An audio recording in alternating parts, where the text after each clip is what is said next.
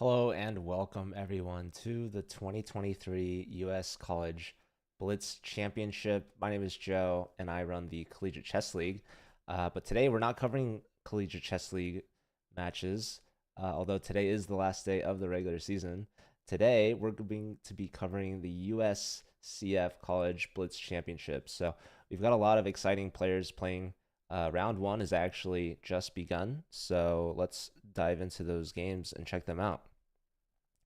So it looks like we've got the Great Owl here. This is Gabby, team captain from St. Louis University, Gabriela Antova, and she's playing against the Real Pawn BNR. So let me pull up actually who that is, because that's going to be relevant information. So we do have a public events list.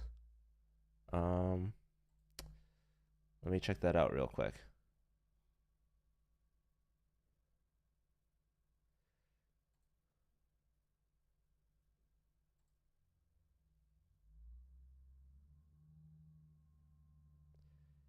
But yeah, I think Gabby's clear favorite in this one, over 1,000 rating points higher. So this is just round one. We're gonna see some mismatches here.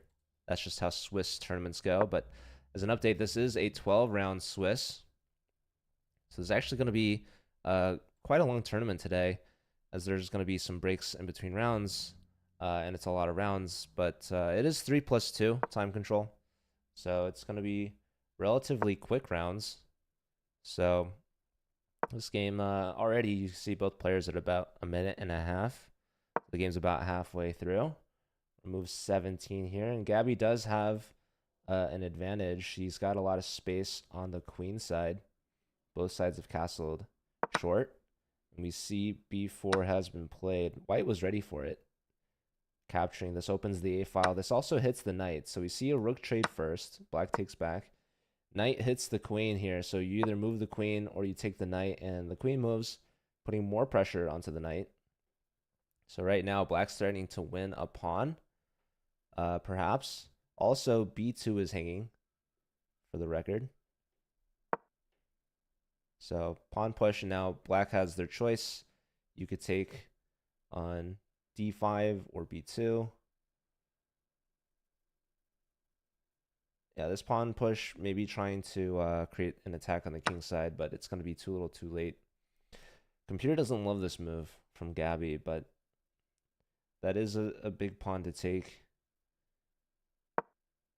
And we see white's continuing their attack.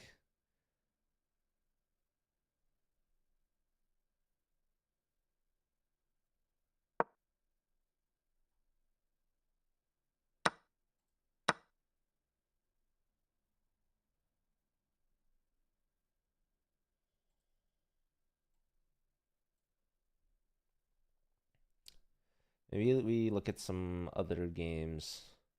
We already have some results in. So we have Alexei Sorokin getting a quick win against Siddharth. Speed of light here.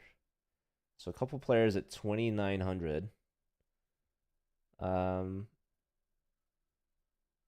to see. We've got Pawn Wonder, Woodland Magic.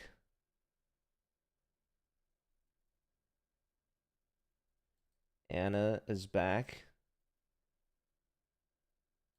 from Webster. Subham from Arizona State got a win. We have Chessically Inclined playing. This is the Virginia captain. He played in the Rapid last weekend. Yeah, Jason Moorfield, FIDE Master. Maybe we'll stick with Gabby's game. See how she closes this one out. So we've seen a lot of trades. Grabbing another pawn, trading off the queens, getting the knight in with a double check discovery. But now the rooks are going to be forced off the board. We're going to have a bishop versus knight. No, Gabby doesn't trade. But that's a lot of pawns. That's a lot of pawns to be up. So happy for her. I think she'll be able to close that one out. We have a Cantor Gergely playing against Nick. who's 2000 rated.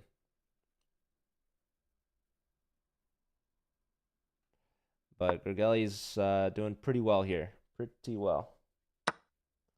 There goes a queen, actually. Yeah, resigns. All right. We have Yasser Quesada Perez. Looks like he's mopping up against El Calvary at 2100. Yeah, rook behind the pawn. Just up 3 pawns here for black. Plus up time. Here we have Seaman Conan. These players, there's still a bit of time left on their clock, so maybe start it a little bit later.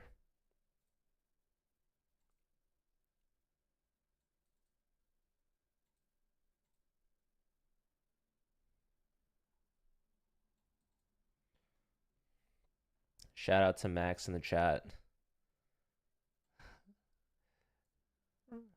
He's at Sunday brunch. How pleasant. Yeah.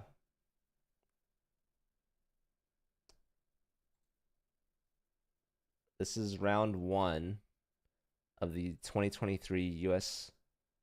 College Blitz Championship. We've got Parth playing against Ivan.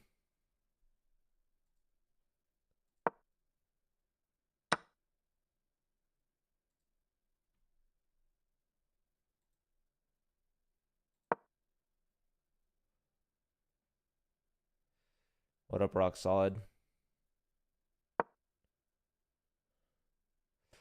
All right, Partho's getting in some time pressure. Maybe a lot of pressure, actually. Yeah, pawn check. This king is tethered to the knight, but now has to take, and yeah, this is all falling.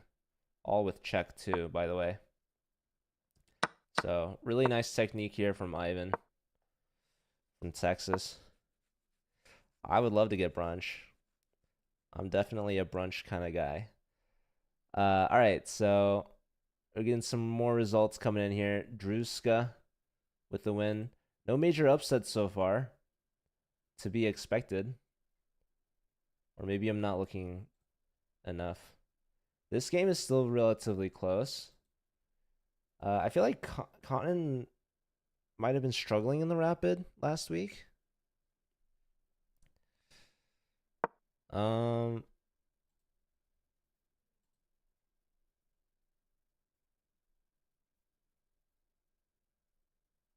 Honestly, I could look up the scores.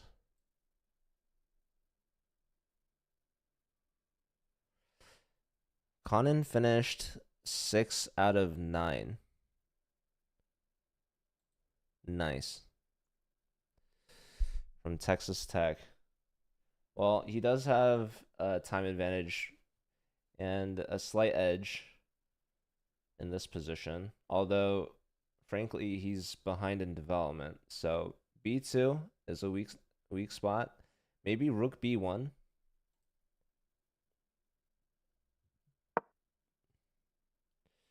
Knight into G5. Lots of pressure on F7. So kind of hoping that the bishop will take, because this bishop right now is kind of annoying on this diagonal.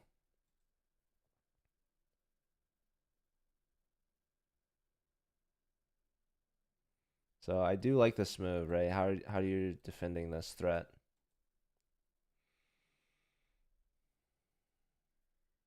There is Rook E8, which looks like you're getting yourself into a pen.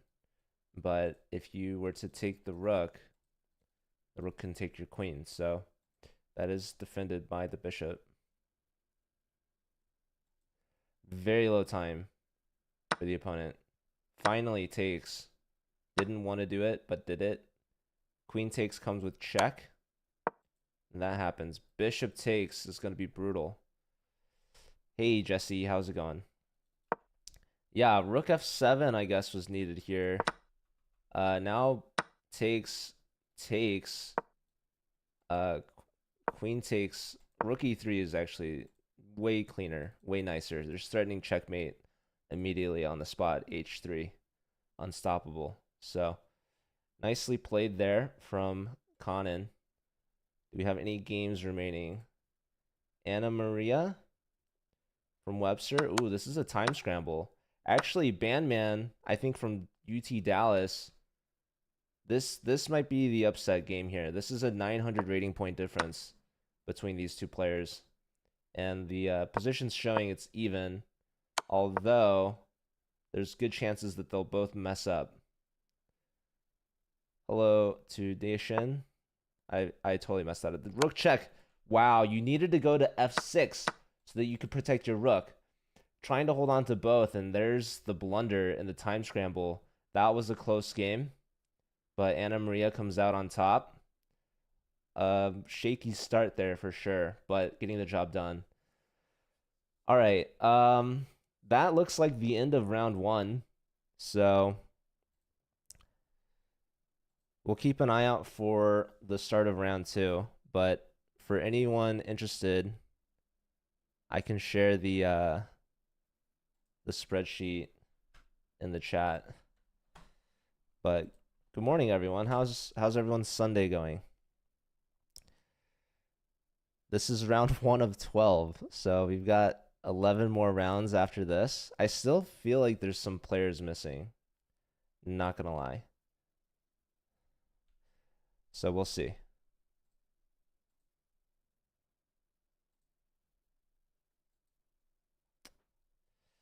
But the good news is the tournament did start, and there's a decent number of players. How many players, you might ask? That's a great question. It looks like we had 140 registered. So that's quite a lot. That means we're probably missing a lot of boards. Destroyed by a WGM, but that was expected. Yeah, that happens. That probably would have happened to me too. But it's only round 1, so you've got 11 more rounds to go. I do have some graphics I could try to throw up. Let me see if I can do this.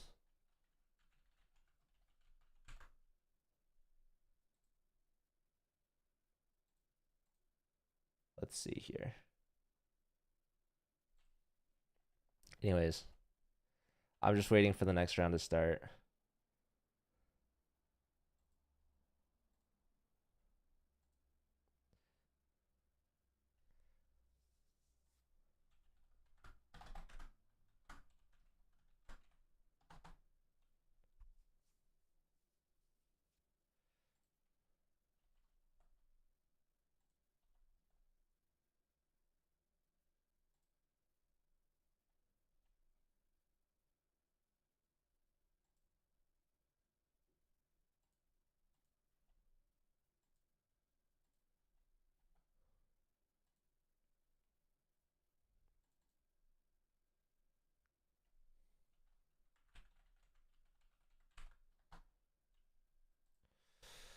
Anyways, let me see.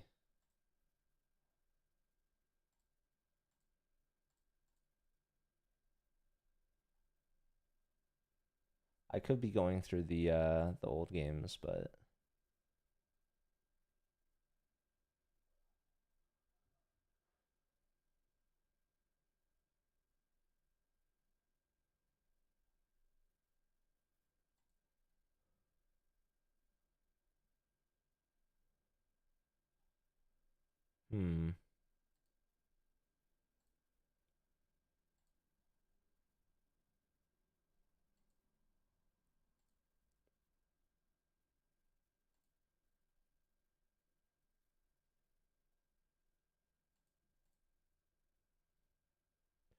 So there are 3 main titles that are going to be awarded based off the results of this tournament.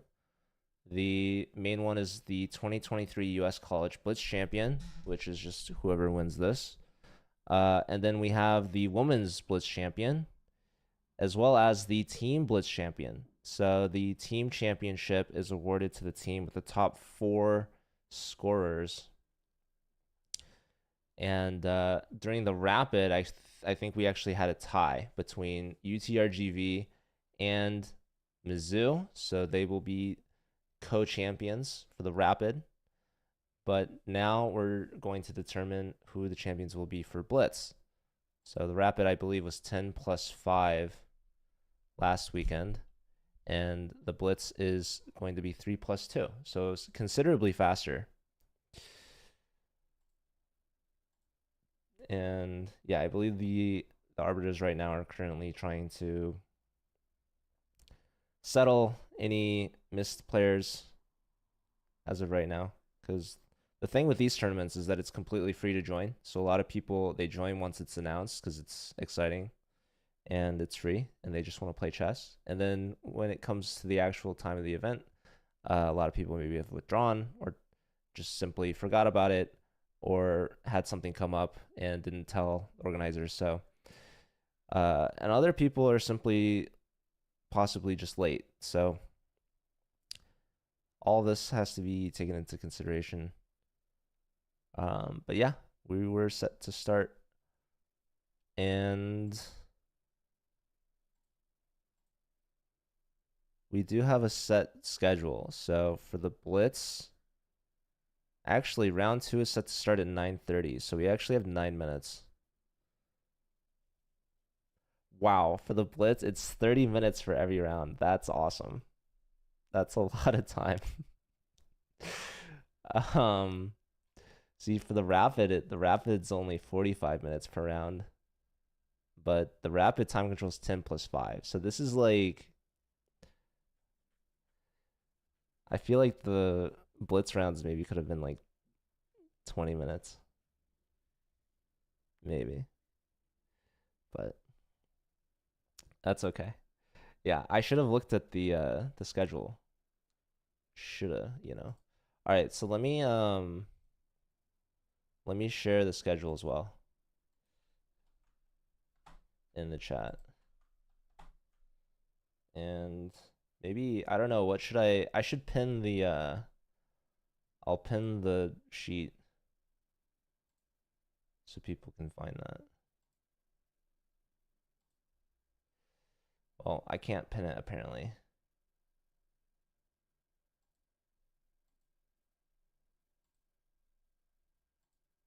In the CCL chat. Interesting. Okay, well.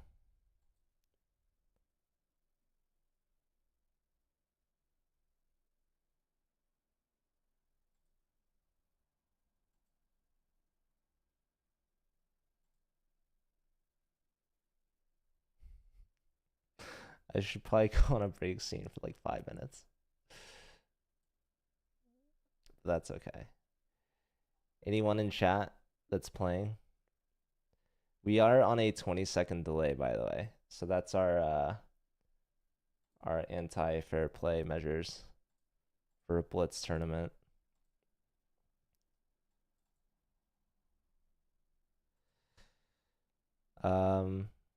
Yeah, if you guys are a college chess fan, definitely stay tuned.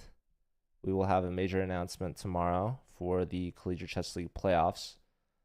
So today's the last day of the regular season. So we're getting a couple teams here and there getting in their last matches, a couple rescheduled matches. But once all of those are done and our fair play team checks all of the games, we will have the final standings for the regular season, which determines the playoff brackets. So that will all be announced on our Discord server, as well as on chess.com's news page. So I'm really looking forward to that. That's going to be very exciting. It's 23 divisions, so it's a lot of brackets. And we're actually going to be making a prediction bracket challenge for anyone to fill out. Colby versus University of Michigan Team B for direct quarters qualification at 4 p.m. today, Division 15. Are you guys streaming it? Are you from Colby or Michigan? Ballas, that's got to be Michigan. If it's Colby, I'm sorry. I apologize. Um, yeah, 4 p.m. I'm assuming that's Eastern. I don't think I can cover that. It's kind of unfortunate. I haven't covered a single CCL match below Division 1 this season because I just never got the time or the energy to do it. Okay. Why did the shoutout command not work for? Yeah, you're from Michigan. All right, cool.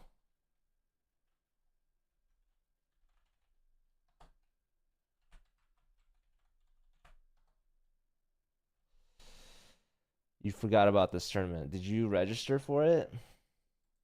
Round 2 starts in 5 minutes. Registration deadline was last night, which was reminded in the Discord server. So if you're not in the CCL Discord, you gotta make sure you're there. Otherwise, you're missing out.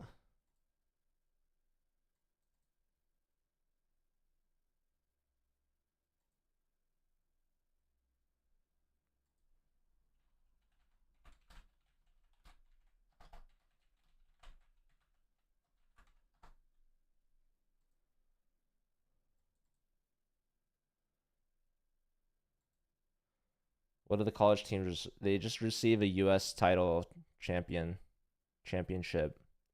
So this is more of an individuals tournament than a team tournament, but there is a team prize. So USCF awards the winner the U.S. College Blitz champion, and then the also women's champion.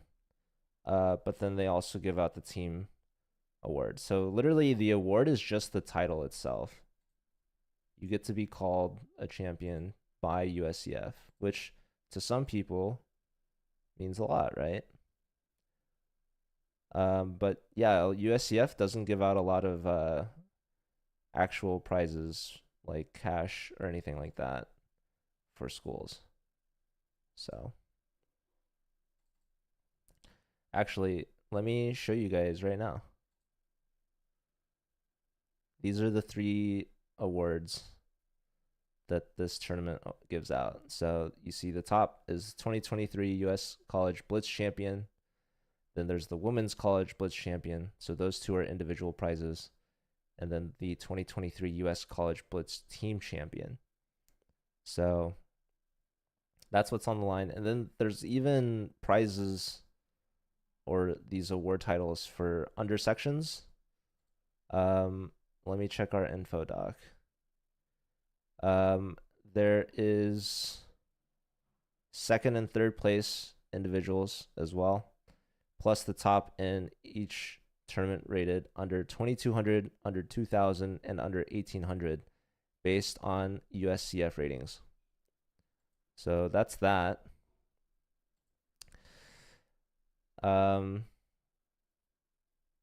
When will the CCL bracket come out? That should be coming out tomorrow at the earliest. There's still matches being played today, which will also need fair play review. So we cannot make the brackets until all of the matches have been played. And I think there's like at least 20 scheduled for today, so it's quite a lot actually. You'll play next semester. Free day is not enough. Yeah, you need USCF for this.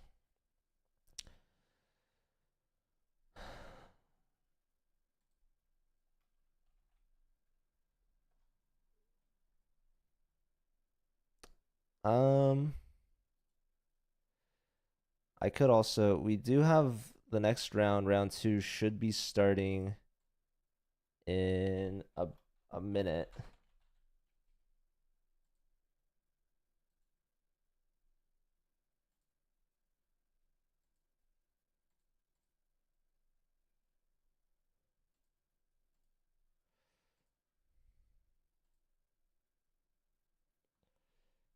Am I doing a bullet tournament? For CCL, that typically happens in the summer, the off season, basically. But USCF does not do bullet.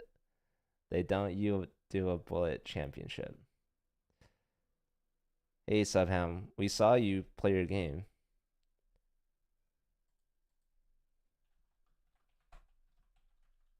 All right, I see second game or second round, I should say, is underway here. Actually, this is a big one. This is Grigori Oparin, who we actually interviewed yesterday after their awesome victory over SLU. So Mizzou really coming in hot. Oh wow, round two. These are tough pairings actually. Holy smokes, really tough pairings already out the gate. I mean, 28 versus 25, definitely a favor for who's Promin.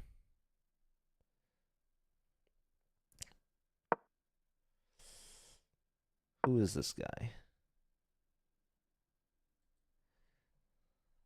Like this is one of the.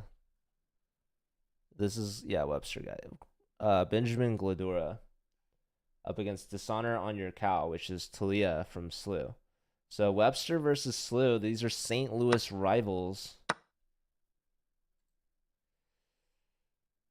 Definitely Gladura is the favorite, but it's Blitz, you guys. Anything can happen. You could see an upset on any of these boards, truly.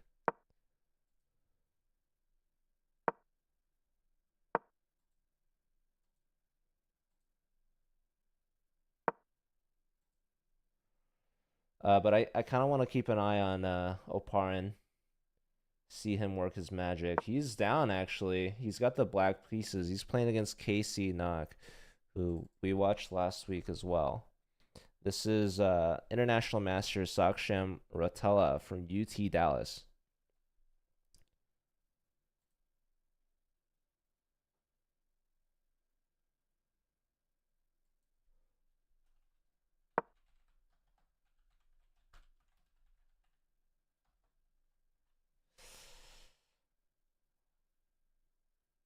Yeah, I mean, we got Subham 2500 taking on Seaman Conan with an advantage. I mean, this is wild. Conan has been upset before. Yeah, I don't know how we get these pairings that are so close, and then we get a pairing like this. I mean, did Victor lose in the first round, or did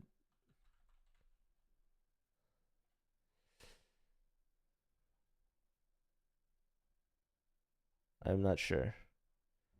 Oh, a lot of forfeit wins, I believe, for these players. All right, the bishops are good in Oparin's game. Look at these guys pointing right at Oparin's king. This would be a big upset.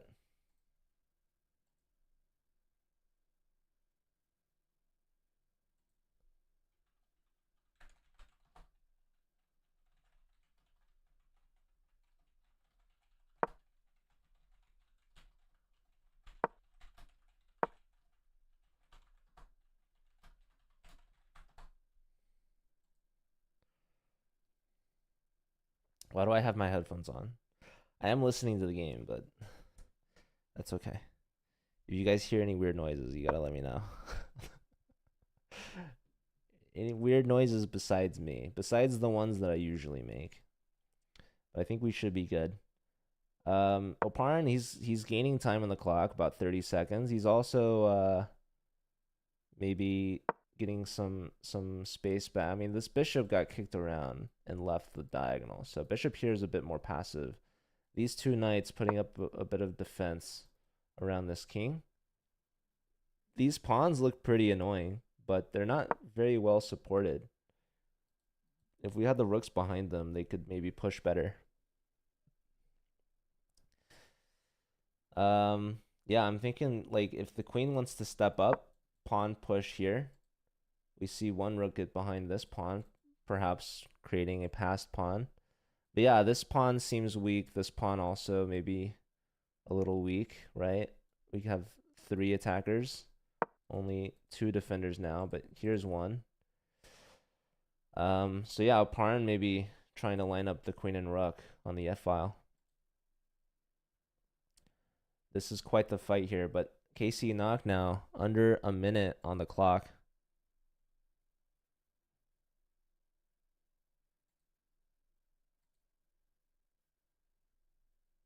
Yeah, Saksham Ratella from Dallas. Ooh, computer does not like that move, ladies and gentlemen. And why is that? Good question. E4. Just remove the knight, am I right? Remove the knight, open up the bishop. The knight's defending that too, by the way. Knight goes in, hits the queen, and wow, we have the Greek gift. Bishop takes h2 with check. Oparin was ready for that, and the follow-up's very concise. King takes, knight check. Queen's coming in hot on the f-file. You did not want to bring this bishop back, allowing e4. E4 was essentially lights out, and Oparin's going to clean this one up real quick. King here. Queen takes, threatening mate on g1. So that bishop that you just put back, you're going to have to move it again. Yeah, that was missed. So GG from Oparin. So let's find another game. Here we can see Talia. Oh my goodness, Talia is taking it to Glodura. This would be an awesome upset for the Slew team. So shout out to Talia, who was in the chat cheering on her team from the sidelines. She unfortunately wasn't put into play. So yeah, Talia just mopping up here. What happened? So here, yeah, this is a big blunder from the Grand Master from Webster. So queen comes out. That allows her to take the defender of the knight.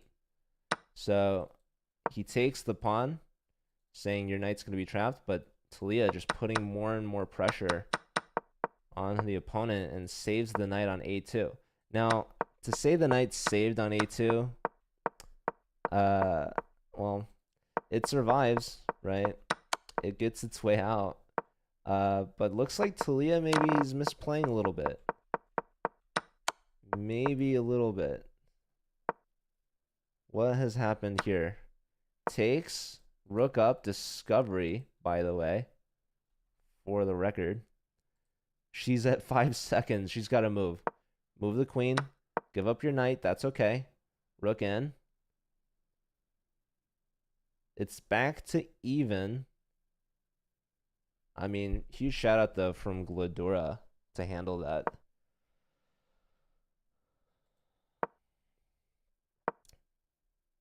F5. Followed by E6. A double pawn sacrifice just to open up the king. How is she going to defend? She's putting pressure on the rook. Either rook move or queen defend. She's got 5 seconds to his 40. Every move has to be precise here. If you give white one tempo, queen here is going to be indefensible. So every move right now is coming with tempo on the rook. Queen steps up. That's a check. This king is exposed. I would have maybe considered running this way. Rook here, and now queen in. That's it. That's going to be GG. That's one check. But the checks are going to run out. King E1. Here, that allows the rook in. Oh, that's not mate because the queen's there. Wow. And now the rook is hanging and mate is hanging. Talia, she was doing so well until she wasn't. And that's going to be how she goes. Subham versus Conan. This is a tight one. This is dead even. Both players with less than 10 seconds on their clock. There's a passer, but hold on. Black's going to try to make their passer really quick. There's no time to chase this guy down.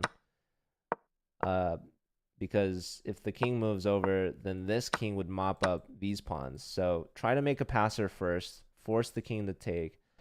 I could also just be completely wrong, but awesome result though for Subham taking down Conan, who is a titled player. I don't think Subham is. Subham is the team captain from Arizona State. Conan is a grandmaster. So, non-titled player having a draw against a grandmaster, that is a win in my eyes, even though it was just a draw. Here we go. 2600 versus 2900 time scramble. Queen and rook versus a queen. So black is completely winning. In fact, the computer says this is mate in 6. That's not a check. This is why I would have tried giving some checks, but that's okay. Here takes white's hoping for some perpetual, but the checks are gonna run out. There's another check here, but yeah, queen's gonna try to go for a trade. One check.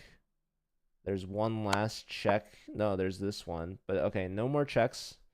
The king has found shelter behind its pawns. And white is simply down a rook. So maybe a stalemate chance. Unlikely, but possible. Who is Speed of Light, by the way? Does anyone know?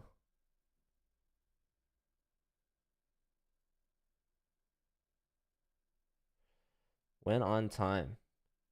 So let me look up these players.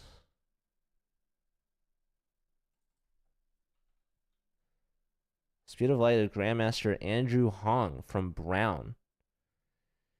And Raging Knight is Nathaniel Moore from Texas Tech. So Texas Tech player goes down. Speed of Light from Brown. That is a player that we would love to have join the Collegiate Chess League. Maybe next season. All right. Any other games that are going on? Let's see. Here's Orakli Baratza about to win. How is this a round 2 matchup, dude? Both players 2600. Absolutely wild. That's a mate threat, by the way. That's mate in 2, so just resigns.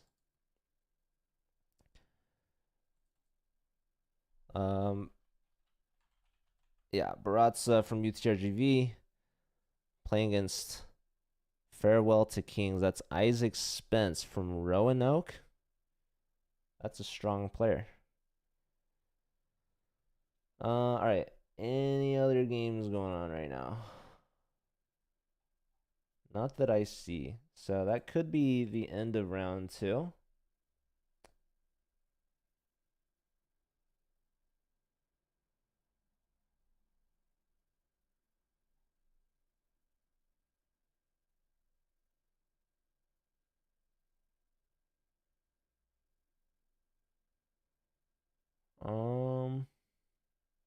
Hey, we have Titus in there.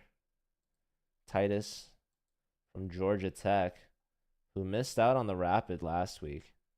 But he's getting a win here against Panya, who I believe is from Akron, Ohio.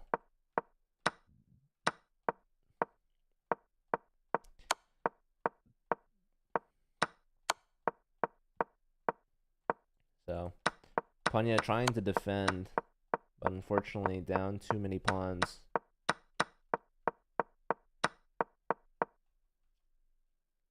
Yep. So yeah, next round should start in 17 minutes, you guys. 17 minutes. So yeah, we'll look at, oh, this is a tough matchup here. This is Rui from Webster against Antipa from Mizzou. So Missouri rivals. We got a Roy Lopez. What was this, Berlin defense? You know, they say the Berlin is a draw. But perhaps not how this was played. So let's see. Pawn push. Take. Here's a nice little move. So yeah, Antipov just up a pawn. This knight hopping all over the board. How many consecutive knight moves is this? So here's 1, 2, 3, 4, 5.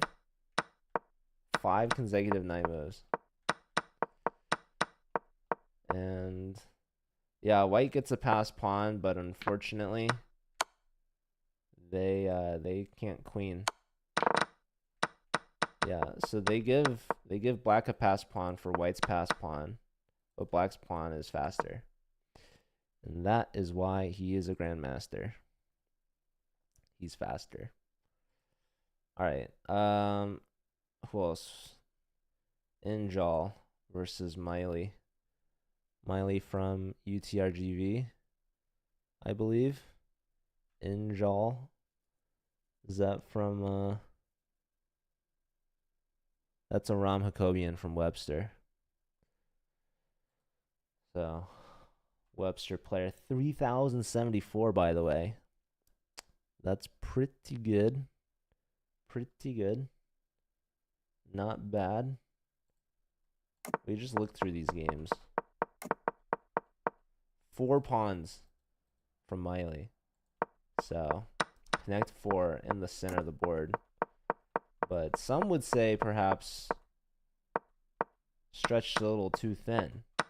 These pawns are pushed very deep, right? Ooh, queen takes a nasty check. Pawn push. Pawn push again. Check, check. Knight in, and there's no stopping this. That's a beautiful move right there. Knight g4. Almost pulled the upset somehow. I mean, I think he did get an upset with the draw, right? White should have tried bishop a7, sacked the pass pawn, and come back to stop black's pawn, maybe. In the Rui Antipov game, I think is what you're saying. Should have tried bishop a7.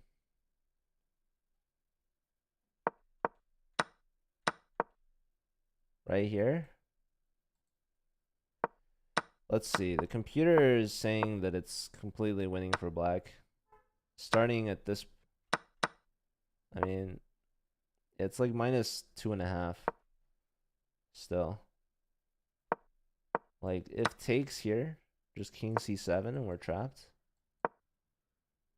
Here, probably, we go here, yeah. So, king here, pawn push, takes. And now if we take here, take here, take here, a2, and there's no bishop here, or bishop here, because of the knight.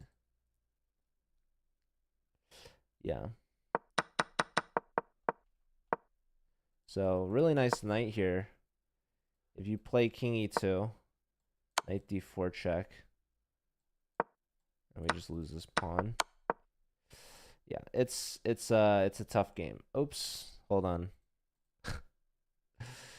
We'll wait for the next round to start. We got like 12 minutes. These round break times are wild, by the way. 30 minutes for the Blitz games. But to be fair, we do have staff running the show behind the scenes, starting these games live for the players immediately. So the reason why I would love to just throw all these players into one club account or club page and just run a Swiss tournament, but it's a team Swiss tournament, which means that players from the same school cannot play each other, which is not currently supported.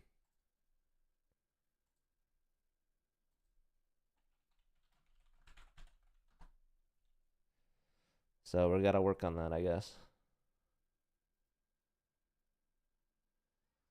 Time to prepare like Anish Giri. You got this. You got this, I believe. Okay.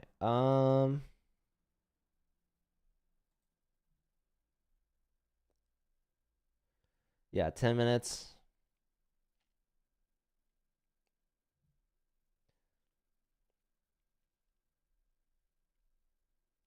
You know what I could do?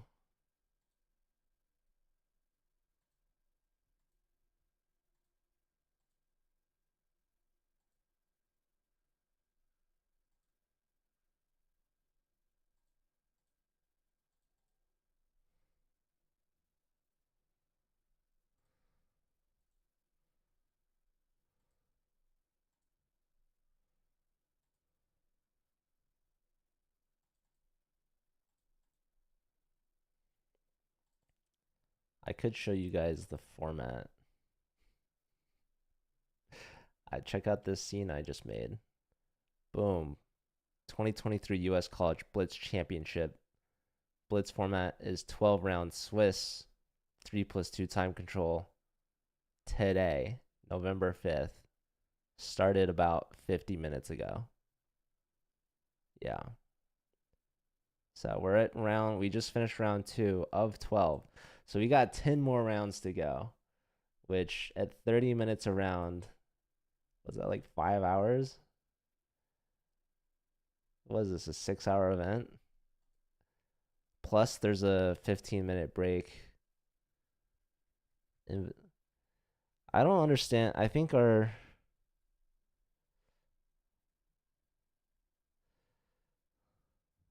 Oh, yeah. So we have two 15-minute breaks. So the last round is at 3 p.m. Pacific. So yeah, this is a 6-hour event. No typos. Let's go. Tommy's approval. What up, Tommy? Good to see you. 7 hours with breaks. Oh my goodness. This is an all-day affair.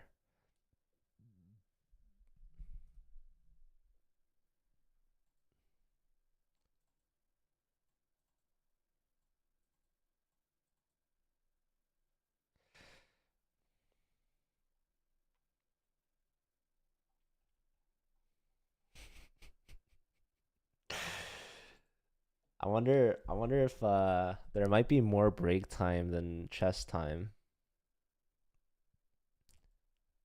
which I don't know. When did this round start and how much time do we had like yeah, like oh god, this is gonna be quite the stream. What if I played games in between the rounds? Some Twitch stories every streamer's doing. I actually, when I first came out, I was at TwitchCon and I did post a picture that I was there. Uh, but you know, when's Tommy's Twitch story coming out?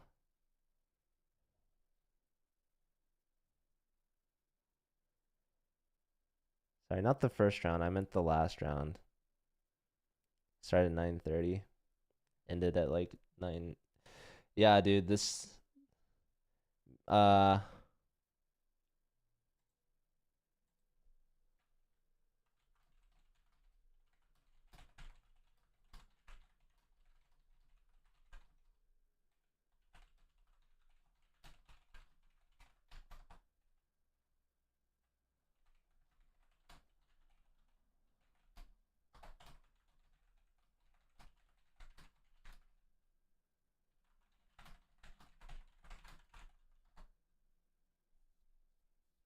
oh yeah, the weekly arena starts in an hour. Huge shout out. Thanks for the reminder. Actually, I have that link.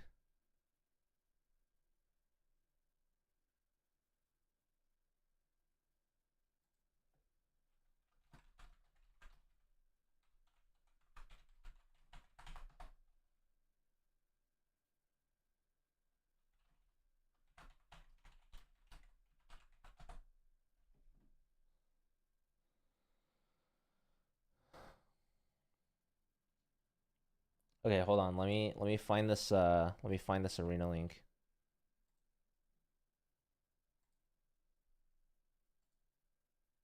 This is the last weekly arena of the season of the Collegiate Chess League.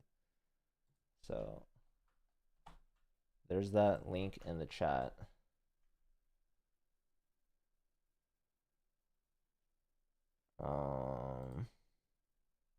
And let me announce it in the Discord as well.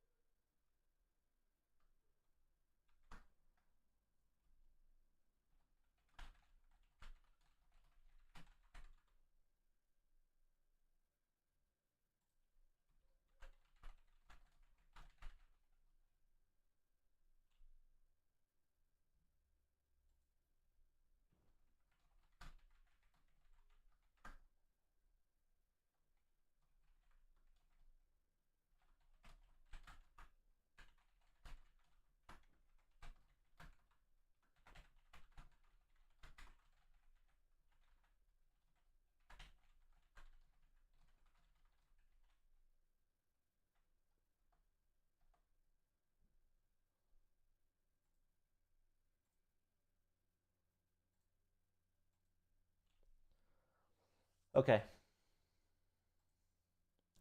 3 minutes, next round starts. Just made the announcement for the final weekly arena of the Collegiate Chess League season. And a reminder, it's a prize arena. So top 5 clubs win a membership. And the top 10 for the entirety of the season will actually win some free CCL merch. Some shirts, actually, which we don't even send those out to our ambassadors for free.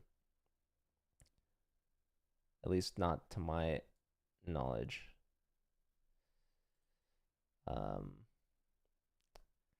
yeah. All right, 3 minutes. So I think at the end of the next round, I might take a break. There is a 15-minute break scheduled for the end of round 4.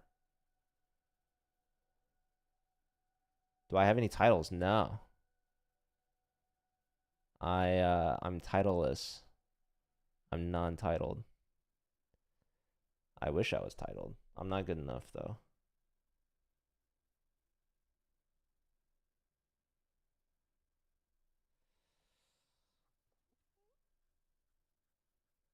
Mm-hmm.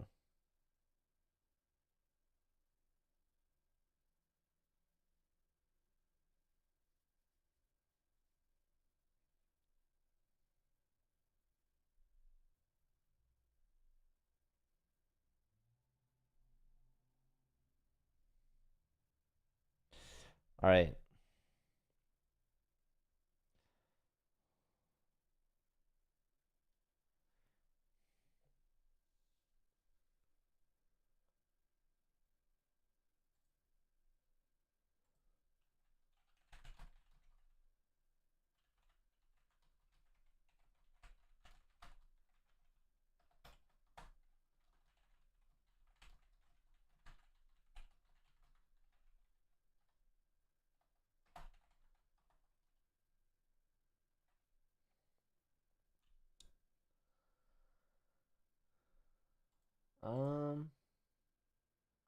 All right, we got 1 minute to go for round 3 to start.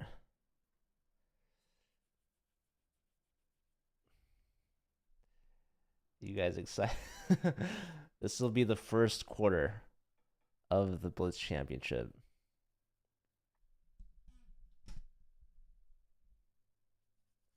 Maybe I could show which team is leading.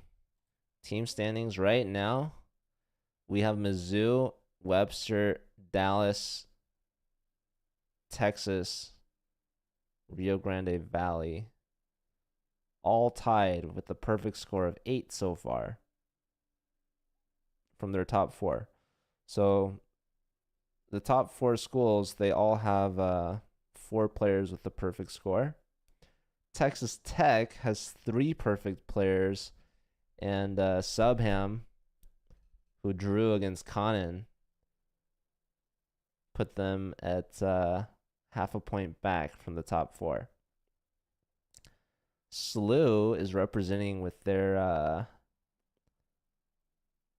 3 female players. They have Gabby, Sela, and Talia. So that's good to see them. All right, we've got a big round 3 matchup here underway. So let's tune in. Let's dive into this. Boom, we've got Oparin versus Druska. Druska maybe not aware of the round match start time. He's a minute late. Maybe he's going to pull off a Magnus and show up with 30 seconds left on the clock and still win. What are the odds of that? Probably pretty low. I mean, you're playing against Oparin.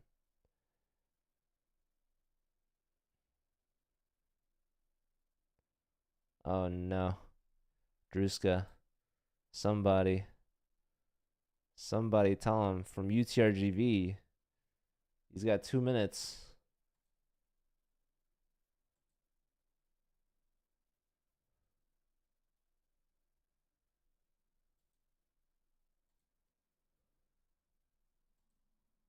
through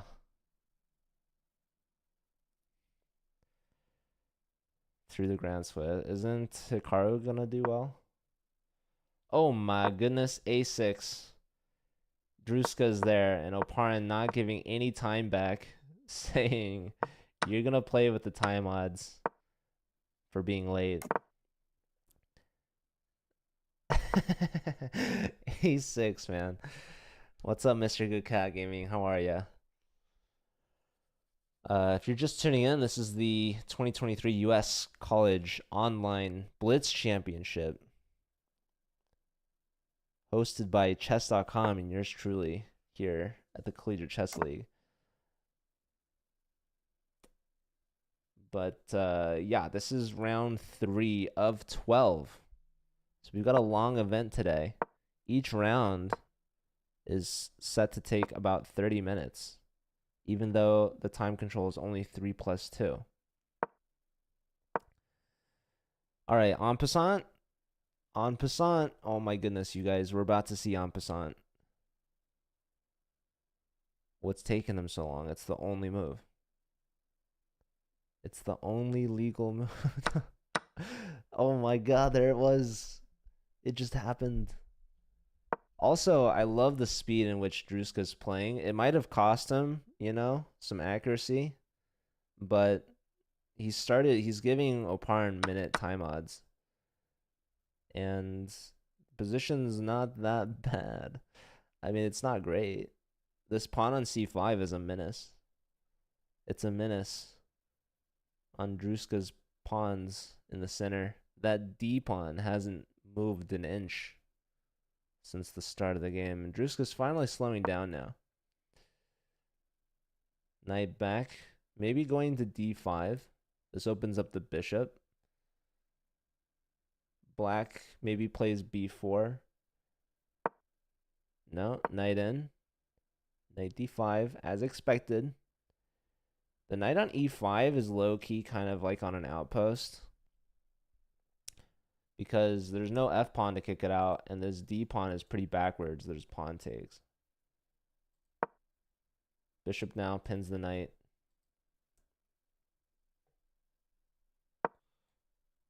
Bishop getting hit.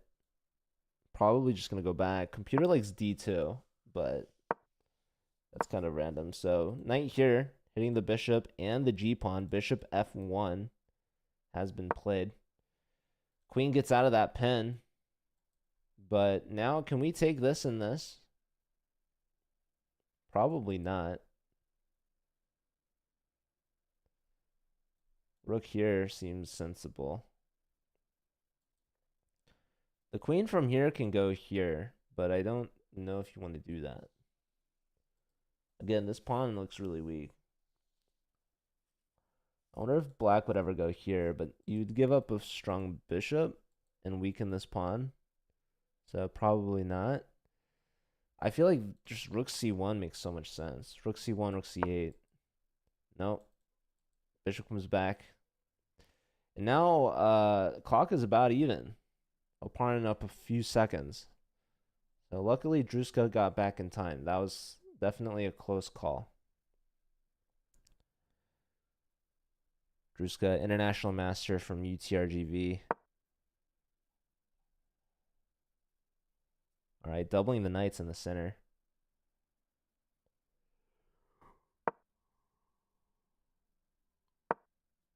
Rook c1 finally played, and instead of going rook c8, black goes rook d8.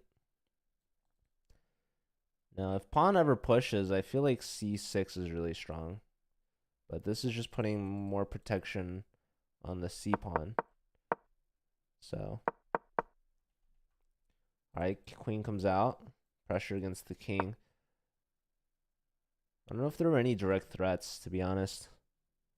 This knight is protected twice.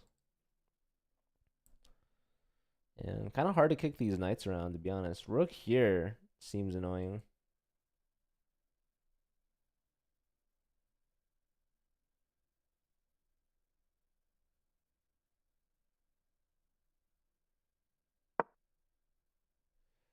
Queen here.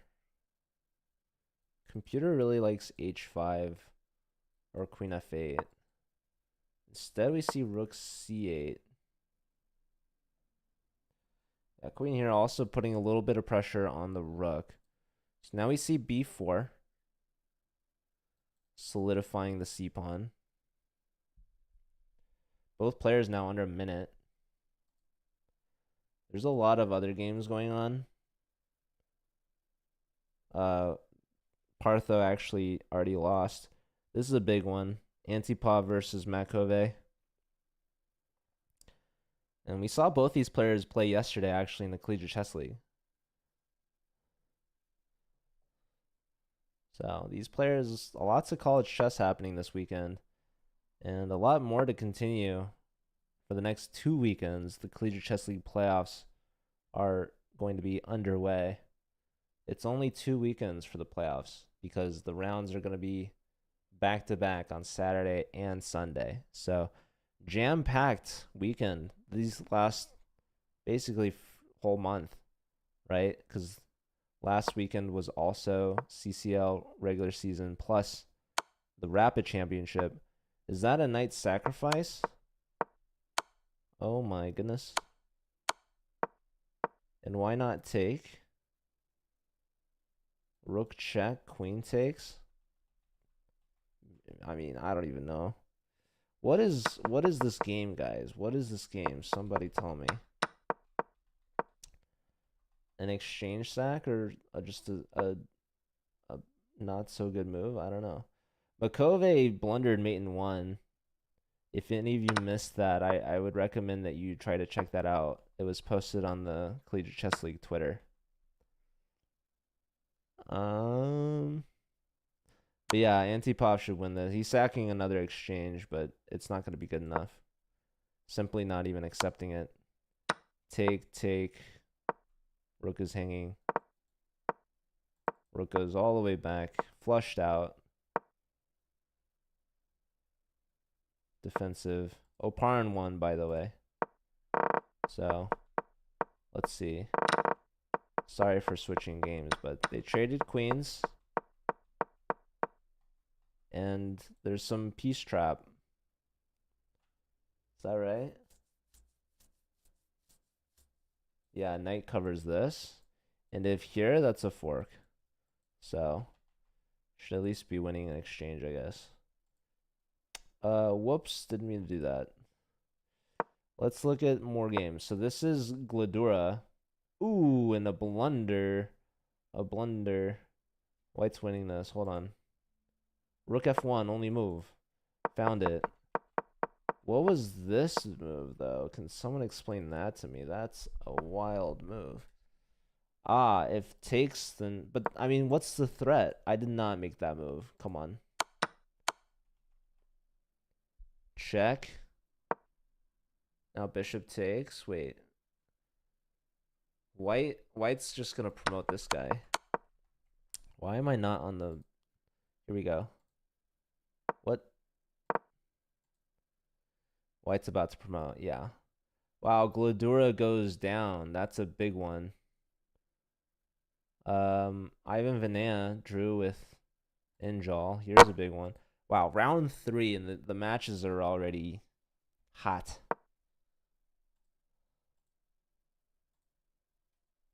Lots of results. So yeah, Anthony He from University of Washington.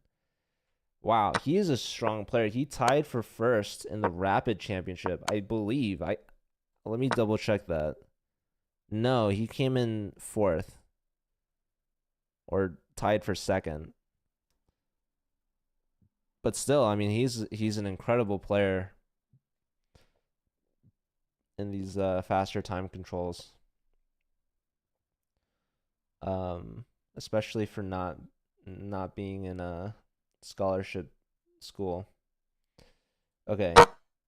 Victor versus Binary. That should be David Brodsky.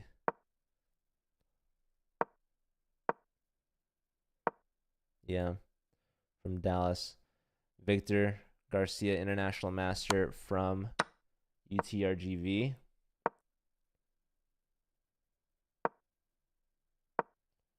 So let's see. It's a knight and 2 pawns versus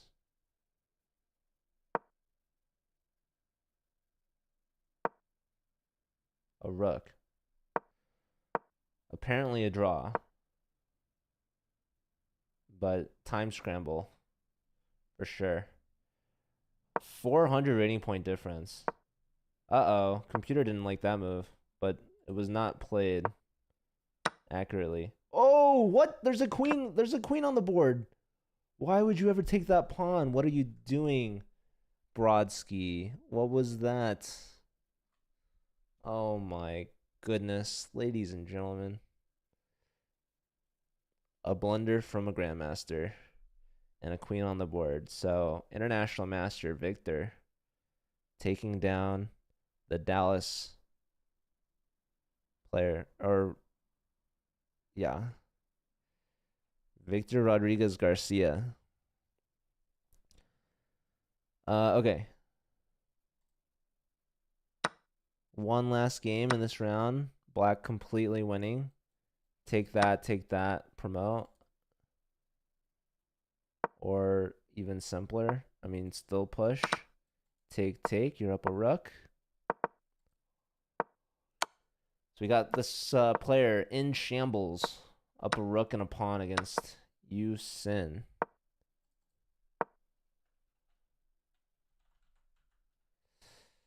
In shambles. That's woman FIDE master Minda Chen from University of Washington. Dude, I did not realize how strong University of Washington. I said Anthony He's from Wash U. He's from U Dub. Not Dub U. Oh, and Yu Sin was from UCLA. Rough. My fellow Bruin goes down. But that's okay. Anyone else from UCLA? I don't think so. We'll be cheering on you. Okay. So we do have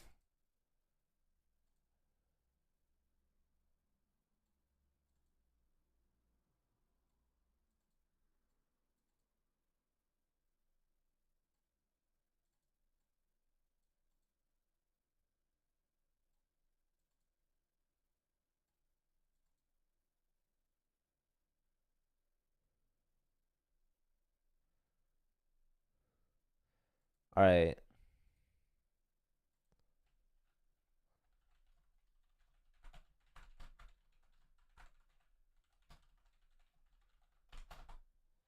I'm receiving word. We're trying to adjust the round start times to make it move a little faster, but any changes, if made, will be implemented at the end of the first break, which is going to be after round 4, which starts in 15 minutes. So we have a 15-minute break right now, basically. So I believe this round is over. So we have a draw here. Fish perfect. Getting a win here.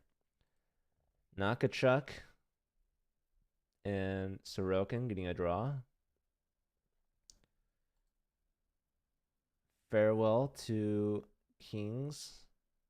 Takes down Partho. Antipov win against Makove.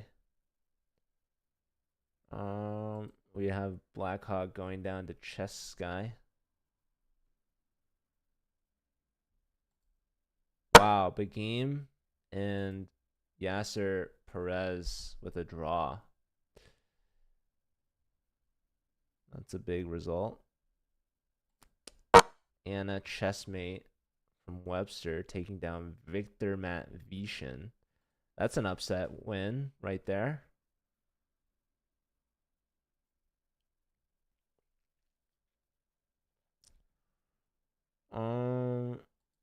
Speed of Light, who we saw earlier. Forgot who that is though.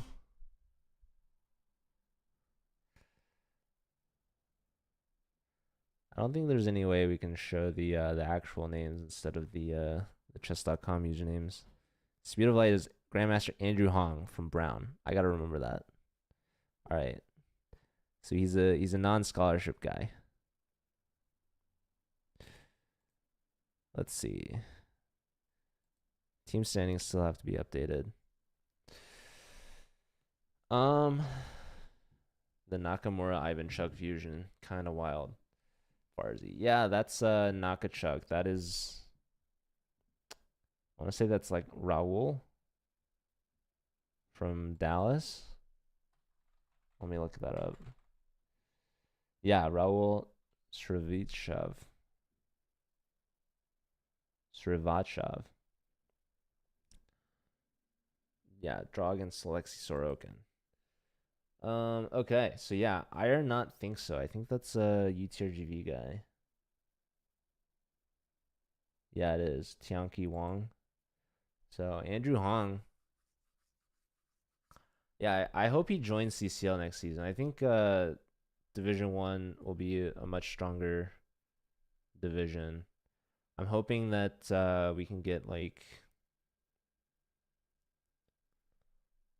a lot more titled players to join. I mean, even University of Washington, if they've got 2 IMs and like 2 FMs, like they would definitely make D1 if they all played.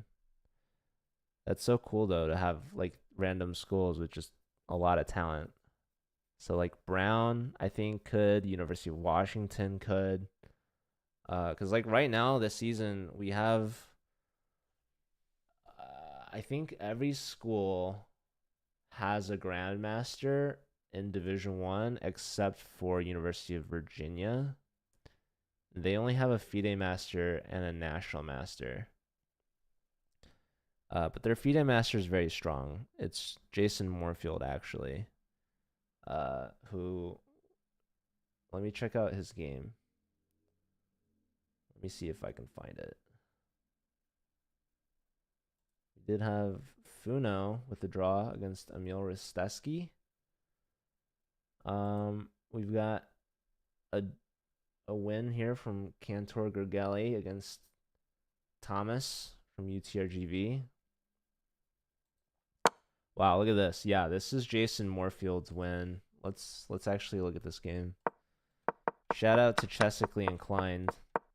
This is Virginia's top board captain, FIDE master, Jason Moorfield.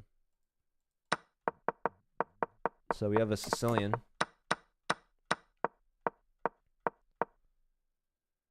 Wow. This is interesting. Bishop here.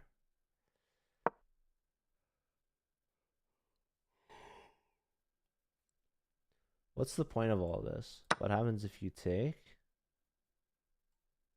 Queen takes, and this is just better for black.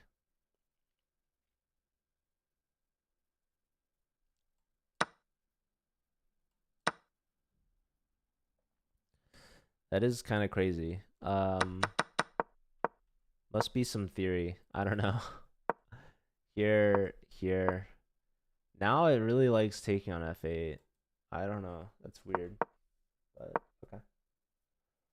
Okay. h5. Discovery. Bishop counter tempo. Allowing the H file to open. Here. And now it loves queen g5. Loves queen g5. Probably to sack the rook on d5 and then play knight f6. But was not played. There's a check. Love this. Rook h6. Bishop h. I mean, this is just beautiful chess, man. This is beautiful. This is just beauty. Check. Like, everything's tied together. Check. Sack the queen. Queen takes. Bishop comes back. Knight saves itself.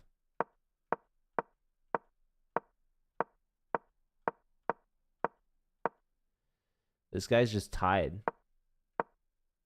He's tied down. Takes. Here. here, walking the pawns up. Wow, that's an awesome game from Jason. Oparin, I think he got a forfeit win in round 1.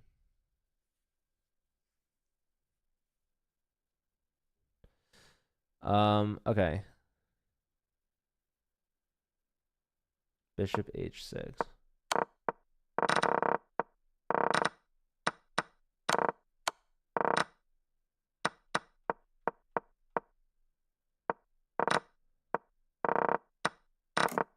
Oh, I see what you're saying. Yeah, so let's see.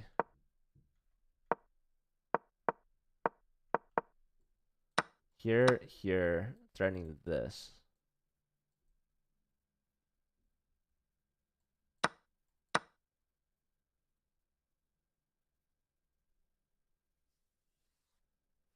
Yeah, but just king b1, yeah. I did miss that idea though. But after black couldn't take on f8 with the queen, then it was better for white to take that way, but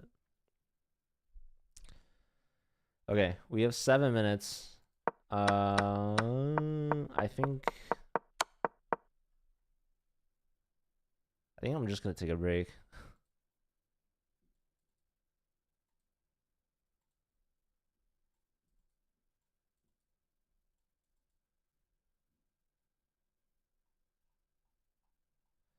All right, I'll be back. Round starts in like 6 minutes, so I'll take a 5-minute break. But yeah, stay tuned. We'll have round 4 starting in about 5 minutes. See ya.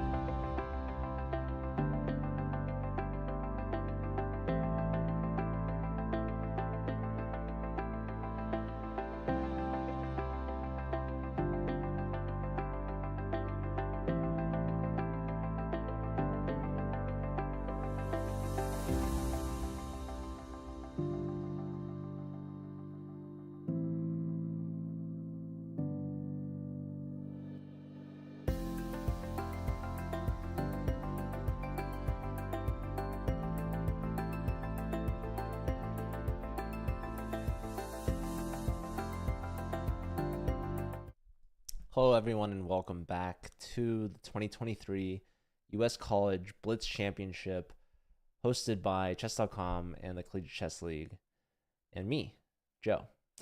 I run the CCL, but this is not the CCL. This is just being streamed on the CCL channel. But we will have round 4 beginning shortly. We just finished the first 3 rounds, and right now we have one team in sole first, Webster, 11.5 from their top 4. Mizzou, half point behind them with 11. UTRGV, a half point behind them at 10.5.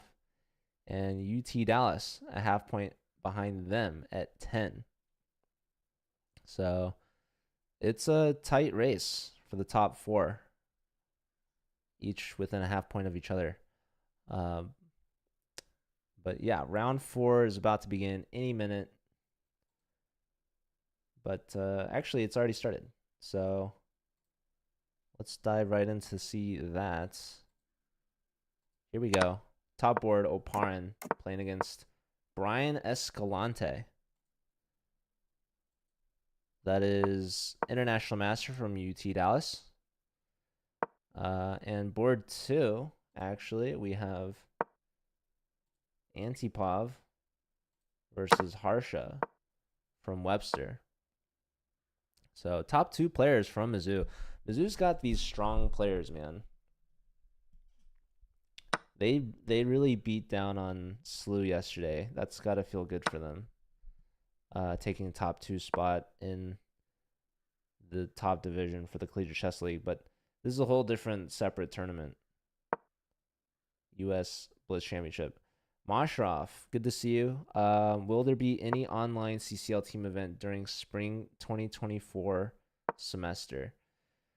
Yeah, the Collegiate Chess League does 2 seasons a school year, 1 per semester. So the answer is yes. Definitely. All right, I'm going to keep an eye on the Oparin game. So this is the player to beat here. Grigri. I think Antipov might have been last year's champion, actually. Maybe I'll double check that. That would be good to know, right?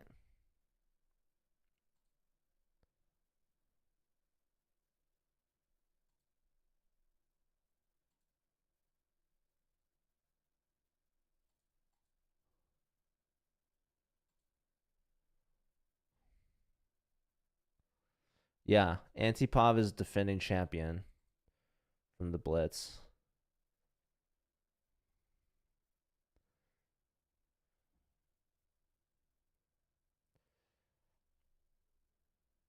Spring semester. Yeah, spring semester for sure. You'll play Moshrov. And even if you graduate, we should have some alumni stuff in the future. So we'll see. Plus, there's the weekly arena still. Those will be a thing.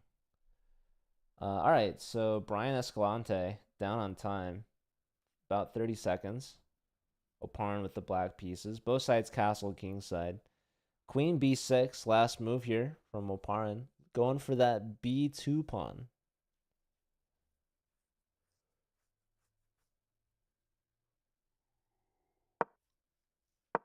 Knight b3, blocking the b file. Bishop hits the queen with tempo. Queen steps up. Blockading this pass pawn. So, all right. Queen takes, knight takes with tempo. Bishop moves. Pawn push could force the bishop back.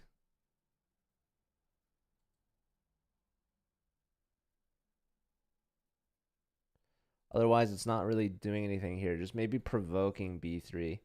Oparin wants to see b3, probably. Why? I don't know. Short of 9 points only. I feel like you guys could totally do it. Knight f5, going for the tempo for the piece. So bishop moves, boxing the knight out, offering a rook trade.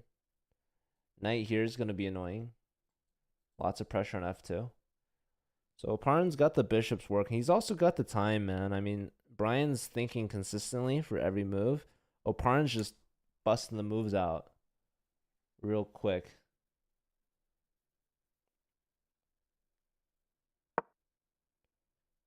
Who sings that song, Bust a Move? if if Farzi was still in chat, I think we'd have our answer. Bishop here looks really annoying. Bishop went all the way back home. Knight to d2. I don't really know what it's doing. Maybe just keeping the knight out from e4. So we see that trade, and look at this time management. Now we see b3. Bishop back hits the knight. Knight goes back to d4, boxing out the bishop.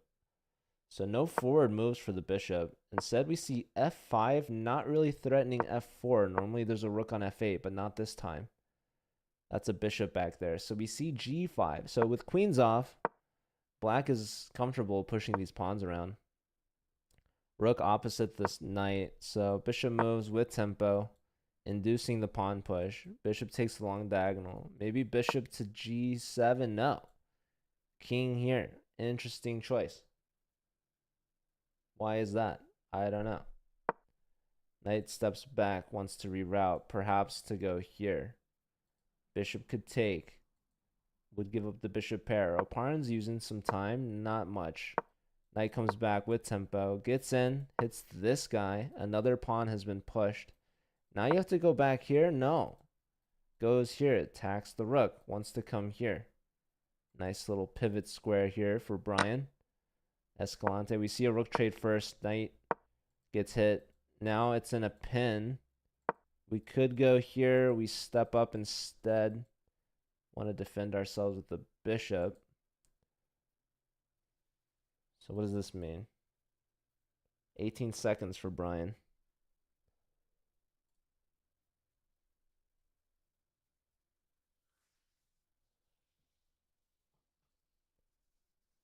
But O'Parn's thinking he's slowing down here. He takes. Gives up the bishop pair. Isolated white pawn. Bishop opposite the king. King steps aside. E3 is a move. First A5. King steps up. This helps control the E3 pawn push. O'Parn's bringing the king in. Less than 15 seconds for Escalante. Still over a minute for O'Parn. Less than 10 seconds now. 9.9 seconds. There is the 2-second increment. Is it going to be enough? That is the question everyone wants to know. And in the meantime, black is simply advancing their kingside pawns. It's a 4-on-3 majority. King steps up. Pawn push. This allows for e3. It also allows for a capture. It also allows black to do nothing. How does O'Parn want to convert? He's got the space. He's got the time. He's up 30 seconds. He's investing a lot here. This is a big pawn break. This is a big moment in this game. Antipov lost. Wow. Against Harsha from Webster. So the defending champion goes down in round 4. That doesn't bode well for the Mizzou team. And Webster's adding on to their lead.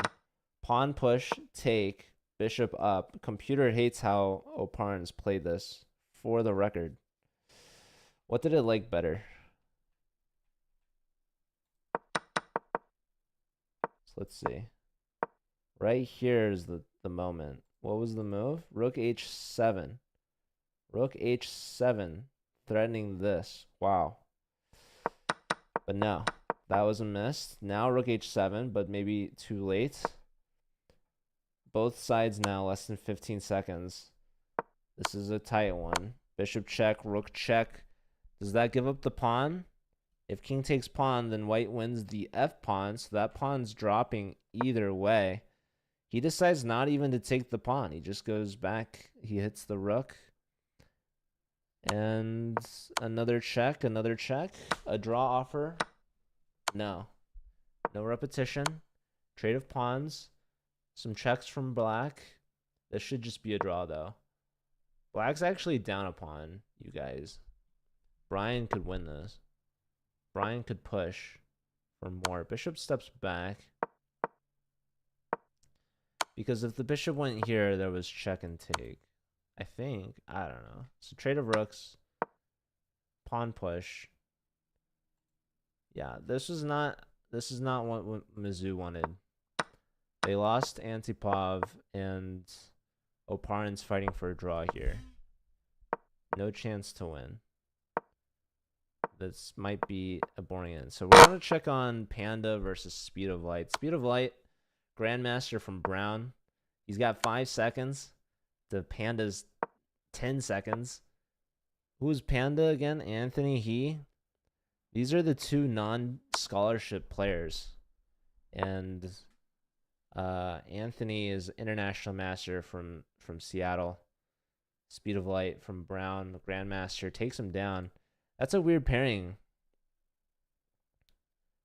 Computer is showing 2 and 4, but they're actually both 3 and 3. Although now Anthony loses his first game. Let's check on Victor versus Gergely. Looking like also to be a draw. Wow, technically inclined on quite the streak. He's taking down Alexei Sorokin.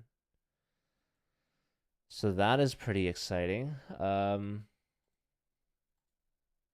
Okay, here we got Woodland Magic looking to convert a dub against Anna. Although this allows something.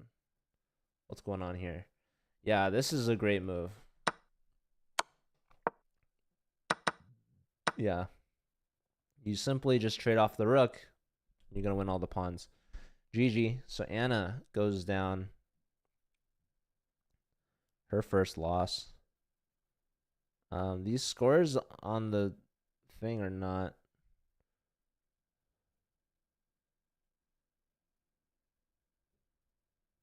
Oh no, those were right. Okay. Wow, I think that's all the games already. Wait, let me double check. Yeah, that's all of them. Man, these rounds go by so fast. So that round literally only took 12 minutes. So it looks to me like we're gonna have a nice little break here. So round 5 is gonna start at 11:15. So that gives us like more than 30 minutes. We have 32 minutes. This is a nice little lunch break maybe.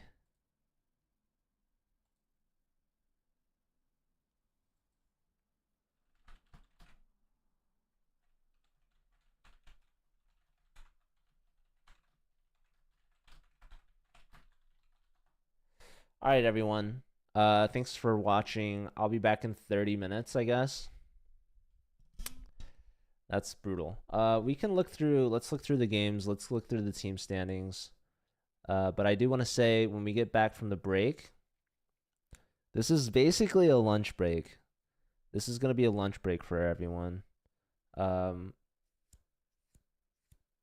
Except for me. It's too early. I've already had breakfast. It's hard out here on the West Coast, but Central and Eastern. Dude, Eastern, it's already like what, 1:40? Maybe they should have. I guess they had lunch before this. This would just be a random break for them. Whatever. It's all good. Okay, so let's look at team standings. Or no, they haven't updated yet.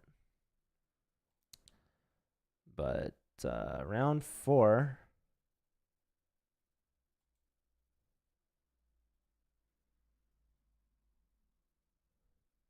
Yeah, it's exciting to watch Speed of Light. That's Andrew Hong. So I'm hoping he will play in the CCL next season. So that'll be cool. I think Brown could be a Division 1 team for sure.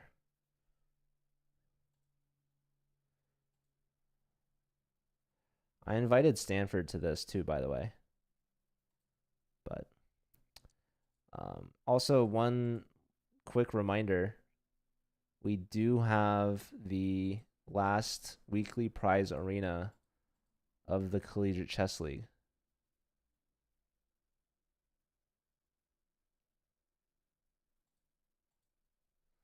And I'll share that link one last time.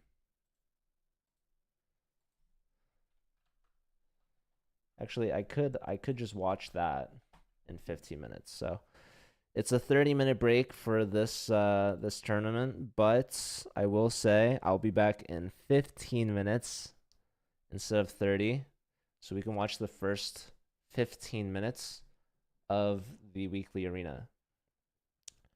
All right, so yeah, I'll be back, and I'll see you all in 15 minutes. All right.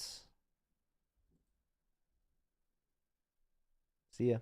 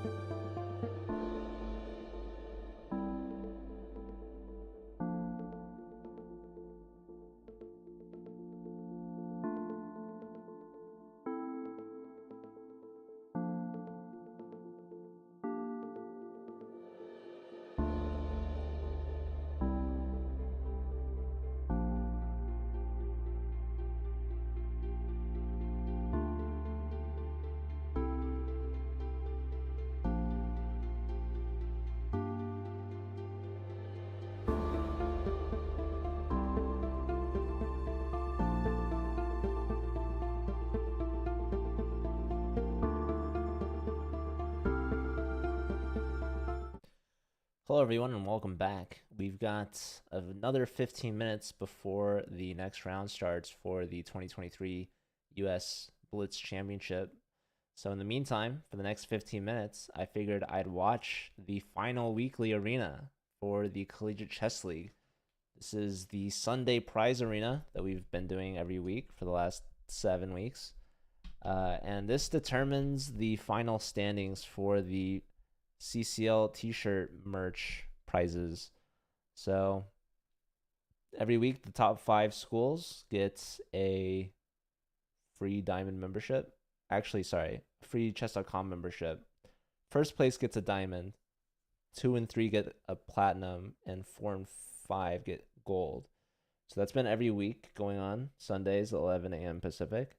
And then the top 10 throughout the entire season actually win some free CCL shirts if you are in US or Canada. But if you are outside of that, you will get additional memberships.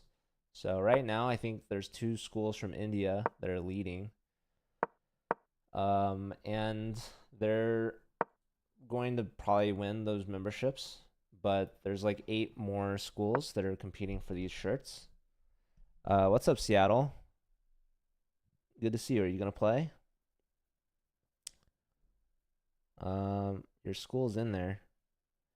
We've got 94 schools listed. Only about like 30 or so are actually competing.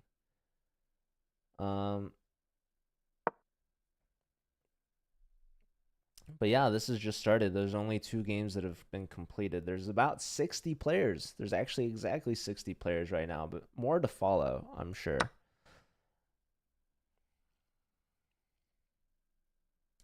Also, just as a reminder, the round 5 of the US Blitz Championship will start in 13 minutes now. Be sure to let Judith know that, well, we've announced, you should have been emailed, that the rounds will be changed. They're not going to be starting every 30 minutes. We're going to do a rolling start. So if you play and you finish, just be aware that the next games will start as soon as the round ends. So we're not going to do those scheduled start times anymore because that is a lot of waiting. But if that has a conflict with you, you have to let us know. And you have to let us know ASAP. You can't let us know after the next round or at the start of this round or whatever. You've got about 10 minutes to tell us. Otherwise, it won't work. So we're hoping that's okay with everyone. Yeah, if you weren't aware, hopefully you are now. All right, we have GM Mr. Big Business playing. These 2 players are both 2K plus. We have an Indian player and a Chess Blitz York EU from Canada, who's got a lot of time, by the way. So let's see. Let's watch our guy Seattle U. This is a tough opponent for him. 1100. Almost half his rating. Let's see. Dutch defense. My goodness.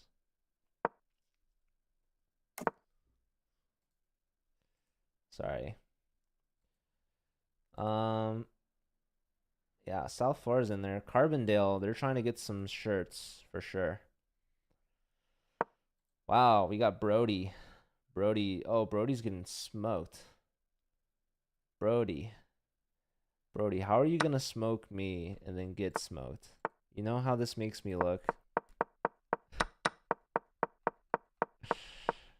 Brody with the black pieces. That's probably why. Brody smokes me with the London, and then he gets smoked with the black pieces. Just some classic Brody things. I feel like this has got to be a good move.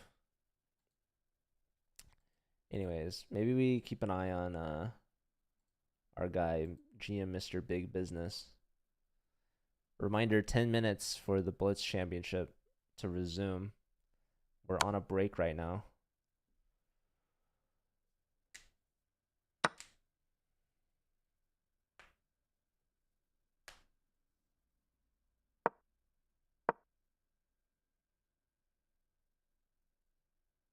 Trust the process. All right.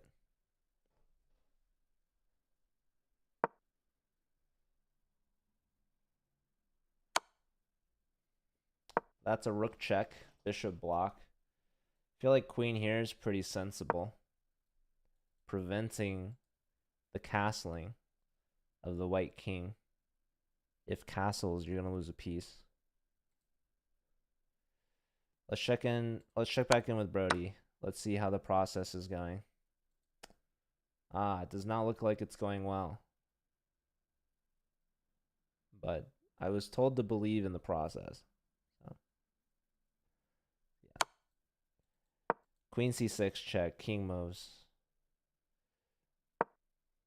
And now rook d1. Rook d1 was probably a little better. But this very likely could be just simply a transposition. Alright, do we take this now? And queen? Or is that crazy?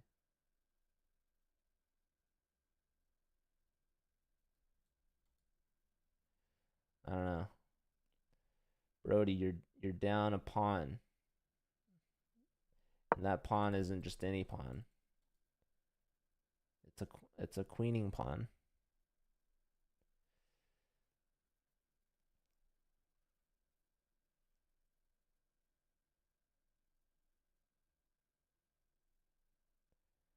Knight c4. I like it. Putting pressure.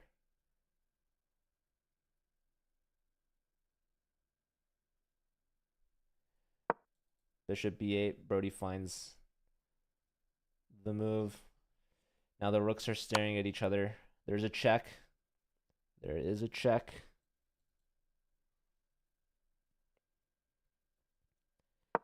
Brody he do be up on time. For those of you wondering.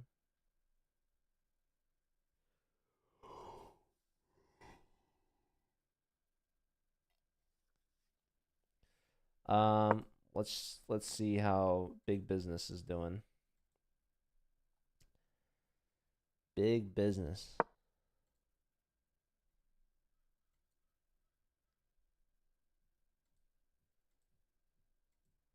South Florida, initial lead. They're up by 2 over Valor. Big Business. He's up in exchange. A rook for a knight. So he's going for that queen trade.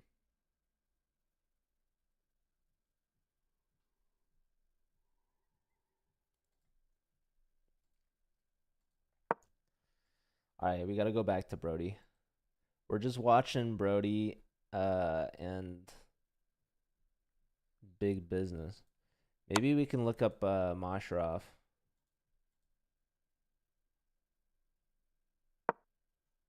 I see Bala. Shout out to Bala from Mish, taking on a Valor player. But yeah, where's our guy Masharov? There he is. Masharov's fighting for the t-shirts. He wants those CCL shirts. And his team is fighting for them.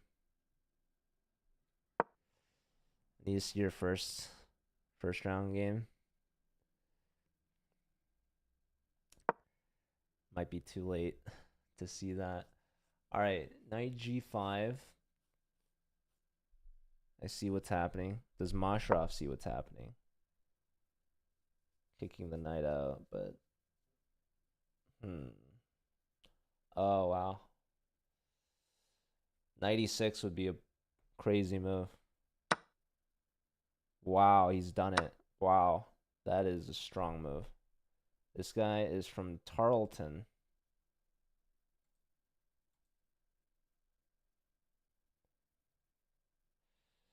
Bangladesh and SIU Carbondale. The two teams Masharov basically built, which is, you love to see it. Okay, so Bishop this is really curious, right? Wow.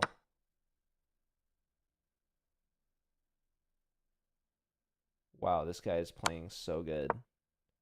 These moves are so good. How's this looking? Or this? I mean, holy smokes.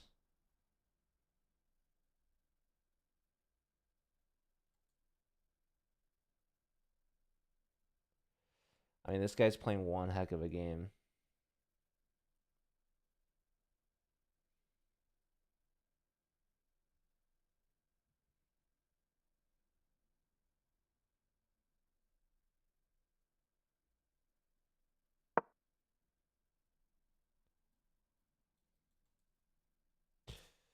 Wow. Okay.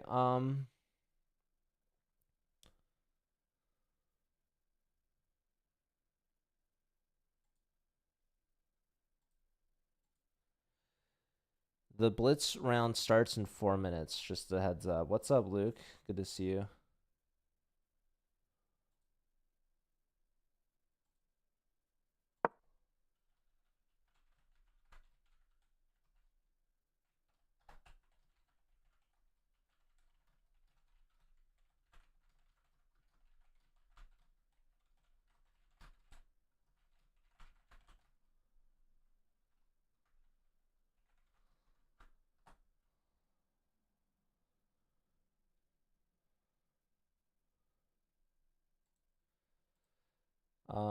Looks like Brody's game didn't go as planned, or maybe that was part of the plan. I'm not sure.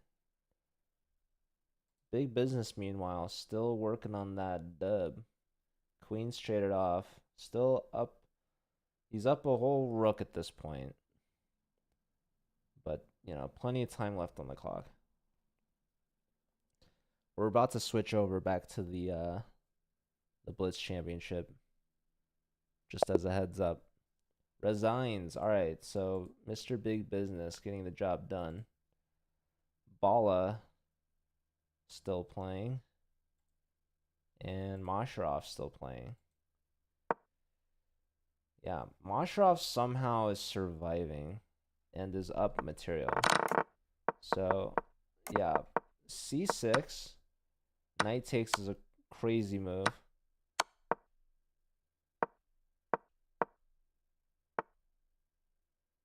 Wow, queen. Wow, this was a mate in 2, by the way.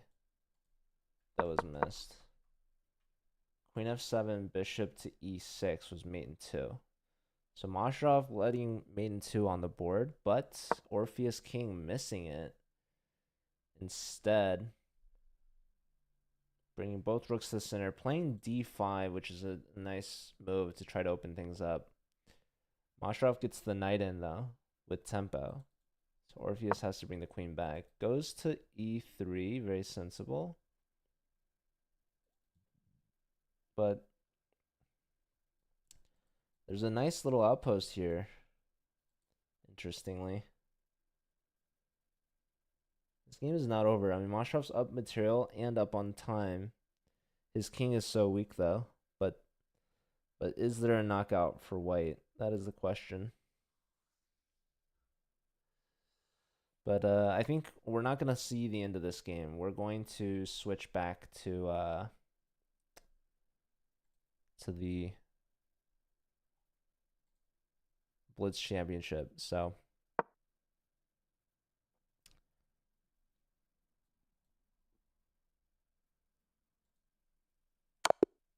yeah, I said we wouldn't see the end of it, but Masharov blundered mate in 1. So that's an unfortunate end to that game. I'll say that much. But yeah, we have the Blitz Championship about to start any second now.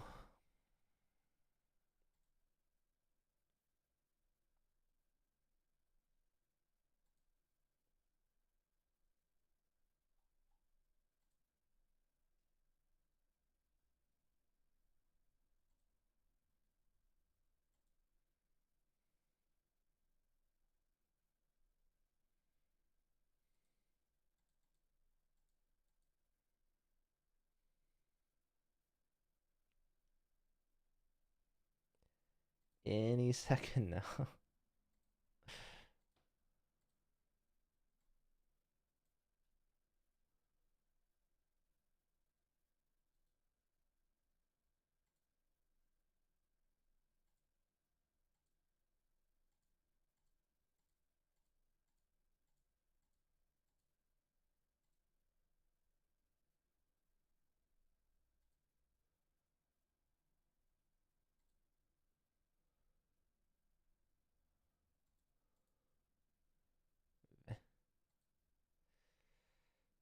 I don't know what you mean, Luke.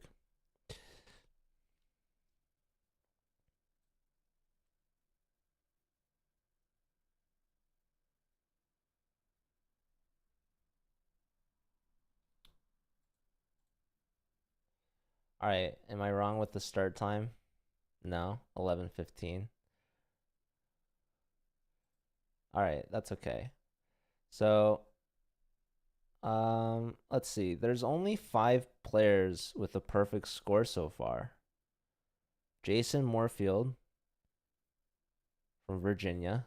We have Harsha from Webster. Gleb Duden from UTRGV. Gergely Cantor, also from Webster.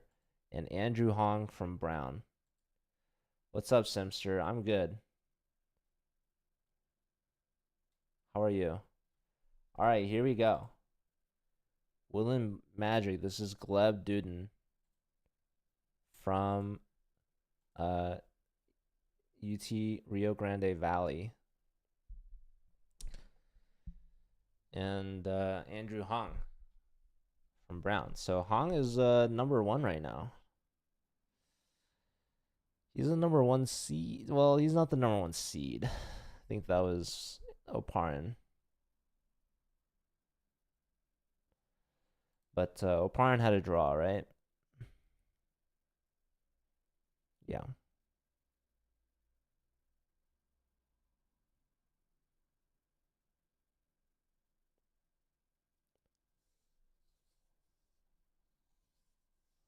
Okay. So, round 5 underway. There are 12 rounds. So, we're almost halfway.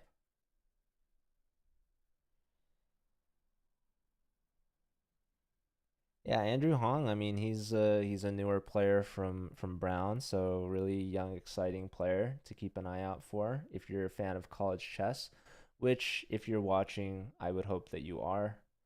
I hope that Andrew joins their collegiate chess league team, so that'll be really really cool for them. Would also be cool for the league. We always love getting new grandmasters to join. Okay, so this is a Roy Lopez Morphe defense.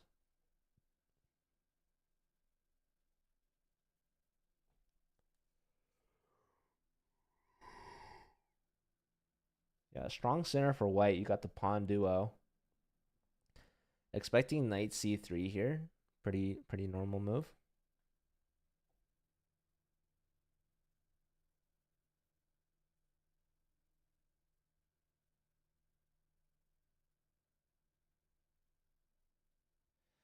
Wow, knight to d2 instead. Okay. Still defending that pawn, but a little tucked back. Rook comes out to b3. Little pressure on the bishop. Bishop is defended by both the knight and the queen. So the bishop doesn't have to move. Meanwhile, this bishop doesn't have any moves. If the knight had gone to c3, this bishop could have breathed a little more on this diagonal. But this guy is a grandmaster. We have Oparin versus Harsha. I think Harsha might have beat Antipov in the previous round. Yes, he did. So this is a chance for Oparin to avenge his fallen teammate. Which Oparin's also looking to get back on his feet to answer with a win. And this is a Missouri-Webster rivalry here. So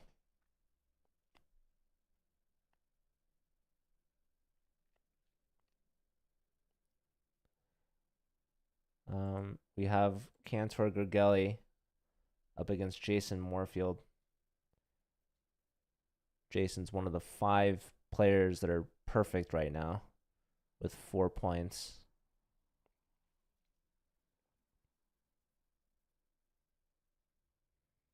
Jason's also the lowest USCF rated player in this list until CM Rui.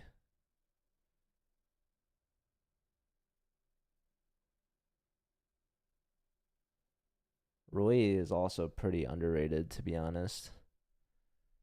Rui and Anastasia from UT Dallas are both 2274.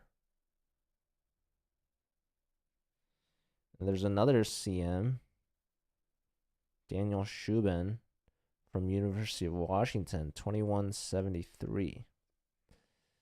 But yeah.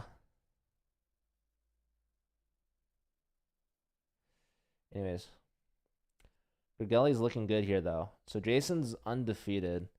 Gergely is also undefeated from Webster. So 2 of the top 5 players from non-scholarship teams, which is pretty cool. Pretty cool stuff to see.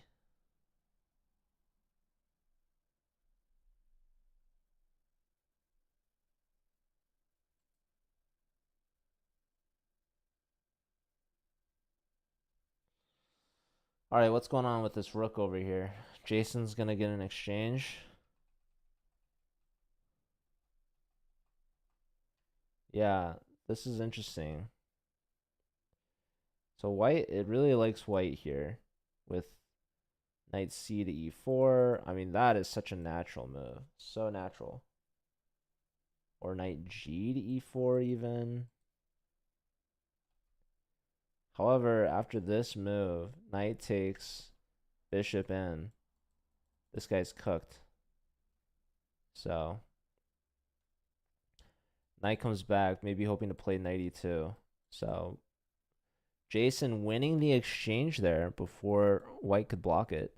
Yeah, Jason's playing super well today. He's 4 for 4. He's playing up against a grandmaster from Webster. Jason's up there.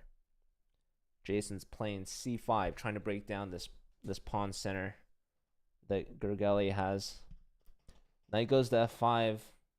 Always a good place for the knight to be. Within checking distance, attacking g7.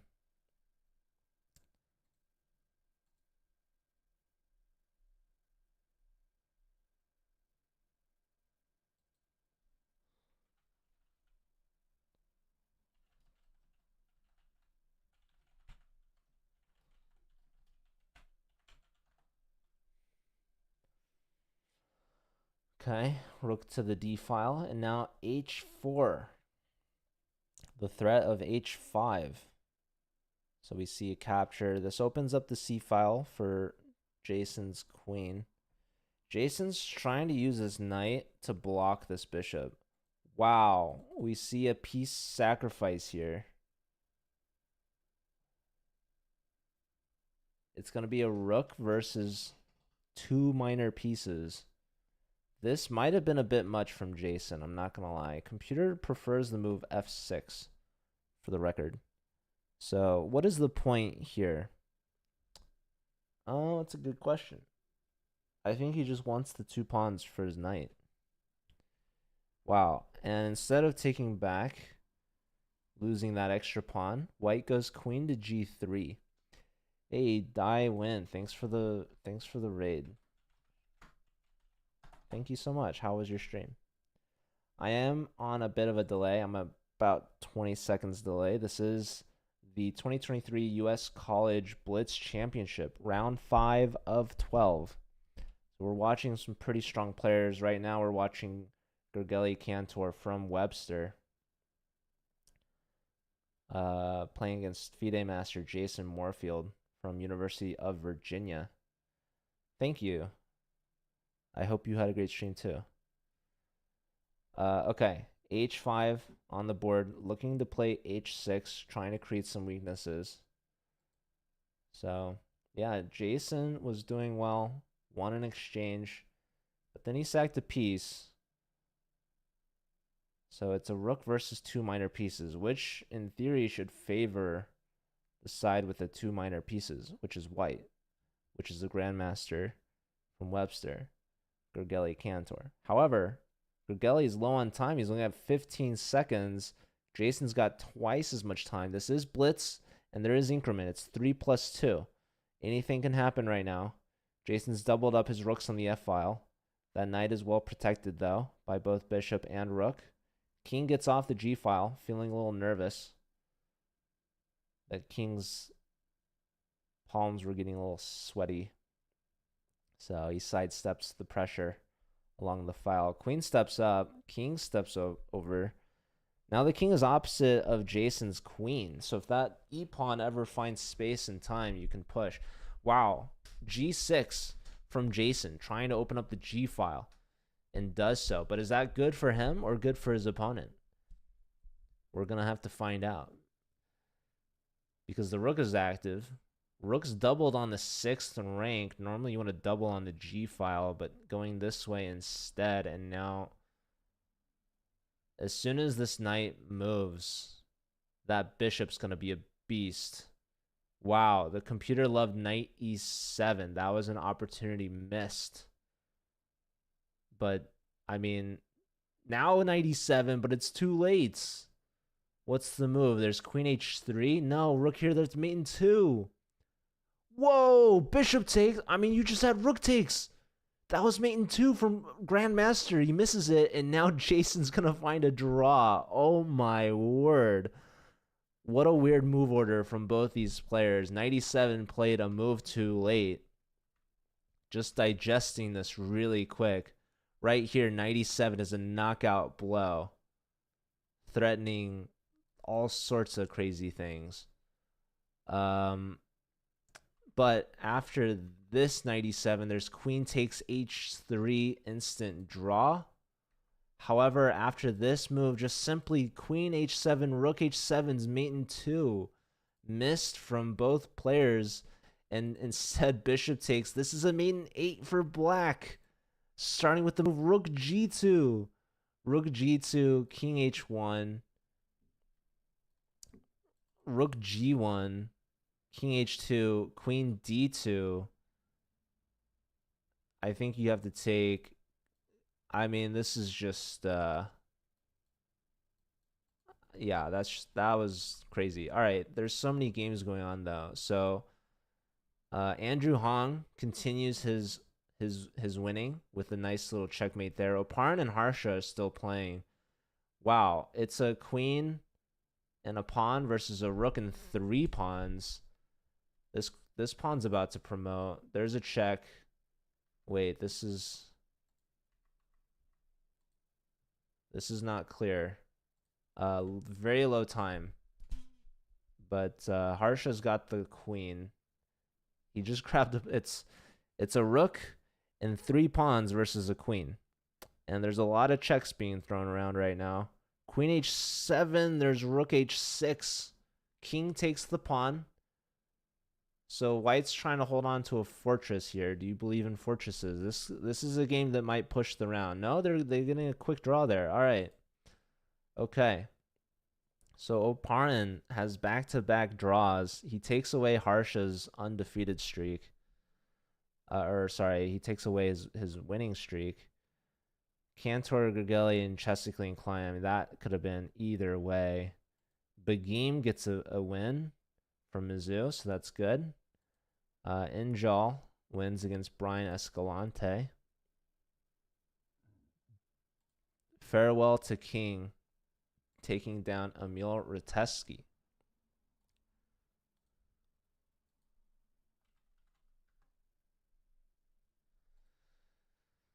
Let me see. Who are all these? Are there any games still being played? I don't think so. Hi, Manuta. This is perfect for the viewers. All right, that's good. Round 5. Let's see. There is this one game going on. Wow, this game is a late starter here. Both players, though, under a minute, so it's about to wrap up.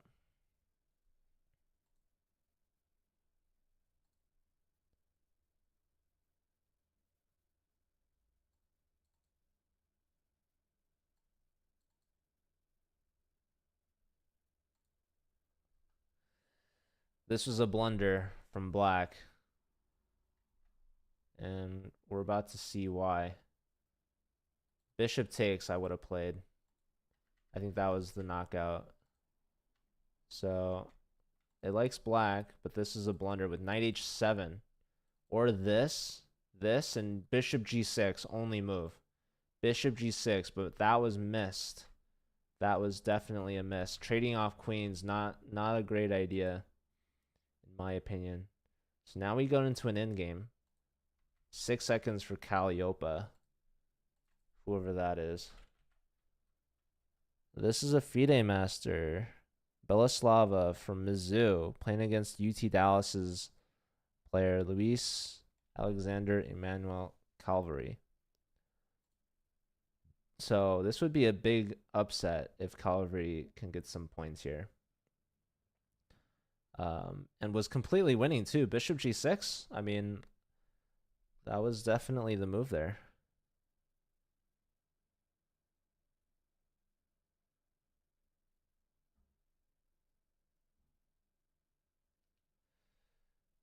Okay. Yeah, 3-on-2 majority for white. Black's going to try to break that down. Open up this rook. The bishop's covering this check. Rook lifts to help support this. This is looking pretty even, but in time scramble, time pressure, anything can happen. Offer the bishop trade. Offered again. Declined again. Bishop here, though. That looks like a fork to me. No, that's defended, so that was just a discovery. They're going to draw soon by repetition. Yeah, there it is. All right. Only 50 moves that game, so the next round should be starting soon, actually, which is exciting. So yeah, we've had 5 rounds. How many players are 5 out right now? Andrew Hong. Is it only Andrew Hong? Wow. So Andrew Hong with a win and the remaining players with draws. So Andrew Hong leading the pack, still perfect, flawless.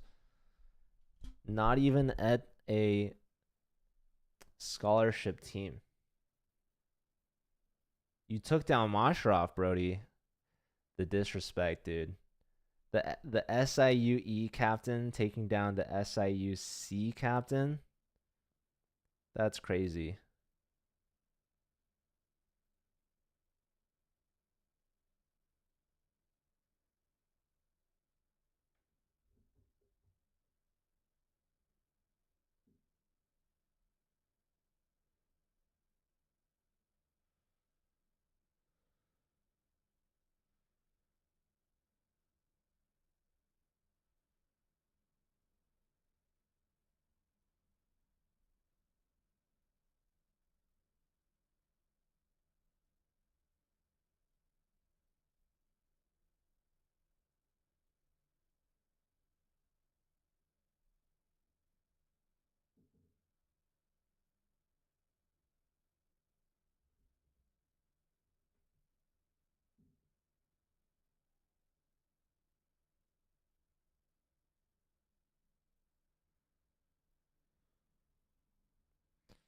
Hello, guy. How are you?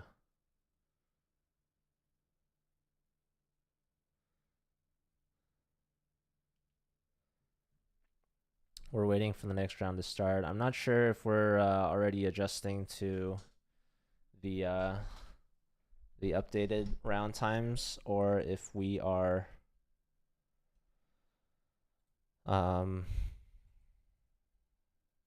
sticking to the old round times. So stay with us here. But yeah, I'm excited to watch Andrew Hong continue and see if anyone can take him down. I stopped. I mean, I'm reading stuff, so likely I'm just frozen personally, but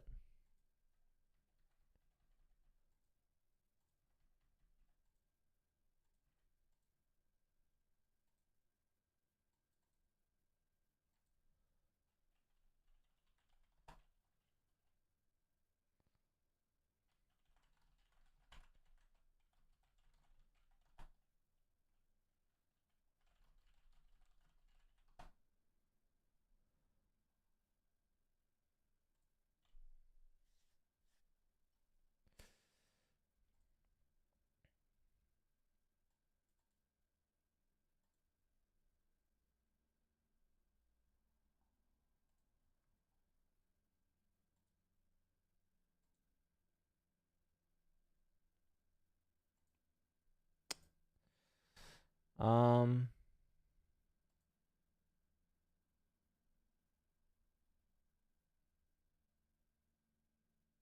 yeah, just waiting for the next round.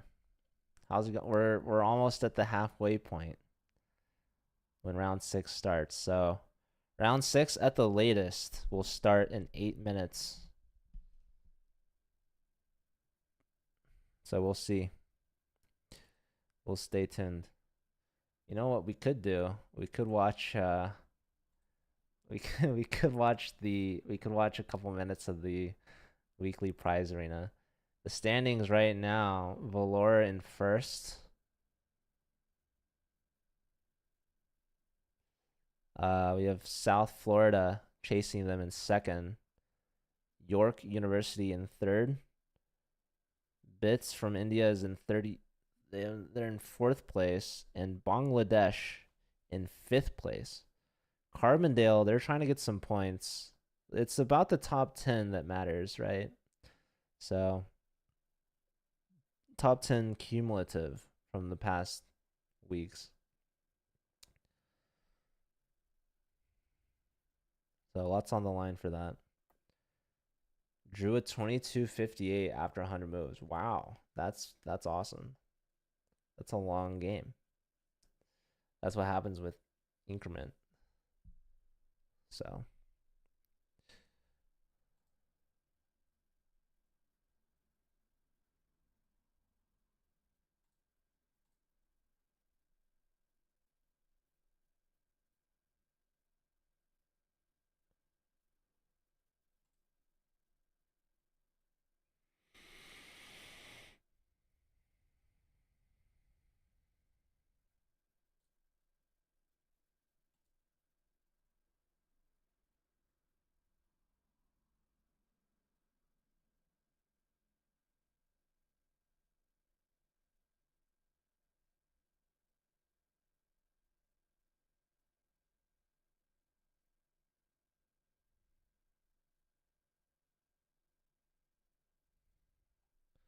we have about 100 players in this tournament. How many are playing in the arena? We're at 75 players in the weekly arena. 20 minutes left. For anyone that wants to play 20 minutes of a college Blitz arena with prizes, it's the last one of the season. I'll put that link in the chat. But yeah, we're just waiting about 5 minutes until round 6 starts. That'll be the halfway point at the end of that round. It's a 12-round Swiss with 3+2 Blitz. So these games go by pretty quickly. The weekly arena with 20 minutes left, that is a 5+2 Blitz, which is the same time control as the Collegiate Chess League. Yeah, and looks like Valor is gonna take that one away. I don't see South Florida catching them. You played 3 games. Yeah, those games take a while for sure. That's the thing about these arenas. We do 5+2 so that players can get some practice in, for the CCL. But it does take up a long time for the hour arena. But that's okay. Ooh, Funo took down Perez. That's a big game. Antipov gets another draw. Miley lost against Gladura. Brodsky won his game. Rui had a draw with Conan. Anthony, he won for Seattle. Shubin, though, lost from Seattle to Andrew McAvey.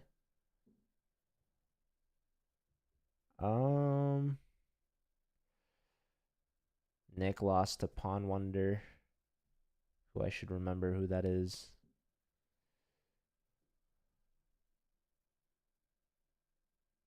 Talia won. Sorokin won against Anna Marie. Victor Matvishin won. Raja's in there. Raja beat Tomas. Actually, let me look at the team standings and see. So these haven't been updated yet. But Webster has a 2-point lead ahead of UTRGV. So Webster's kind of pulling away with it. We're probably on Chess TV, Bala. So shout out to Chess TV. We also should have like an embed on the events page. So 2400 FIDE master. Yeah, good luck, Subham. All right, next round is starting. So we have Andrew Hong.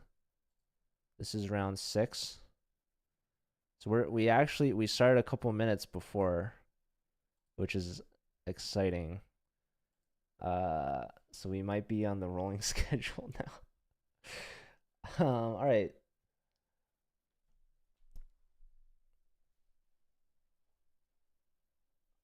Let's see. Okay, isolated queen pawn for Injal. Speed of light, that is Andrew Hong from Brown. Injal is Aram Hakobian from Webster with 4.5 points. Let me see if the team standings have updated yet. Oh, yeah, they must have. Okay, so yeah, Webster is 2 points ahead of UTRGV. UTRGV is a half point ahead of Dallas. And Dallas is a half point ahead of both Mizzou and Texas Tech. So, yeah, UTRGV and Mizzou, they tied for first co-champions for the Rapid. But the Blitz, everyone's trailing against Webster right now. Webster has 3 people who haven't lost yet, all 4.5 out of 5. And they have Gladura, who's at 4 out of 5. I don't know if he's had a couple of draws or if he's lost a game. But we definitely saw him maybe get lucky in the first round, I think, against one of the girls. I'm not sure. But okay. So you got Funo against Gergely. It's Victor Gajic. Yeah, Webster has 3 of the top boards, 4 of the top 5. So that's cool. Yeah, their 4th player is Gladura. So let's see. Gladura is playing against Victor from UTRGV. And Gladura is already looking good. Up on time. He hasn't spent any time, actually. Victor now has spent over a minute. Yeah, we're just gonna watch the Webster team, you know. We got chessically inclined here against Harsha. And Jason's got the white pieces. What board is this? This is board 3 against the Webster player. Oparin's playing Ivan Vinaya. Sorry, Ivan Shitko, whose username is Vinaya. They're both 4 out of 5. And this is board 4. Dallas versus Mizzou.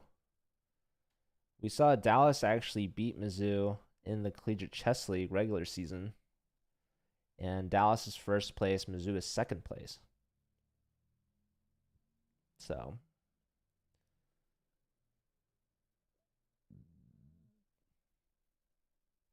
all right, wow, trading the bishop, very peculiar decision by white.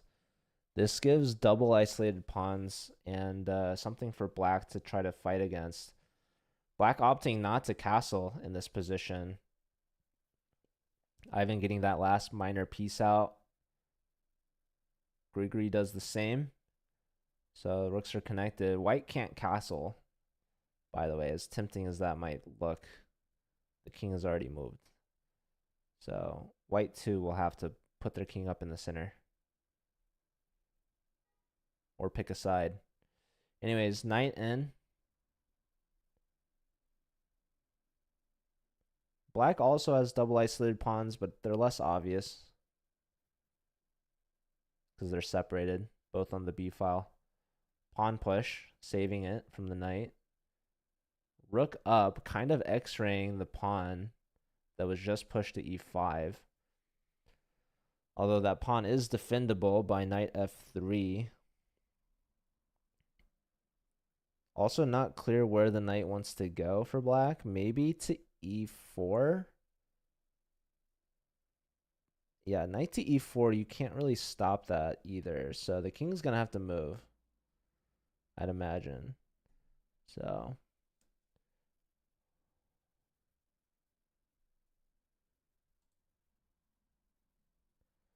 knight goes to a4, pressure on b2, pressure on e5. Rook b1 defending b2, but not defending e5. So there goes the pawn. Oparin's feeling good. Oparin's up a ton of time, about 2 minutes for him, 20 seconds for Ivan. So I think Oparin's going to be able to close this one out. Let's keep an eye on our top board here, Andrew. Andrew's got the black pieces. He's also got the time advantage. He's got up 45 seconds at least and building. Both kings are super awkward. Like, why is there a knight hanging on g2? White's queen is hanging.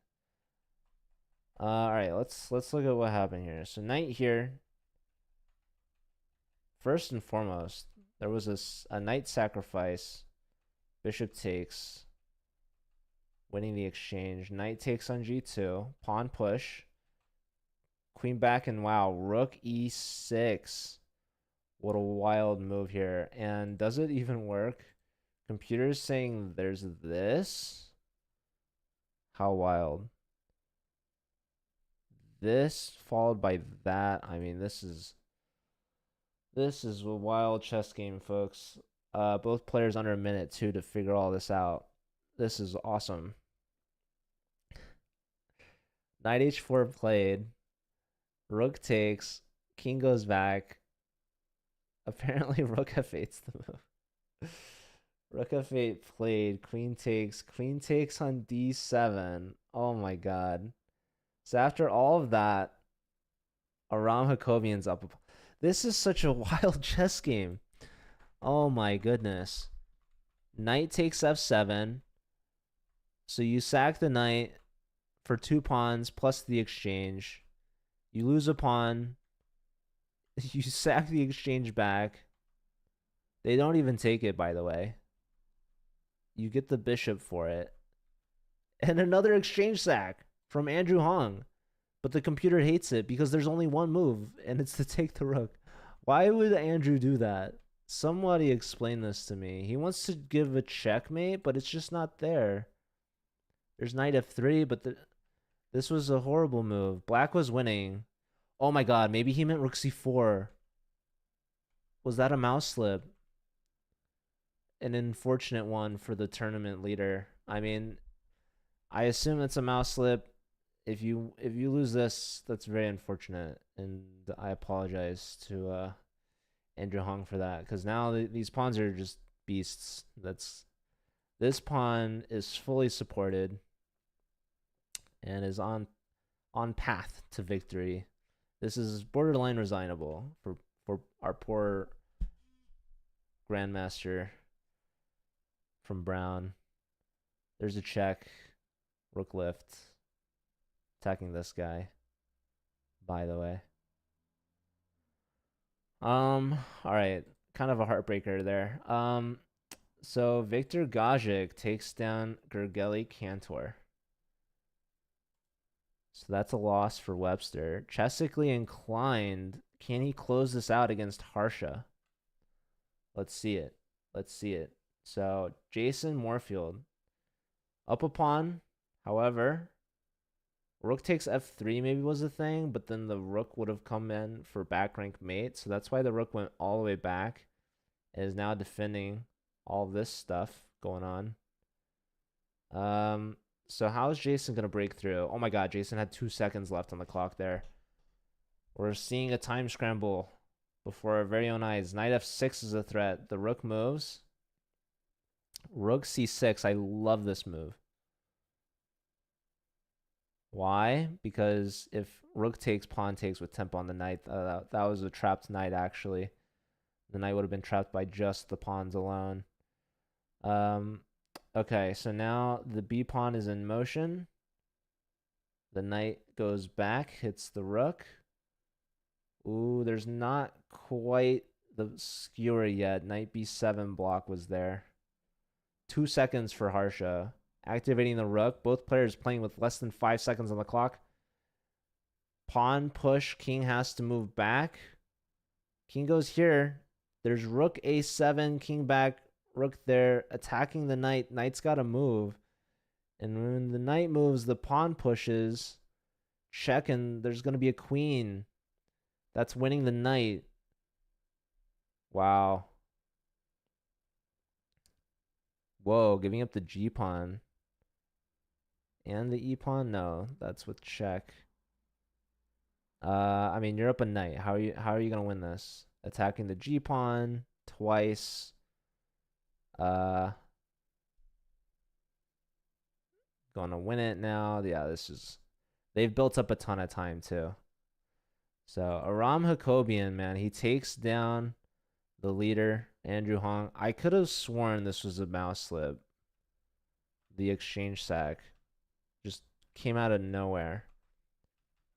Like, you tell me you were gonna play rook c4, right? It's the perils of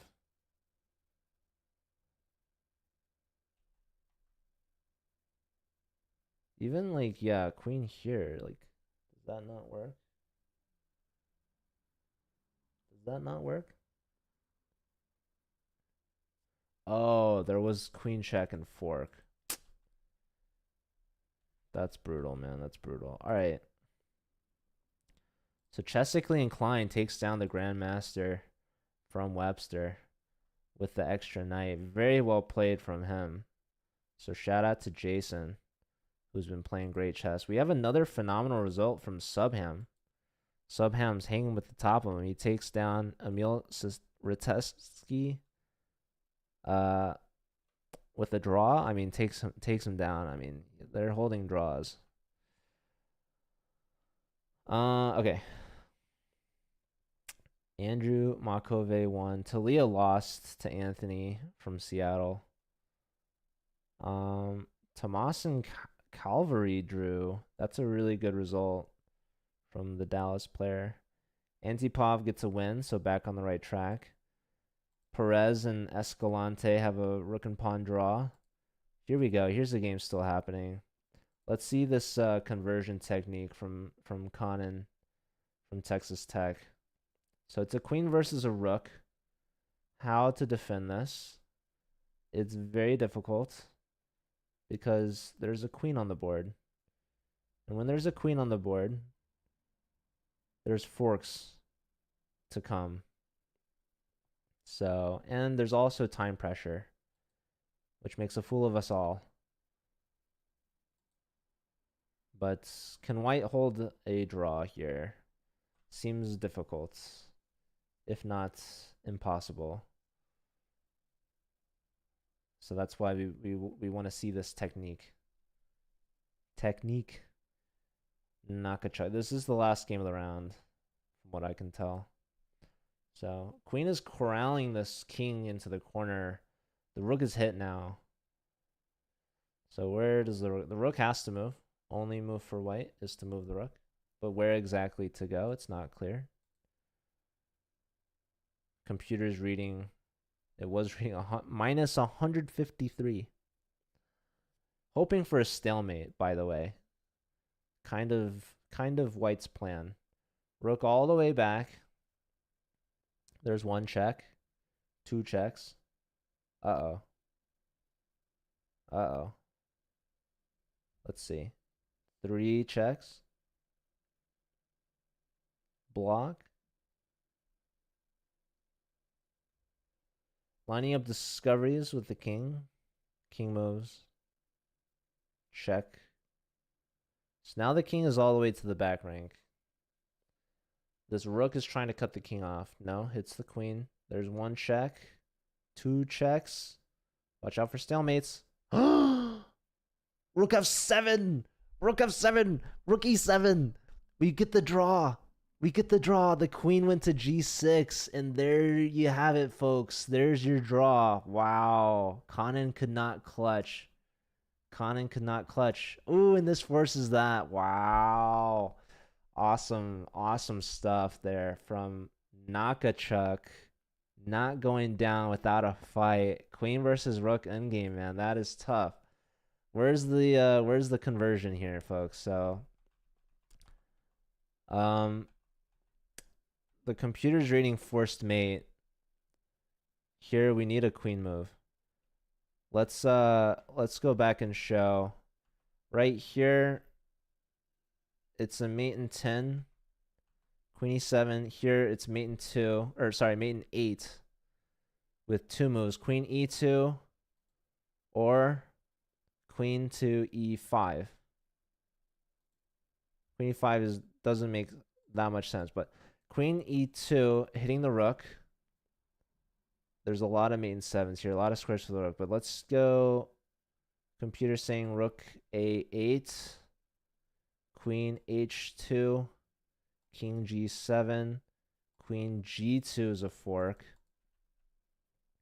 So let's look at if rook g6. Here's one move. Queen e8, threatening mates. Rook g5, king to f6, rook g7, queen f8, pins and wins. Okay. Yeah. I really, anywhere else, like this is the major threat, right? You're threatening mate here. Yeah, no, that's nice. Okay. Yeah, I mean there is a win here for black for sure, but really hard to find in the time pressure. The El Calvary versus Tomas game.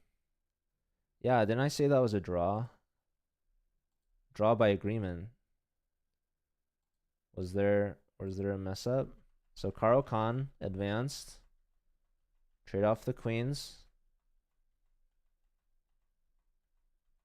Check, take, check, check. King up, bishop out, and a draw. I mean, I don't know. I don't know.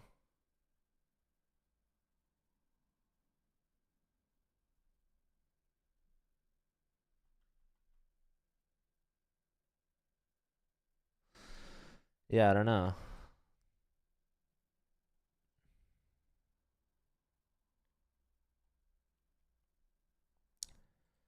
All right. So anyways, we are on the updated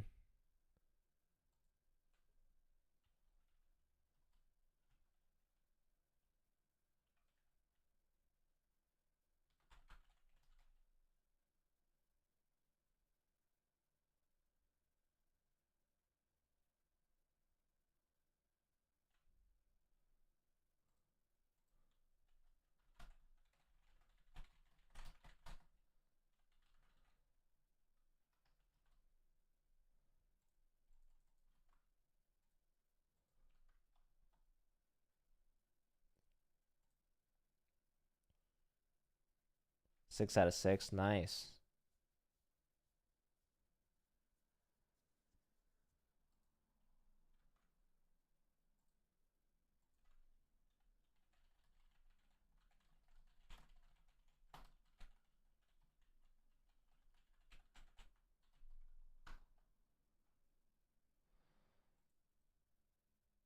Okay. So round 7 start time should be apparently any minute. Let's take a quick. Ah, it started. Okay. I missed it.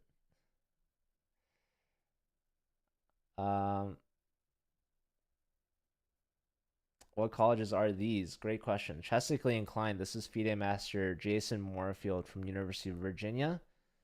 In Jal, I believe, is Aram Hakobian, Grandmaster from Webster. This is board 1.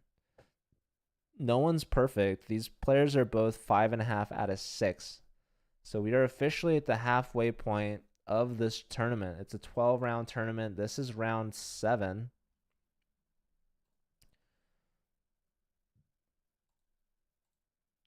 We have board 2, Grigory Oparin from University of Missouri with the white pieces, Grandmaster, playing against Grandmaster Victor Gajic, Funo from UTRGV.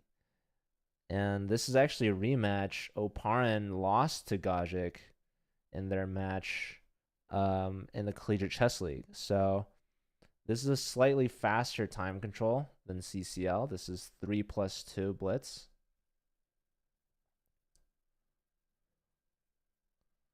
So we'll see if Oparin can get some revenge. Knight takes on B2. So this looks good for white. What happened in this opening here? We have I don't know. I don't know what DC's. Oh, Alyekin? Perhaps? So, okay. So pawn push, queen here. Right? Pawn push, and if the bishop goes here, knight takes here kind of thing, I guess. Takes, knight back, bishop here, queen here, bishop back. So they trade pawns in the weirdest way possible with knight b2 and bishop takes h7. So that gives black an open h-file to work with. But they avoid trading their minor pieces. Bishop all the way back to d1, hitting the knight. Knight gets protected by the pawn. Yeah. If this knight ever moves, the c-pawn falls. So this is very awkward. Pawn push. Not sure if that does anything. g6. Ah. The rook can now lift. Still not sure if that does anything. Yeah, no, these players are very strong. This is not the Collegiate Chess League's tournament, but this is hosted by chess.com. Stano Bucks, hello, how are you? But this is the official US College Blitz Championship. So the winner of this tournament is going to be crowned US College Champion for Blitz. Last week we did the Rapid, and I believe the winner of that was Aram Hakobian from Webster. Tied with Oparin and Antipov, both from Mizzou, but Hakobian won on tiebreaks. So, and that is this guy right here, Njal. He's trying to go back-to-back Blitz and Rapid champ. Gonna be tough to do. But halfway through, he's leading the pack. So if he holds on to that, he can have a good chance. But there's still a lot of people that want to play him, including the guy he's playing right now, who's a FIDE master, kind of like a dark horse, right? Like maybe people are sleeping on this guy, Jason. FIDE master, but also a captain for the Division I Virginia team in the Collegiate Chess League. This queen is very short in squares, but with the help of the knight, I think can get out. Right, because the queen can't go this way. All of these squares are taken. Queen can't go here. Queen can't go backwards anywhere. So knight here, tempo on the queen, make space for the queen. Try to get some trades, perhaps. Right? I don't know. I don't think you would take with the pawn. You would take with the rook or the queen. So it takes with queen. Makes sense. New diagonal to work with. Is this the final round for first? No. So this is round 7 out of 12. So including this round, there's still 6 rounds to go. We're halfway through the tournament. We are halfway. Lots of chess left to play. Hey, Julio. Good to see you. Shout out to Julio, coach for UT Dallas. So, UT Dallas, let's see. Who's their top player? Andrew McCovey? Andrew Mako? He's playing who should be in for this guy, Andrew Hong. he lost really unfortunately in that last round. He was doing really well. I think that was that against Aram Hakobian? Let me see. Yes, it was. So Hakobian took him down. But yeah, this is a tough matchup for Andrew because Andrew's an international master. Andrew Hong is a grandmaster, but this position's looking, according to the computer, it's dead even. But both players under a minute. Andrew in a bit more time pressure. This is a discovery on the rook. It also covers the second rank. The queen's there to help out too. So rook can go here or come back, but you don't want to go back. You're going to lose this pawn. Actually, you're going to lose that pawn regardless. So Andrew just simply doesn't move the rook. So this is a really nice discovery from Andrew Hong. And Andrew, oh, this is the battle between the two Andrews. We're having an Andrew fight right now. Queen here, and the computer hates that move. Rook here. Queen is short on squares. And that's going to give white access to d8, which is just hitting everything. So the two rooks are going to outpower the three minor pieces. A very interesting imbalance. They say that three minor pieces are worth a queen, but they say that two rooks are better than a queen. So two rooks probably better than the three minors. And I think the tale of this story is the open king, poorly placed minor pieces. Rook and, I mean, this is just every piece of white is working together. Every piece of black is looking pretty bad. I mean, queen, bishop, diagonal looks pretty powerful. However, these pawns are doing a good job breaking up any fight here. Andrew goes for one last try to open things up, but the rooks come through and deliver checkmate. So speed of light, finding a quick win there. Chessically inclined gets his first loss, I believe. Or yeah, he was 5.5 out of 6. So yeah, that was his first loss. So Ram Hakobian, very strong lead right now. 6.5. Is he 6.5 out of 7? Yeah. Okay, so you got Oparin. Glad you're enjoying the show, Julio. Appreciate you.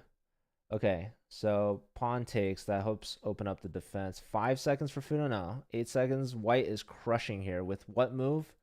F6 on the board. We've got connect 4 for both sides, but white getting a bit more of the space, and this rook pretty much cooked in the corner.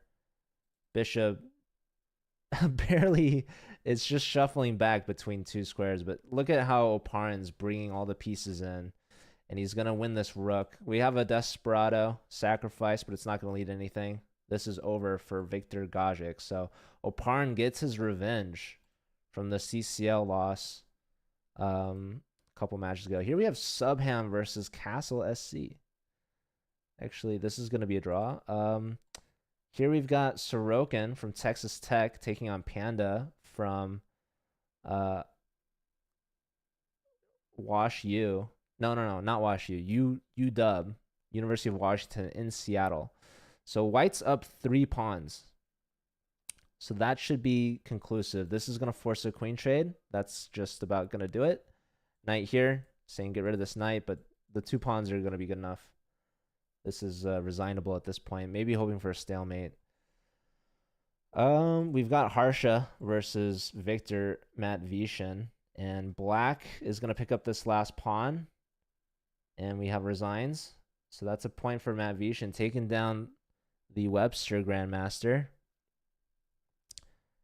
All right. Any more games left? We've got 2 players here, both below 1,000, so you never know what's going to happen. Black should be able to get this ladder mate. Oh, hold on. There it is. There you have it. Nice. All right, and that's their second point of the tournament. So you love to see. We've got a lot of players of a lot of ratings here, all competing in the same tournament. potentially we could do some sections. So Pan Am's historically has just been one giant section, but earlier this year, back in January, for the first time, Pan Am's was actually a two-section tournament. They had an under 1800 section, I believe. So there's good reason for this tournament also to kind of copy that. So we'll see. But yeah, that is the end of round 7. And we have round 8 starting soon. And after round 8 will be a 15-minute break.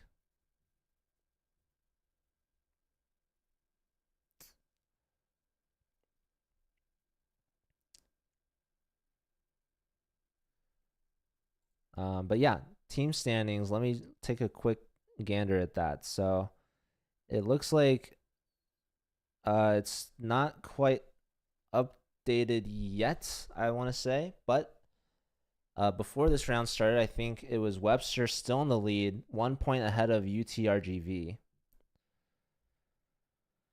And for anyone that's curious and wants to see it, I can share the standings in the chat. This is a public doc. It's already pinned in my chat. I don't think I can pin it in the CCL chat, but that's what we're all looking at there. UTRGV, they are co-champions of the Rapid, so they're going to try to do the same in the Blitz, but they do have to beat Webster. Webster's looking good with Aram Hakobian in Seoul first, I want to say.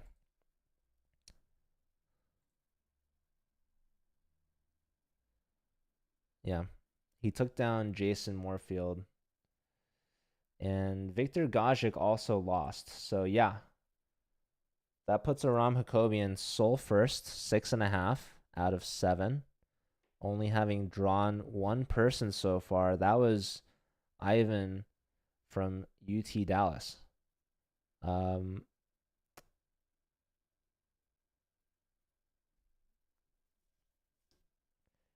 Talent hunters will pay for that list. Well, it's free.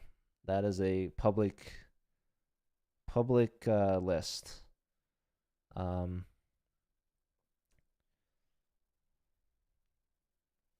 Okay. Let me quickly keep an eye out for the next round, actually. So, hasn't started yet. Kent, hello. How are you? So if they've updated the standings, maybe the team standings are updated as well. Okay, team standings are updated. Mizzou has leapfrogged, or maybe they tied UTRGV, but Webster is adding on to their lead. So Webster's 1.5 points ahead of both Mizzou and UTRGV, and a half point behind them is UT Dallas, who's tied with Texas Tech. Next is the University of Washington, who they've got a really strong team. I would actually be excited to see them play in the Collegiate Chess League. But they're actually tied with Georgia Tech. So Georgia Tech has some strong players too, led by National Master Andrew Titus. I'm good, thank you, Kent. We're watching the 2023 U.S. College Blitz Championship. Right now, we're heading into round 8 out of 12. So we're getting towards the end here. It's going to be a tight finish for these teams. They're competing for national championship titles. Right now, Webster is in the lead, and they're looking to hold on to that lead. Maybe Webster was a bit disappointed from the Rapid events last weekend, literally a week ago from today, where they did not place. I mean, these teams really, they're going for the championship or nothing. So last weekend, Mizzou and UTRGV came out as co-champions for the team event. Although Webster's player did win the individual event, Aram Hakobian, so they can be proud there. There's also women championship titles on the line. So last weekend we had Begim from Mizzou win the 2023 U.S. Women's College Rapid Championship. This time, it looks to me like Anna Sargisian from Webster is in the lead. So we'll keep an eye out between her and Begim. That is another Missouri rivalry. That's Webster versus Mizzou. SLU registered a lot of their players, perhaps chasing the women's title. We have Sela, Woman International Master. We have Talia, FIDE Master, and Gabriela Antova, FIDE Master.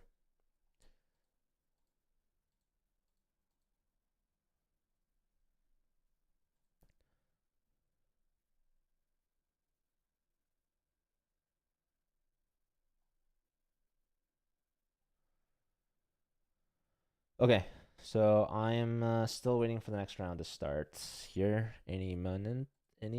Hold on, let me see. Round 8.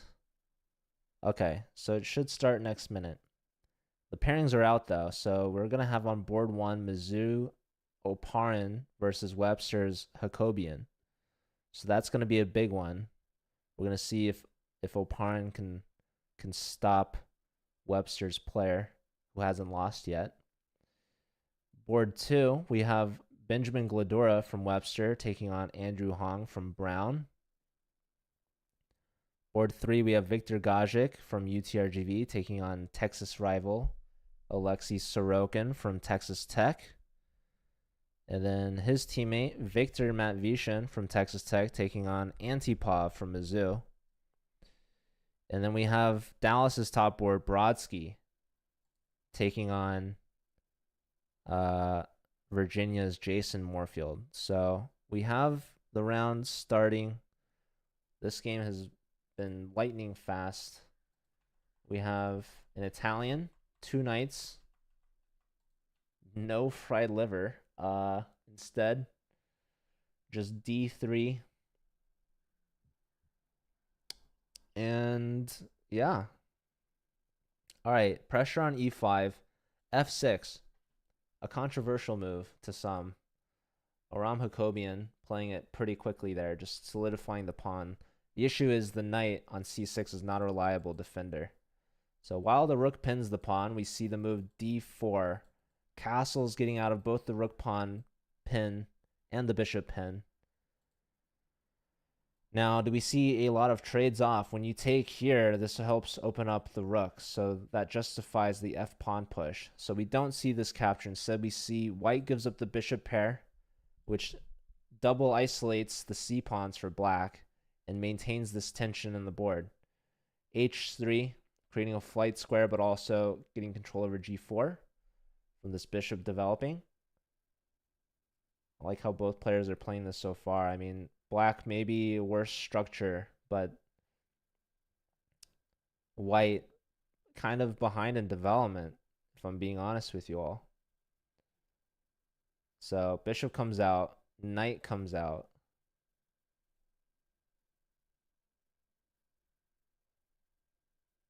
I would definitely favor white in this position. Computer is now favoring D takes E. Now that the rook has invested a move to leave the F file, we don't mind about opening it. So this could be a way for white to get the bishop pair back if black were to take like this. Yeah, both sides having used about the same amount of time. Thanks for the follow. Appreciate it.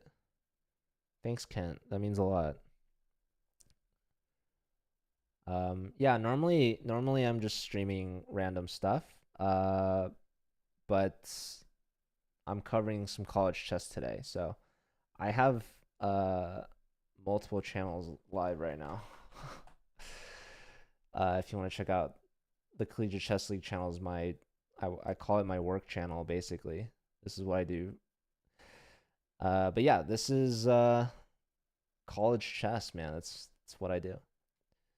All right. Okay. So queen rook doubled. We do have an isolated E pawn, isolated doubled C pawns.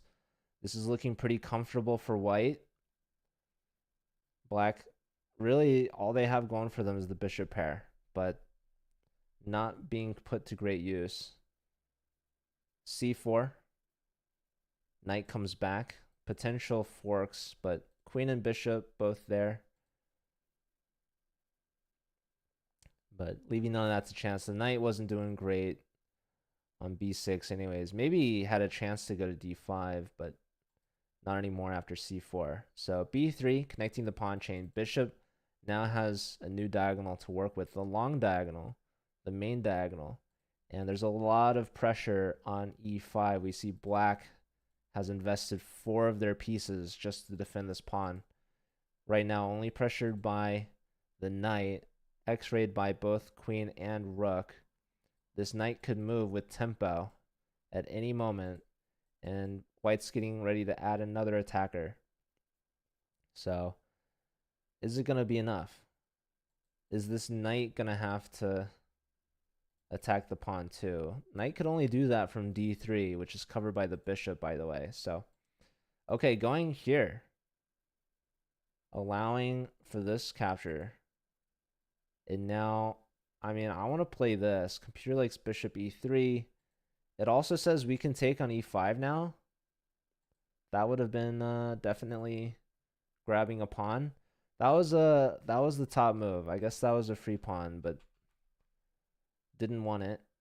So offering this trade. If bishop goes back, there's this move c5. Does that work? Queen and bishop are both there. Only bishop here. Maybe you need to prep it with rook c1. And if black plays c5, I mean, that's a tall pawn back there. And Aram Hakobian getting low on time. Let me see. There's no results yet on the top boards. Let me check. We have Gladura versus Andrew Hong. And looks like Andrew's getting beat here. So bishop b6 skewer. Double exclam. Yeah, blunder from Hong. Bishop b6 is so nice. And the opposite side castles, it's all about the attack. And white is clearly there, trying to open up the A file with devastating impression. Look at this. Just breaking through. Bishop on b6 can be taken, or can it not be taken? I mean, this is basically asking for it. So we see a6 saying, if you're not going to open the A file, I'm going to open the A file. Rook up says, all right, you can't take me anymore. Plus, if you take, maybe rook takes, pins you. I don't know how much Gladura cares about that. But this is a very exciting fighting game. Andrew Hong's holding on, at least trying to. But there's got to be a knockout here. A takes, probably rook, queen a4 here. Queen a4 threatening this, and oh my god. There's so much going on. Okay, knight c3, fork, but queen c6 threatens mate. Says, who cares about this stuff? Take it. I have this, and that. Queen c6 played. So mate in 2 is the threat. You get 1 check, maybe 2 checks, but how do you even save? You got to play like queen here. Queen b8 only move. And still, rook takes. I mean, that wins a queen at the least. Or simply bishop a7, even more brutal. This is a beautiful game from Gladura. So Andrew Hong, man, tough. Okay, so king moves, bishop back. Rook a7 apparently was crushing. Here, now it's main 6. Now he plays rook takes, queen check, and if rook block, oh my god. If rook block, was there rook a8? No, there was queen takes on d8. Oh, wow. So, yeah, this should be resigns. Knight takes, check, and then it's mate in 2. Here, queen c6, mate either square, GG. All right, back to the top board. What ended up happening here? We were liking white's structure. It looks like white's up a pawn, but it's just because black's pawns are doubled over here, and there's a 3-on-2. But apparently this should be a draw. Antipov wins against Matt Vishen. We haven't looked at the Skajik and Sorokin game yet. White is up a bishop. So last I checked, that's a good thing. Let's see. Below time. H5. Trying to open up the king more. Knight hits the rook. Rook hits the knight. Rook defends. Less than 10 seconds for both players. Rook hits the queen. Queen's got to move. Queen does move. Pawn takes. Rook up. King over. Check. Block. Rook hits the pawn. Grabs this pawn. Offers a queen trade. There was this knight fork. That's a pin now. There goes a pawn. Still white's up a piece.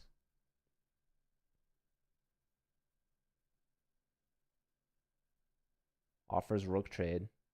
White, you could take that. No, I guess they don't want to lose the b pawn. They could lose the b pawn anyways. The knight's hanging. Knight moves. You gonna push this guy? I mean, whoa, wait, whoa. Oh my god, there's rook takes knight fork. Oh my god. Knight check, you're dropping this, you're attacking that. This pawn is pushing. Wow, Sorokin's fighting back. So Gajik gonna end up with a draw here. It's hard to stop the H pawn. Trying to get to H8. King's not letting it happen. Draw by repetition. Oparin breaks through here. Wow. So yeah, apparently he converts. It was rocky though. It was rocky. So what did we miss in this game? This was a hard fought battle. So trade off, doesn't take e5. Trades rooks, trades bishops, trades rooks, trades queens. And now knight versus bishop. And I love the knight and the dark squares, right? Bishop targets light squares. And that's a check. King defends, attacks. Knight flushes that bishop out. And now we see black tries to go for this fancy h5 idea. However, that was too much. So you give up the b pawn, but you create a pass pawn. And yeah, that does it. So this apparently is a draw. Wait. Oh no. Aram Hakobian in time pressure. He messed up. Oh my god, the only move is f4. F4 check and it's a draw. Wow. That's brutal. He pushes instead and now king d2. And yeah. He needed that check. Okay, yeah, there is a break after round 8. So 15-minute break. Not all the games have finished though. So there's still games left.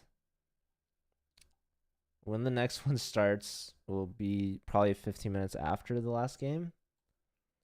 I'm not sure. You need if you're playing, you should be able to access the Zoom call where the arbiter is talking to the players. Judith.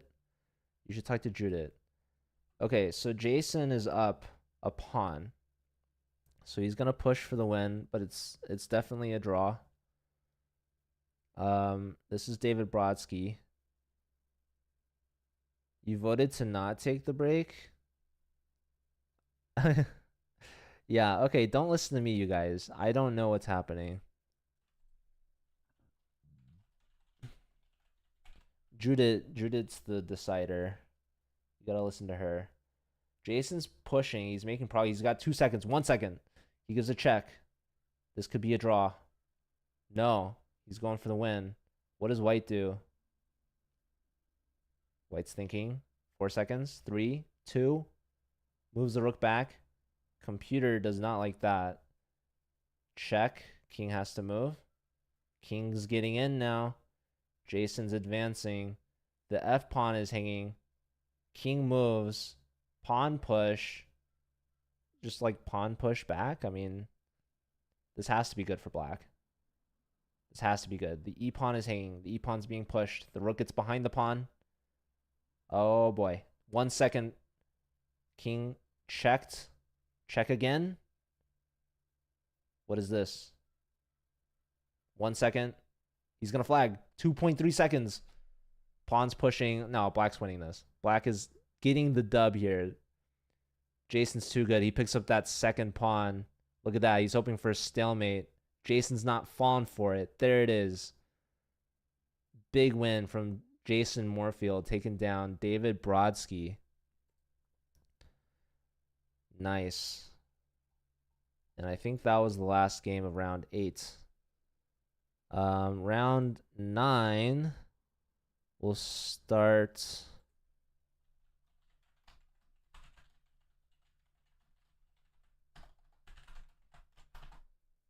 Let me see if I can get confirmation. Wasn't Ricky 5 check sack rook stalemate? Tactics swindles. I am not sure.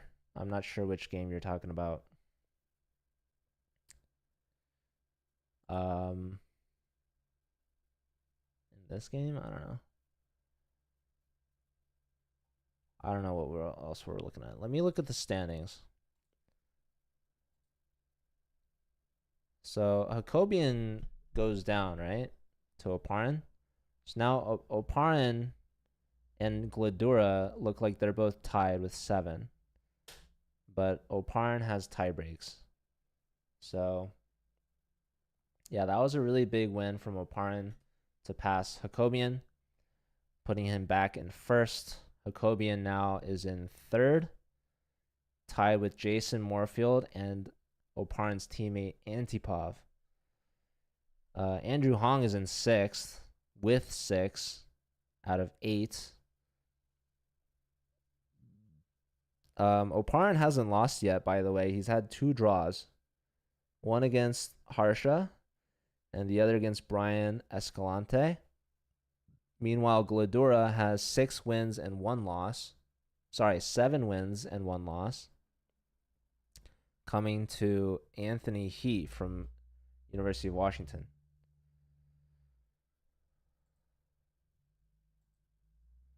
All right. Let me take a look and see. Keep an eye on when the next game will start. So, yeah, round 8 done. We have 4 rounds to go, guys. 4 rounds to go. How are the team standings looking? In first, we still have Webster. Mizzou is trying to catch up. Only 1.5 points behind. They're missing Luca and Josiah, so that's going to be tough for them. Luca and Josiah. I mean, I think Luca is playing in some tournament in Florida or something that I should probably know about. Josiah, I'm not sure.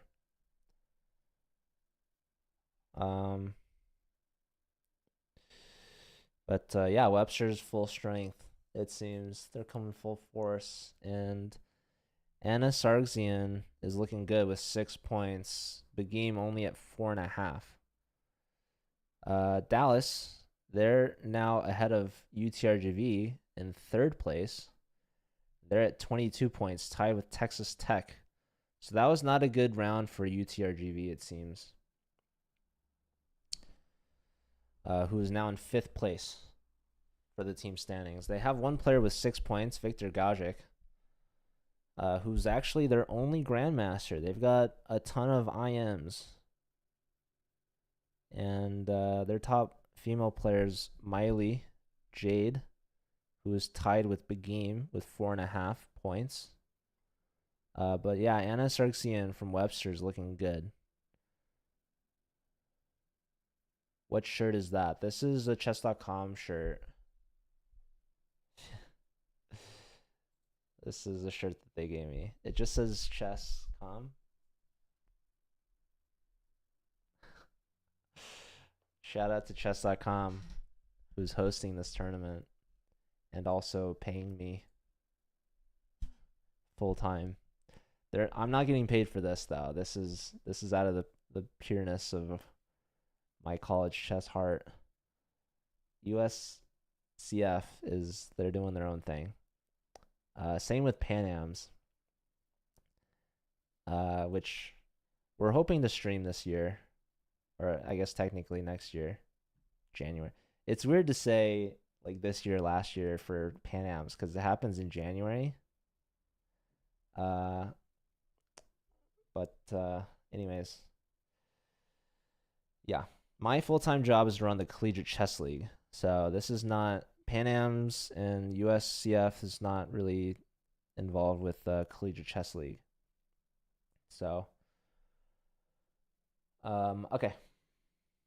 Yeah, waiting for the next round to start. I am not sure. Okay, next round will start in 1 minute, I'm being told. If you're here, remember, there's no break now.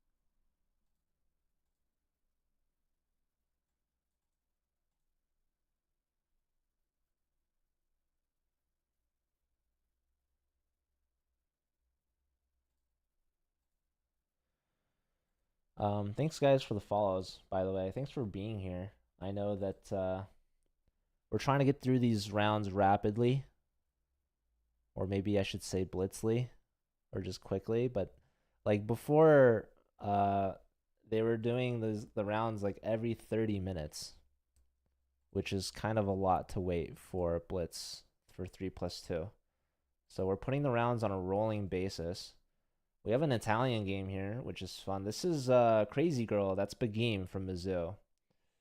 So she's a pretty good player. She's playing against Chef's House 99, who I don't know who that is.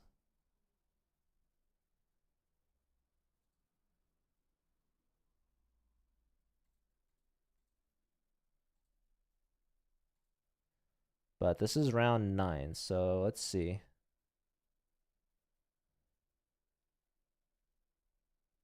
Where's Begim at?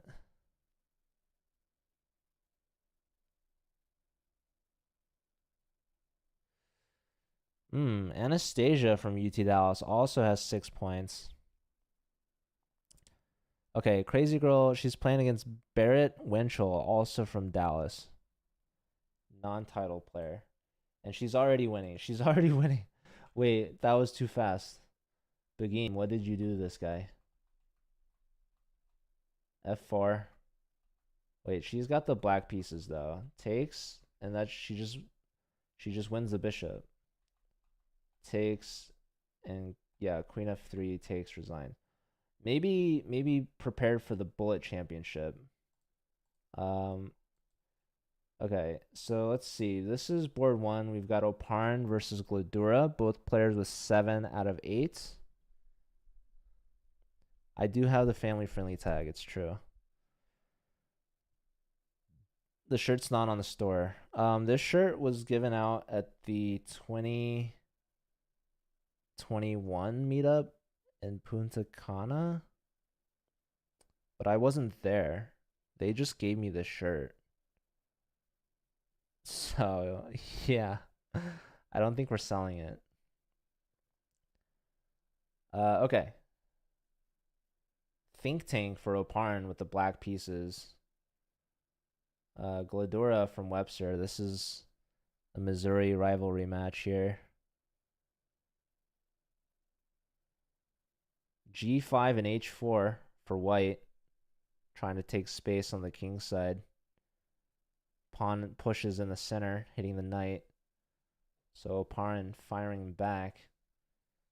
Getting his queen off this diagonal. So the pawn is freed. So now knight's pushed back. Pressure here. Hit twice. Bishop opened up to defend. Knight hopping in. Can it get kicked? Bishop tucks back for a second. Injal is Aram Hakobian from Webster. He's playing against Alexei Sorokin from Texas Tech right now.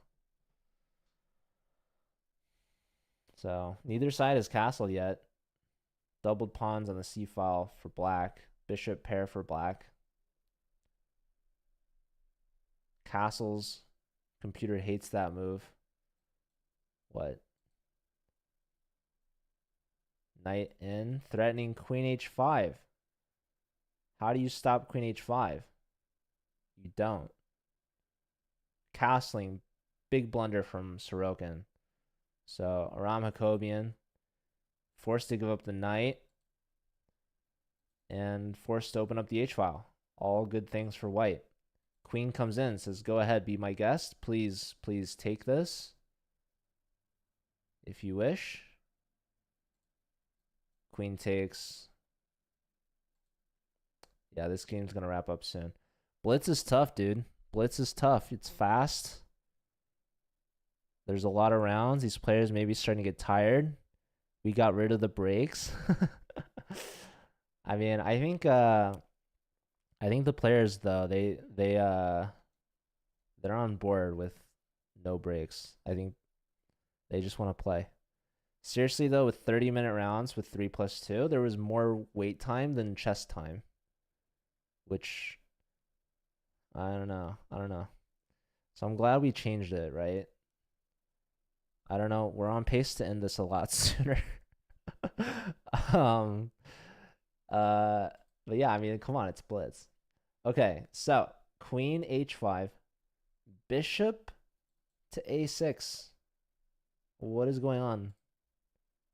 Just free knight. I mean, black's just busted. Castling was horrible. Knight g5, really clean. Just get the queen in. What's up, Corrupted Cobra? Okay, so let's look back at Glidora and Oparin. So this is a bit more even here. Lots of space grabbed from white, so this king's feeling a little spacious, but this bishop is actually a little cramped. Pawn push, and now d4, hitting the knight, opening up this bishop. Knight comes back. It's funny, like white has space, but they also feel cramped. They've got all these pieces around. Rooks are staring at each other from across the room. They're not sure if they're interested. These knights, how are they gonna get involved? Okay, there's one trade. Rook can come here. Perhaps. Knight can go here. So bishop trades off. Knight e6. Pressure on the f pawn. Only attacked or defended once. Attacked twice. So queen here might be a necessity, but no. Oh, look at that. The only two squares to defend. This knight on the edge of the board, silent but deadly, can come in with the fork whenever it wants. So this pawn's a gunner. That's why allowing d4 was so good. Because you trade off, bring the knight in, and ask your opponent, how are you defending the f-pawn? So yeah, this knight needed to be, I don't know, what was the move? h5 or something? Yeah, too slow. And look at that, rook d1, super passive too. So black is making progress. Black's breaking through. That's Oparin. He's going for soul first. He's going to have 8 out of 9. No losses yet. No one has taken Oparin down. He is OP. RN. Only 2 draws by this guy. All right, so knight check, king up. There's going to be some trades. No, just simply forking the pawn. Oparin says, give me that. I'll take that, please. Queen takes, bishop in. Nice little outpost. Not going to lie about that. But black's going to push through. Queen in. Pressure on the knight. That's a check, by the way, if you want to give it, which he does. And now you got to save your knight. Pawn push. Flight square. No back rank. Rook to the e-file. This knight's still not playing. There it is. Right on time. Hopping back towards the center. Rerouting. Its job on the outer edge of the board is done. Here we have a potential queen trade. Oparin says, no, I think my king is safer than yours, so I'll keep that on. Queen covers this, by the way. There's a check if you want it. Knight blocks the queen. Knight could take here. Anything wrong with that? I don't think so. Low time. Knight hits the queen. Queen hits or king. Knight hits. Oh my god, the knights are trading punches at the queens. All right, so queen comes in. And now what? Now what's the move here?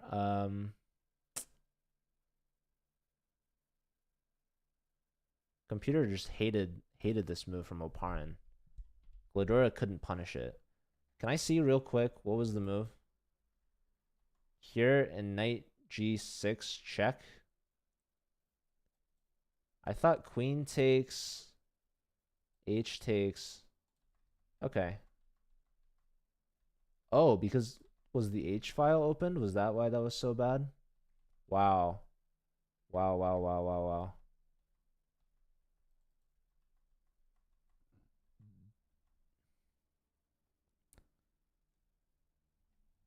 Wait a second. Queen f8? What the heck is queen f8?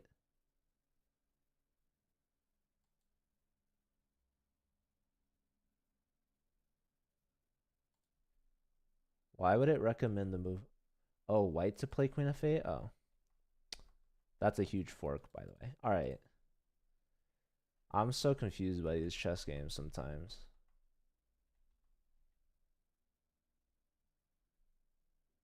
Oh, computer's saying queen f8 is like good for black. Black was, oh my god, dude. Oparin seriously messed that up to Glidor. Oh my god. I'm just realizing what just happened. No way, dude. Oparin, you choked. What happened? What happened, Oparin? Queen takes a4. It's like this is completely winning for black. There's even like knight d1 it likes for some reason. Wow. Knight d1 is crazy. I don't even know. But even queen f7 is really good. He really just blundered his queen. Okay. All right. I got to move on from that. That's wild. Okay, Jacobian wins. I mean, that's a great round for Webster. They're winning on their top two boards. That's a big choke from Oparin. So he ends up losing his first game. We have Anna playing Victor Gajic, and she is up 2 pawns to none. So let's see. She's pushing. She's checking. She's gonna bring her king up. Let's see it. Let's see it. All right. All right. King up. King up. Pawn push. King up. Pawn push. Where's the knockout? Oh, there it is. Push, push. Wait. Oh, hold on. Not quite. Not quite. Maybe just king here. Oh. She's giving up a pawn. Oh. Here. Queens. Oh. All right. She gets the job done. Nice. Dude, 7. What a score from Anna. And for this Webster team, holy smokes, dude. Webster's team is crushing. Subham, I'm not the guy to ask. I'm not the guy to ask. Uh-oh. Uh-oh.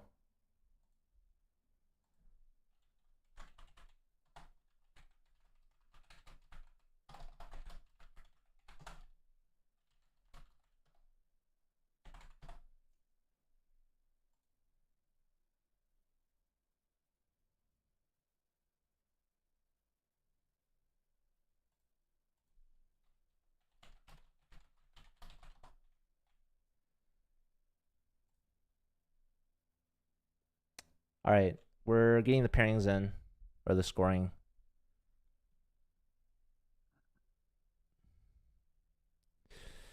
But yeah, Webster, I mean, their top 3 players all won. Gergely Cantor lost to Wong from UTRGV. Anastasia lost to Andrew Hong. So that's looking really good for Anna Sargsian from Webster for the women's title for champion. Titus gets a big win against Anthony He.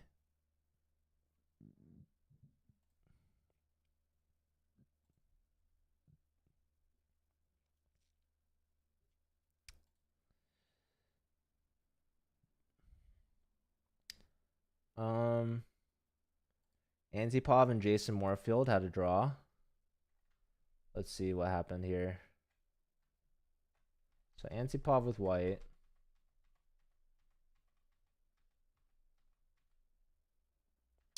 Ooh. Computer hates this. Knight to g4. Wait, g. Oh, attacking this. I still don't. Oh, and then what? Wait. How is knight g4 so good? Knight g4. Does anyone see what's happening?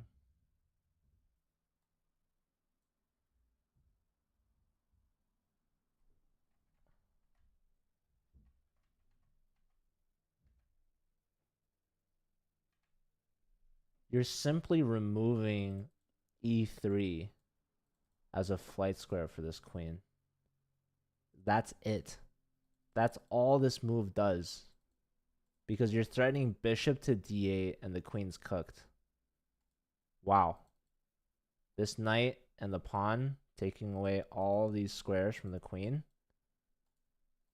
That's a hard miss. Or not, that's a hard move to find. Bishop d8 here. Okay. All right. So that was not played.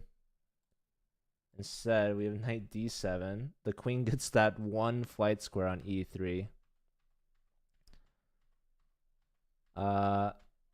And then we, again, Jason's winning. Take care, Bala. Thanks for being here. Takes here, and the move is knight f3 or this. Now there's only one move here. It's knight c6. Knight c6. I mean, I don't fully understand. Anything else is mate for white. But apparently, oh, knight c6 just defends the rook and the mate. Oh my goodness. Knight c6 played, pawn push, and now there's queen takes e5. Somehow that works. Queen takes e5. So queen e5 was missed, but queen e5 takes king h2, bishop g1, king h3. If you go down, that's a discovery. So king h3, rook d3, bishop block, bishop d4. This is just not easy to play. This is just wild. But black is winning here. Like somehow. But okay. Yeah, they just settle on a draw. Crazy game from these two. Whew. Okay. Let me make sure I'm keeping an eye on the game start. So round 10. Round 9 still being scored.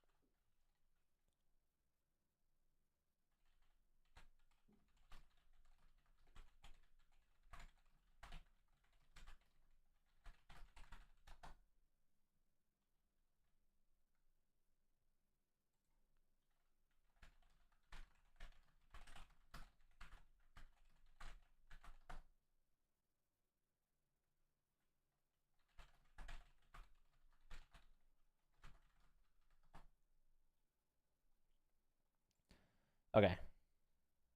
How are the team standings looking? Webster now 2.5 points ahead of Mizzou. Dallas in third. But yeah, I don't see anyone's catching Webster. If I'm being honest. Total standings, we have Gladura, who had that huge upset win against against Oparin. So he's sole first with 8 points, and his teammate Aram Hakobian in sole second with 7.5. So yeah, Oparin, man, he got his king and queen forked in a time scramble, and he was winning. Brutal end to that. He was playing so well until the end. But yeah, Webster, I mean, that's some big points. And you have Andrew Hong back in the mix. He's in third place, ahead of Oparin on tie breaks. Let's see, how many players? 1, 2, 3, 4, 5, 6 players with 7 out of 9, including Titus and Jason Moorfield and Andrew Hong. 3 non-scholarship players in the mix. So those 3 tied for third. The only player not from a scholarship school besides those 3, the next one is University of Washington woman FIDE master Minda Chen in 25th place. And then next would be Nakul Ramaswamy in 32nd place from University of Connecticut. We got Skylar Tong from Vanderbilt below Nakul. So yeah, I mean, this is very much dominated by the top schools. Only a handful. All right, next round underway. We've got Gladura versus Antipov. This is Mizzou versus Webster. Antipov from Mizzou, Gladura from Webster. So yeah, this is top board. Gladura, 8 out of 9. Only 1 loss so far to Anthony He. Antipov is in 6th place. So Gladura took down Oparin. Can he take down Mizzou's board too? What are scholarship schools? So in the US, there are 6 schools that have chess teams, like actual legitimate, those players are there on a scholarship to play chess.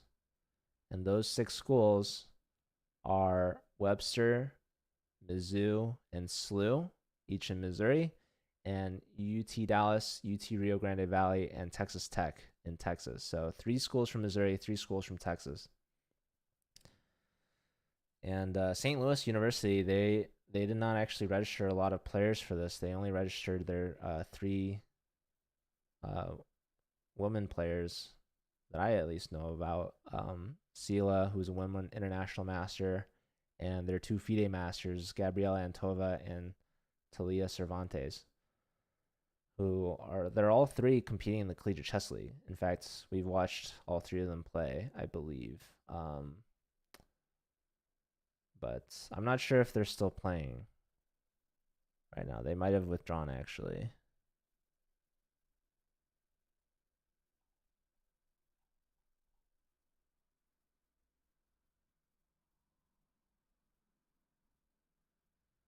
And my apologies if they're still playing, and I just haven't been seeing them. I think they're still playing. Yeah, it looks like they're still in. Anyways. Okay, so what is this, round 10? Yeah, this is round 10 of 12. So 3 rounds remaining, 3 rounds to go. And we're making great pace here, folks. We're making great pace. We were originally set to end past 3 o'clock. It's only 1 o'clock to play 3 Blitz games. I mean, we're doing great. Shout out to Judith running this. If you guys are in that Zoom call with Judith, if you guys are playing, first off, you shouldn't be listening. Let me just be clear. Probably you shouldn't be listening, right? You should be muting this while you're playing. But be sure to thank Judith on your way out before you go. Okay. All right. So board one, Antipov. Can he put a stop to Gladura? Gladura getting that knight fork on Oparin's king and queen. Not giving up on the play, by the way. Playing to the bitter end and being rewarded for it with a huge fork. So shout out to Gladura leading this awesome Webster team. Speaking of which, there's also oh wow, Talia got a huge dude. Is Talia just like, was it Begim that crushed the first game? I mean, yeah, these players are. Wait, this game ended so quickly too. Nice find there from Talia. Knight here, big blunder, lead into a big fork, and resignation. All right, we've got the two non-scholarship players playing against each other, Jason and Andrew Hong. Jason Moorfield from Virginia, Andrew Hong from Brown. Jason, captain of the CCL team. Andrew Hong, hopefully to join next season, which starts in January, by the way. So we only have 2 weekends left of the fall season. So it's wrapping up quickly with just playoffs. Today's the last day of the regular season, by the way. We've got a couple matches still left to be played that have been rescheduled. But wrapping up soon. Okay, knight's coming in. Where's that knight going, though? F4 asks that question. Andrew says, it's not going anywhere. I'm gonna pin your knight to your queen. If you take my knight, pawn takes back. I'll get that piece back. Don't you worry about me. So Jason says, all right, well, I'll get the queen out of the pen. And now your knight's got to move again, right? So you can't go to c6 because then I'll take you, right? With devastating fork. And if you don't go there, well, you're going to get forked nonetheless. So this is looking great for Jason. He doesn't even want it. He says, I'm going to fork you here or here. I have multiple forks. So, yeah, I mean, Jason's just so good at Blitz. Jason is doing great. So now the computer wants h6. Jason doesn't even care about the exchange. He just pushes through. Knight takes. Hits the rook. Rook pins the knight, though, to the queen. This is a little awkward now. This is a little awkward. This is the best move, but it's not obvious to me, like, at all. Take.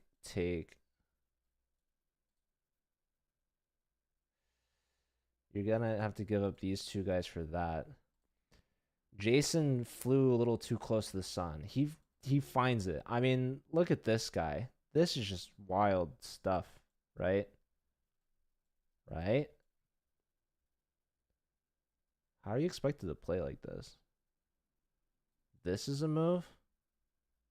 No, he trades, and now he's in a predicament, as I'd like to say. He's just straight up losing the piece.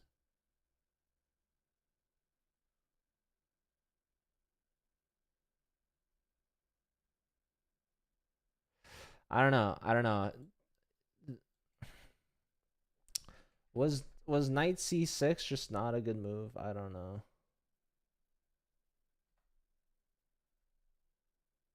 Here it really likes h. I mean, yeah, knight c6. Why not? e6 is third best, but here you get yourself into this weird pin. He finds bishop e5, but he doesn't find the rook ab1. And now he's in a time scramble, and he's not doing too hot. So it's even pawns, even material. But the question is, who's safer? And it looks like Black's king is safer. We're having this trade. Yeah, he's losing a pawn. He's maybe losing another pawn. No, king up, hits the bishop. Bishop's got to go back, and does so. Yeah, man, this game was looking really exciting for Jason, and then he just kind of got himself into a pickle. So that happens. All right, maybe we look at top board again. All right, looking good for Antipov. He's about to promote. There's no more checks. Glodura is going to run out of time. There's a move. There's a nice little block. Bishop takes. Queen offers a trade. Still fighting. Still no more checks. That's a mate threat. Bishop covers that now. Check. Queen check. No, takes here. Here. Check. Gotta watch out. 2 seconds. Antipov. He brings the queen back. He wants to shelter the safety. He doesn't want to give up perpetual or checkmate. Whoa! Oh my gosh! What's happening? He's got 1 second. He's mated. Wait. Oh, what was missed? Oh my god. This is wild. These players don't have enough time, dude. They don't have enough time. Oh my word. Look at how wild this is. 2 queens versus queen and bishop. I mean, absolutely incredible stuff. Why not just queen c2, dude? You go, okay. So it's like, how are you not mated, right? Takes here, check. Here. And literally there's only one move here, and it's queen e7. Queen e7, only move. Queen check here, and now f6 is a draw. F6 is a draw somehow. I don't know how. Here messes it up. This, oh my god, queen e1's mating one. Oh my goodness. Dude, if Glodura did that against both Mizzou players, could you imagine? That's stuff of legends. He would have been the Mizzou Slayer to take down both Oparin and Antipov, win losing to both of them. Incredible. All right. F5 looks like it gives it a pawn, but the king moves with a discovery. So this is a dead even Steven position. The question though is, can Black push, because they're getting the H pawn. They do be looking like they're getting that H pawn though. Okay. White's getting the E pawn, but the H pawn. Push, check, king down, rook up. Looking to win this rook, by the way. There's a check, king down. You don't want to push. That blunders. You got to save the rook. Rook check and check would have won the rook. So there's a race going on right now, folks. And it looks like Black is faster, but it's still very drawish. So you cannot take this pawn because of the skewer. But you also can't promote this pawn. So rook goes here. This is essentially a draw offer saying, you take me, I'll take you. Check. King, I mean, push. Rook here. I don't know, guys. Someone's trying to lose this game, and I don't know who it is. Okay, another draw offer. They're not doing it. Let's look at Sorokin versus Vinay. Oh my god, dude. I've seen this too many times. I'm pretty sure like White's gonna win this, right? I mean, look at the king. Oh my god, White missed something. I'm sure. The computer told me so. Oh, the king's squeaking out. The king is squeaking out. What the heck are we doing, folks? What are we doing? Why we had the king back there? Oh, that just draws immediately. Oh, what did white miss? What did white miss? Right here, blunder. Blunderville analysis.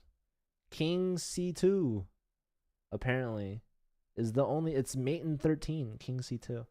Would you guys have found this? King C2? Because if the king goes here, we have fork. King A1, we have King C1. King A2.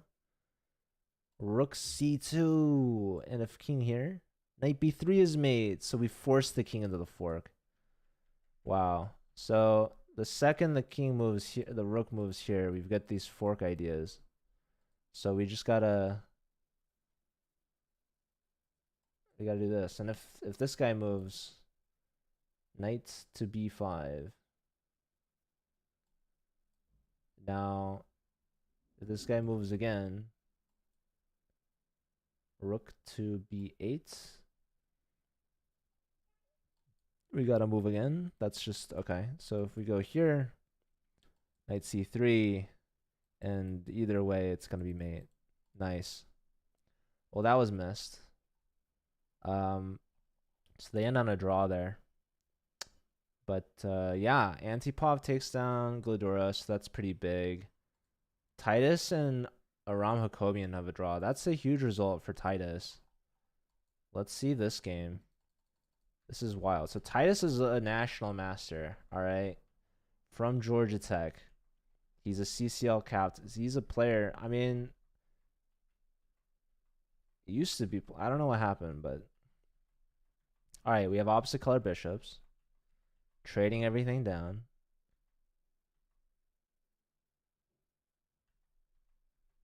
Clipped? Which clip did you make?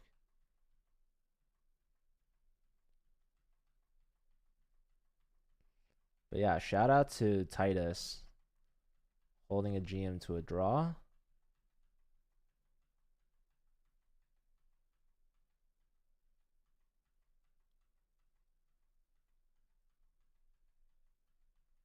Yeah, just draw. All right. Oh my god. So many moves.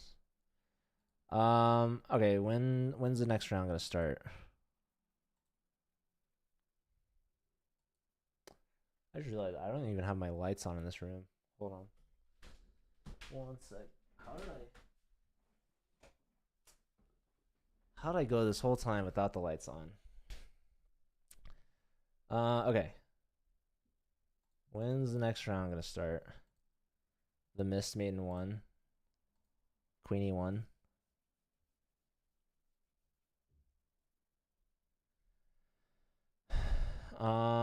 Okay, so let me look at team standings. Oh my god, Mizzou is a half point behind Webster. Webster dealing with some point loss in that last round. Obviously, Mizzou Antipov beating Glidura is huge.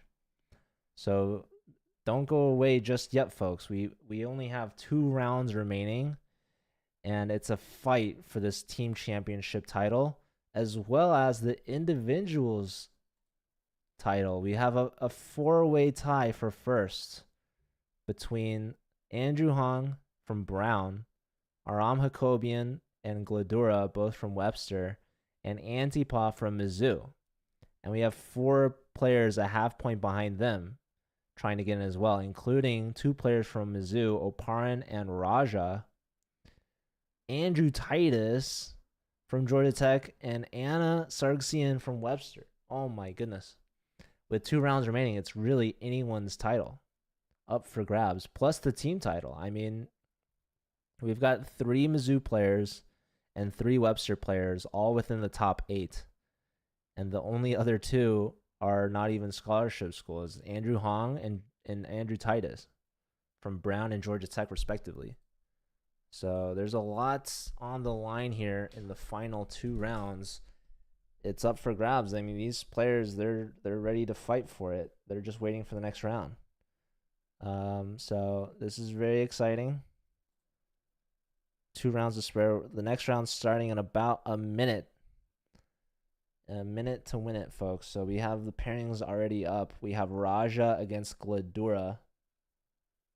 We have Hakobian versus Antipov. That's a big one. Andrew Hong versus Anna Sargsyan. Oparin versus Andrew Titus. Those are the top 4 boards. We're going to be keeping an eye on those 4 because I imagine one of those players is going to take away the title. And that has huge team implications as well for the Mizzou-Webster matchup. Only a half point behind. So we really want to keep our eyes on Hakobian versus Antipov, as well as Raja versus Gladura. I mean, those are 2 direct points between each schools. Andrew Hong versus Anna Sargsyan is going to be big too, because if Hong can get the win, which I think is expected, that's going to hold Webster back a bit. And Oparin versus Titus, I mean, I got to put my money on Oparin.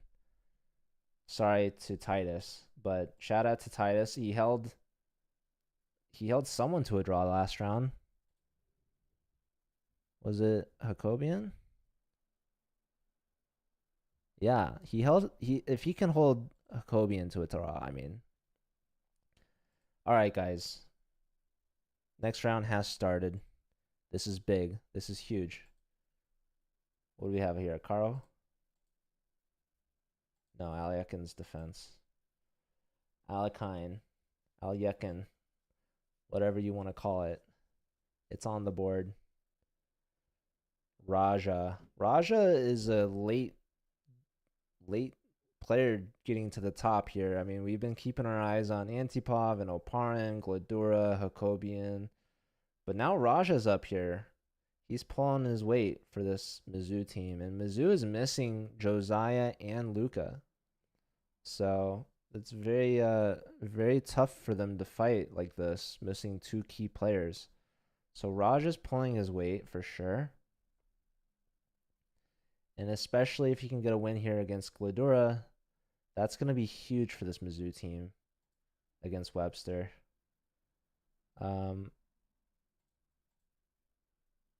Let's check on board 2. We've got Hakobian versus Antipov. Antipov with black, so that's good for Webster. And yeah, I mean, was it Gladura that missed the main one against Antipov? Dude, Gladura, yeah, no, these have been some crazy games. Shout out to all the players playing. This has been great entertainment. No matter what happens at the end of these last 2 rounds, this has been a lot of fun. And I'm glad that we're doing this. So let's see who's going to close this out and win.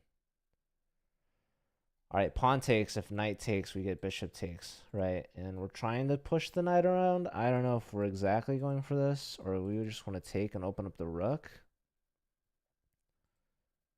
So queen out. Are we threatening to close this? Okay, so f5 on the board, followed by e4. Saying, go ahead and take me, I'll take you. But white gets a check. They take in here. Gonna have to distract the queen, putting themselves into a pin. And that's gonna win a pawn for white. So e4, perhaps a questionable move from Antipov. He's thinking now offering a queen trade. Antipov has seen enough. These pawns aren't great for white, but white is up a pawn.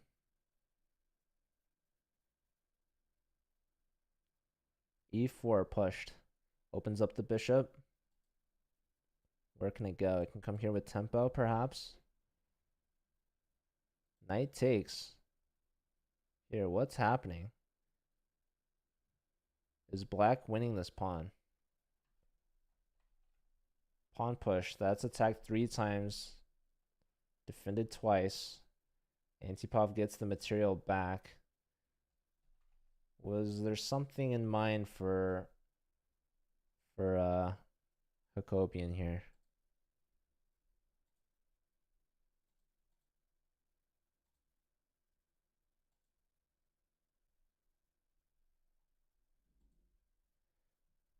He's not moving too quickly, so I think that might have been a miss, but I'm not sure. So that's looking good for Antipov. Let's check back in with Raja. Raja has the white pieces here. His bishop's not good, and that renews back rank issues. So he's trying to make some space. He's trying to maybe break out a bit, but this isn't really threatening anything for whites. Good place for the rooks to be for both sides. Strong bishop, right? Bishop pair for white. Both players at a minute and a half. Let's check on Anna. What's up, Gerbs? Oh my god, rook sack. Oh my god. Andrew Hong is mopping up here. Queen check. I mean, he's going to get the knight back. He's maybe going to take... I don't know. This is just kind of more or less GG. The king has to go here. Yeah, and the king doesn't want to go there, for those of you that are wondering. Where's the knockout, though? Can someone answer me this? Where's the dub? Can we do slow motion replay? Rook in, both rooks in, queen in, and rook sack. Queen takes, queen check, king up. If the king went here, for the record, rook mate, back rank mate, ladder mate. So king has to go here. King is leading the army of the heavies, but I don't think the king wants to be here. And I love that Andrew sacks and figures it out later. He doesn't know. He's not playing the mate right now because he hasn't seen it yet. But he knows intuitively that the rook sacrifice is so strong and so good. He doesn't take the knight. He plays bishop check. So he's got 3 pieces here. Black has 4 pieces, but the king is safe. These pieces are horrible. The king is mated. It's a forced mate in 8. And rook f6 check was the best. Bishop takes f5 was second best. It's a difference between mate in 8 and mate in 9. So, yeah, this guy is a grandmaster. He's playing on intuition right now. He just knows it's good. Black, meanwhile, there's no moves. There's no moves. Best move recommended for mate in 8, queen d7. Is that move crossing anyone's mind right now? Absolutely not. Unless your name is Stockfish. So, yeah, that's going to be a loss for Anna. Awesome game from Andrew Hong. We have a result. Victor Gajic getting a point against Nakachuk. That's Raul. How's Oparin doing against Titus? I guess the question could also be, how's Titus doing against Oparin? So we have opposite color bishops, which is kind of good for Titus. Titus is he's hanging in here. Bread and butter with these opposite color bishop rook and pawn in games, like playing for a draw or playing for tricks. Titus low on time though. The blunder ability is high. Look at how double isolated all these pawns are for Titus. He's trying to keep things as close as possible. Oparin's going to try to push this as much as possible. I mean, this guy, he's not going to settle for a draw that easily. So, but the question is, how do you push? How do you draw? Even I mean, okay, how to draw is fairly easy, but how to win is the key. Don't worry, Gerbs, you'll get the points back. All right, so is there a breakthrough somewhere? Is there going to be a sacrifice? Something. Time pressure, maybe. Victor Matvishin wins against Druska. Andrew finished this one out. If we wanted to see how this one closed. Queen takes. Rook check. Bishop check. GG. All right. Oh. Raja goes down to Gladura, which may have been the expected results. So yeah, really bad bishop. Oh my god, Raja's crushing. Wait, did he flag? Raja flagged and he was crushing. Oh my gosh. Antipov beats Jacobian. I'm like missing all the action. Yeah, Antipov crushed this game. Poor Raja though. Oh my god. I'm watching like this crazy draw when I should be watching the action. How's Brodsky doing against Sorokin? Dude, I can't believe Raja flagged. That was so disappointing. That cancels out Antipov's win against Webster. But Anna did lose to Andrew Hong. But Oparin and Titus, I mean, this is another. Is there progress being made? Oh, Oparin, is he breaking through? He missed Bishop B5. Apparently. Check. D7. D7. D7. Rook here. Rook. This is saying rook C6. I would play rook E6, but you know. Wow. So Oparin breaks through finally. And that's going to be good for Mizzou. But they really missed their opportunity. They really missed it with Raja. I mean, they would have easily leapfrogged over. Check. What happens if you take this? Rook here, I guess. Here. Where's your breakthrough? Pawn push. Boxes out the bishop. Rook here and here. Oh, takes. Here, takes. Yeah, Oparin's mopping up. Oparin's going to clean this one up. So Titus held on for as long as he could. But not long enough. This pawn's going to go. Up the extra pawn and bishop. Should be clean enough. We have resignation. All right, so Mizzou gaining some ground against Webster. Is it enough? This would have been a huge win. I mean, it's not so clear, but definitely advantage white. Here it says F3 advantage black, and by a lot. But that was missed. Rook here, and he gets flagged. So maybe Raja was worried about this. And this is actually kind of an awkward move, right? Because you would love to have the discovery against the queen and the king, but the problem is your rook is just not defended. So here, best is to take, which isn't too intuitive. You're opening up your king. But let's look at this tactic here. F3. King G1. G4, clearing this. So queen E1. Rook D7. Our king just gets entombed. If we take this pawn, now the only move, rook E7. And yeah, there's really nothing. There's really nothing. The queen's actually just, if we go here, G4, only move. If this, queen H3, yeah, and rook E1. Brutal. So it wasn't too crazy. Raja flagged, I suppose. It's a very complicated position, no time. Okay, what does that do for the standings, folks? What does that do? That was the 11th round. One final round to go. There's a four-way tie for first. We've got Andrew Hong from Brown, Jacobian and Gladura from Webster, and Antipov from Mizzou. So, and I feel like Antipov's played both Webster guys.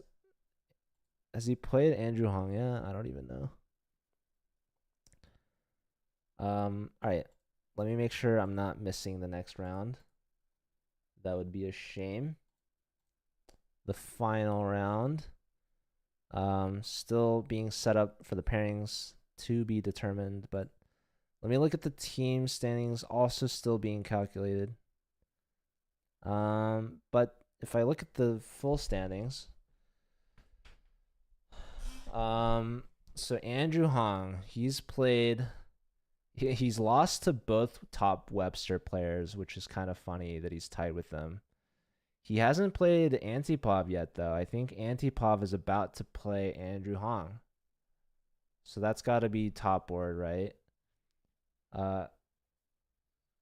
Right? I mean, Antipov.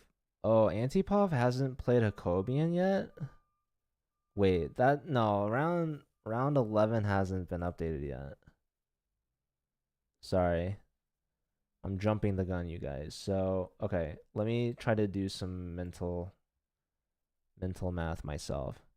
So there was a four-way tie. Andrew Hong won. Did Hakobian win? Gludura won. So, oh, updated. Okay, so three-way tie for first with Andrew Hong, Gludura, and Antipov. So yeah, Hakobian is not in the top. Well, he's fifth. Oparin is sole possession of second place with 8.5.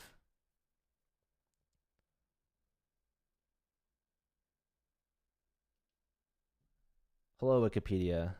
Why aren't you playing? The world wants to know. All right, with the last round to go, we're still doing pairings. Team standings has been updated. Mizzou's still a half point behind. They're a half point behind Webster. So this is huge. With one final round to go, can Mizzou catch Webster? Can they do it? What do they need? So for first place, I think it's still probably going to be Antipov versus Andrew Hong. And who Gludura plays against, I don't know. Who's in fifth? No, he can't play fifth. He might have to play Ivan. Yeah, from Dallas. Okay. I'm too excited to wait. I have to know immediately. Last round, guys. Let's do a prediction. A really quick prediction. Who's going to win the team championship? Mizzou or Webster?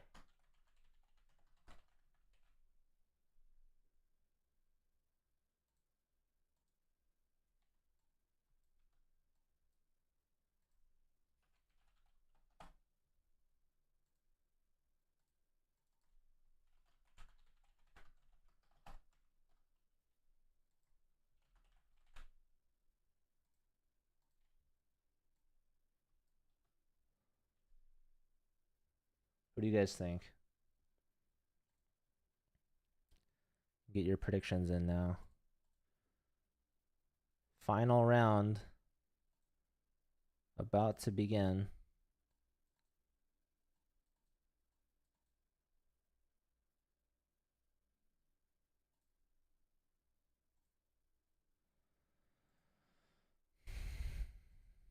Still finalizing everything.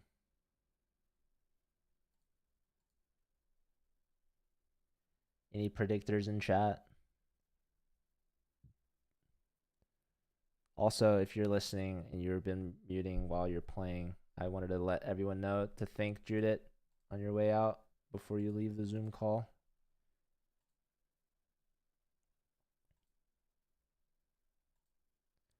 All right, pairings are updated. So it's Gludura versus Gajic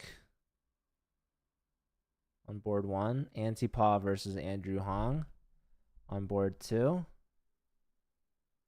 Brodsky versus Oparin on board 3. Conan versus Hakobian on board 4. The big one is Raja versus Anna Sargsyan, Mizzou versus Webster. So That's Mizzou's board 3 against Webster's board 4. Oh man. Webster also has Harsha versus Anthony He from University of Washington. So yeah, who's Mizzou's fourth board? Is it Big Game? Big Game's at 6.5. How is it so close between these two? How is it only half a point difference? Schedule conflicts for the early rounds, got it. Well, hope you'll be able to make it next year.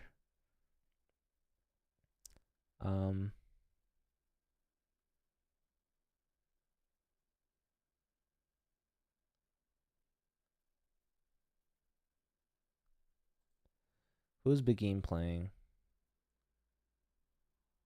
Big Game is playing against Nathaniel Moore from Texas Tech. But she's the favorite in that one. So, what needs to happen? Mizzou needs to get a half point more than Webster.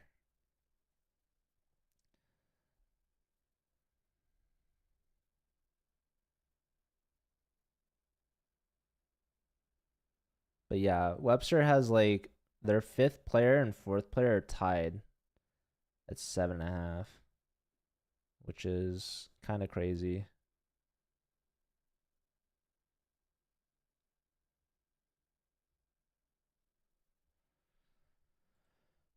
Okay, so it should start in 2 minutes.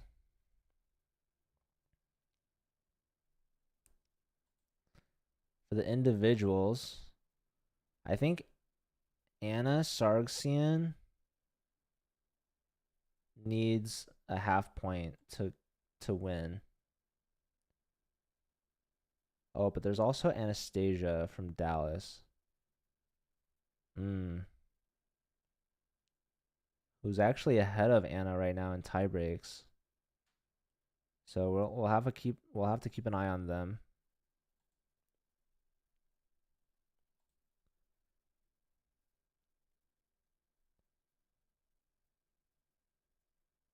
Yeah, it's tough for Anna Sargsyan though. She's got a grandmaster to play against. Who is Anastasia playing against? Anastasia's playing against Titus. Yeah, that definitely favors Anastasia. No offense to Titus.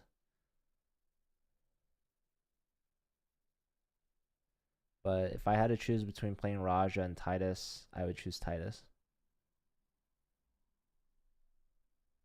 And I think Begim is kind of out. Unless Begim could win and both Anna and Anastasia could lose and they would have a three-way tie for first, but there are still tiebreakers. But we'll see. Titus is a strong guy. I mean, he almost drew against Oparn. He did draw against I forgot who he drew against. Was it Jacobian? Yeah. All right, round 12. Final round underway. Here we go, folks. This is board 1. Gajic with the black pieces against Gladura from Webster with white. Gajic from UTRGV.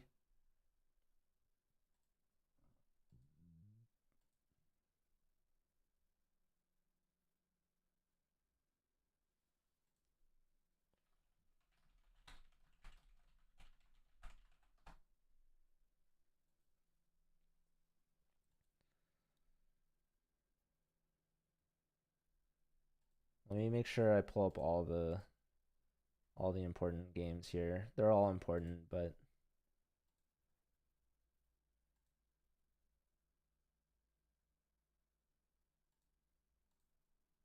this one's really important. This one's important for Anastasia to try to pass Anna, who's playing Raja. Here's Harsha from Webster playing against Anthony from UWash.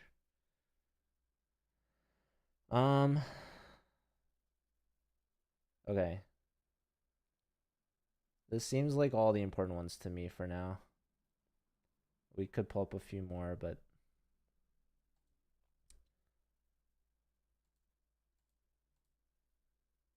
okay. So keep an eye on board one. I mean, this game is so fast already.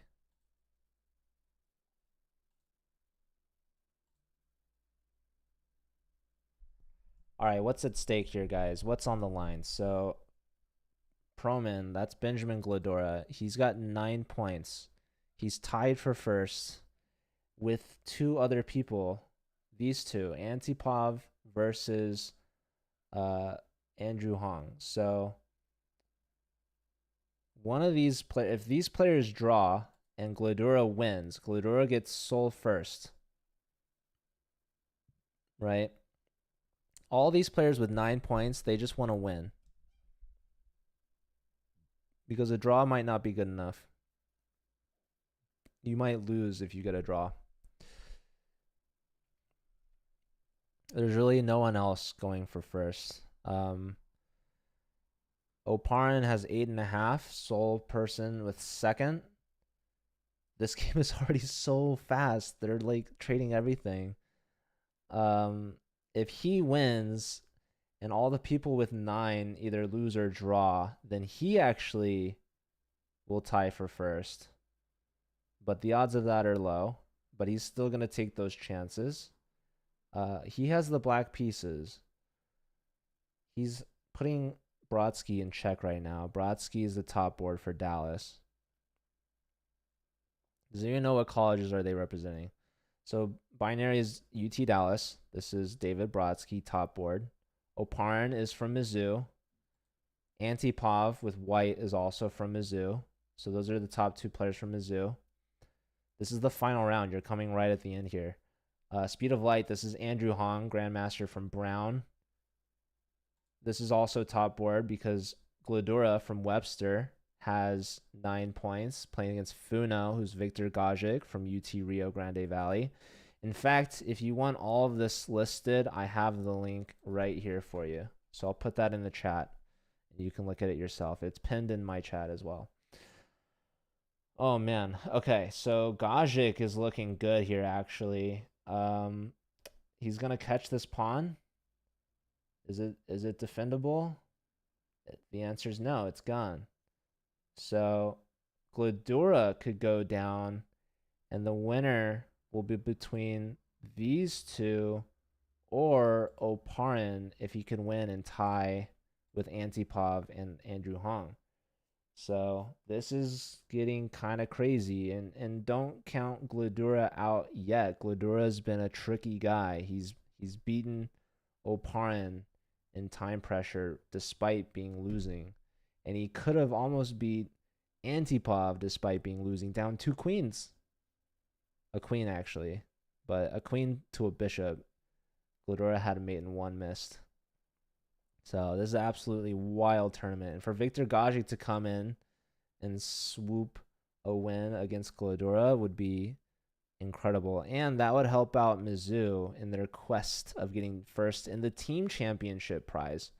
It's not just individuals titles on the line. It's also the team titles on the line. So there's a lot of action going on here. The Mizzou's coach probably keeping an eye on this game, hoping for the best. So we'll keep an eye on this. I mean, black is looking great. Hunkering down here. Rook here. What's the computer thinking? Knight D2, it loves.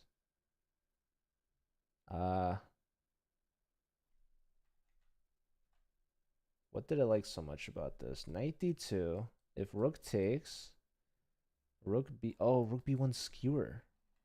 Wow. Okay, so that was missed. That was missed. But still good for black. Still good. Oh my god. Titus already won? No shot, dude. No shot. Titus crushed this game with the white pieces.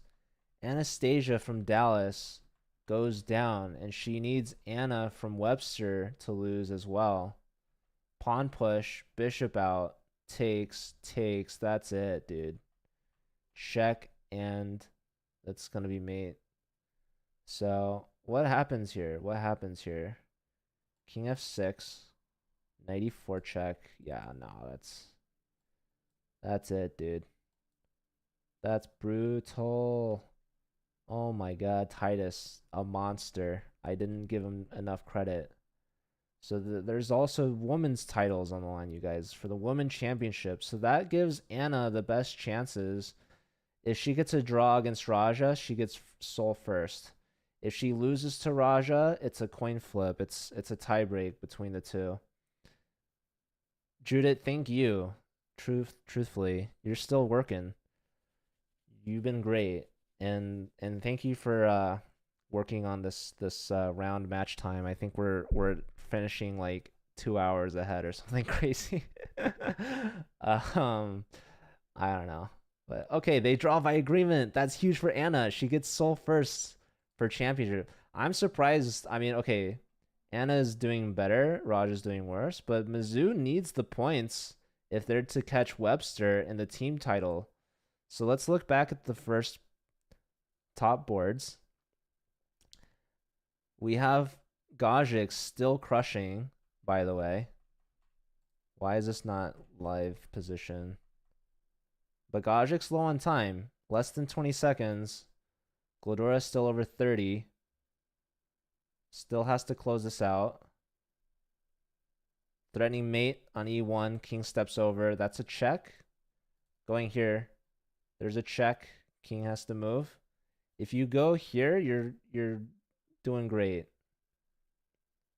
Because the rook is tied down to the bishop. So, okay, alleviating the pressure on the bishop. Threatening this. Pawn push. Computer likes pushing. Yeah, these are two passed pawns. That's a threat. That's a check. King goes up. You can push this. No, rook a1. There's no way Gajic throws this, right? That's how you that's how you curse a player. Classic commentator's curse.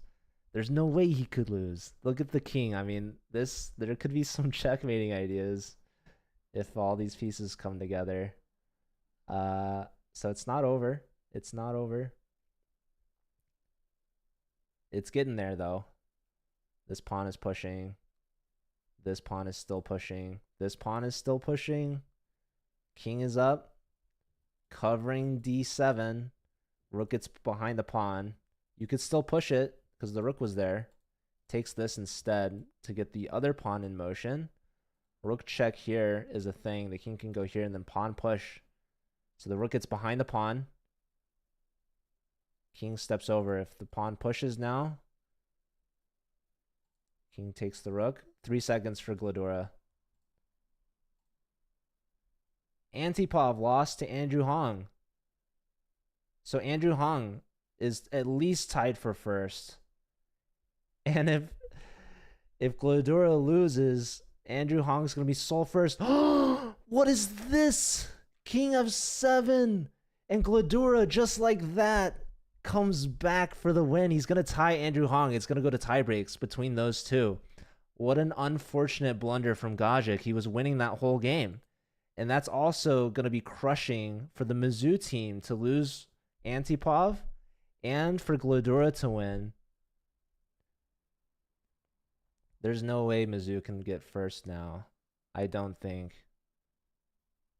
I just don't see it. Harsha did lose for Webster, though. Oparn versus Brodsky. Oparn's pushing for the win. He should be able to convert this. He's got all... It's the 3 pawns versus the bishop. There's a check. Try to get the bishop out. Pawns pushing. More pawns pushing. Should just about do it. Rook d3 was weird, though. No, just sack here. Yeah, the pawns are just better than the rook. We should see resign soon. But even if Oparn gets the point, it's not going to be enough. Oparin's at 9.5, but he's a half point behind the leader. So let's look at Oparin's teammate here.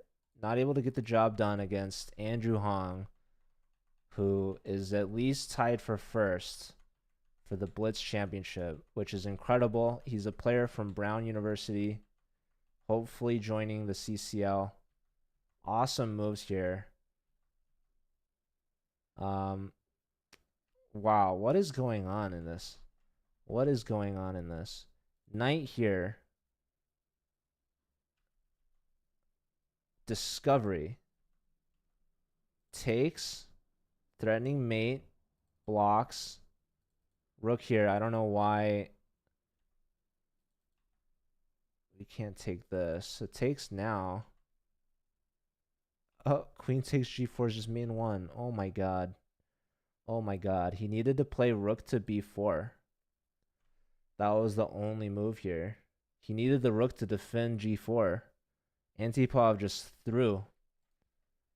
Oh my goodness. What is going on? Any games left?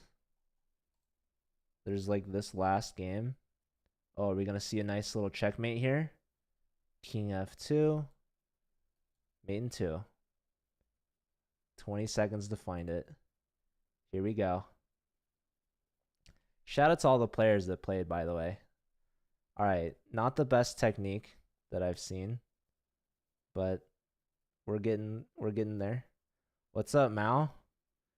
Good to see you, dude. Winning first or tying for first as a freshman might be a first for this event. We might see a draw. I'm not gonna lie.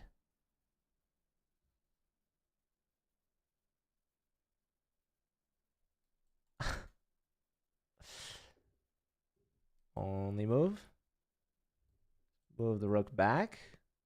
Actually, this might get to here. No. Okay, mate in 2. Is he gonna... He has to see it. There it is. Let's go. Well done. Last game of the tournament.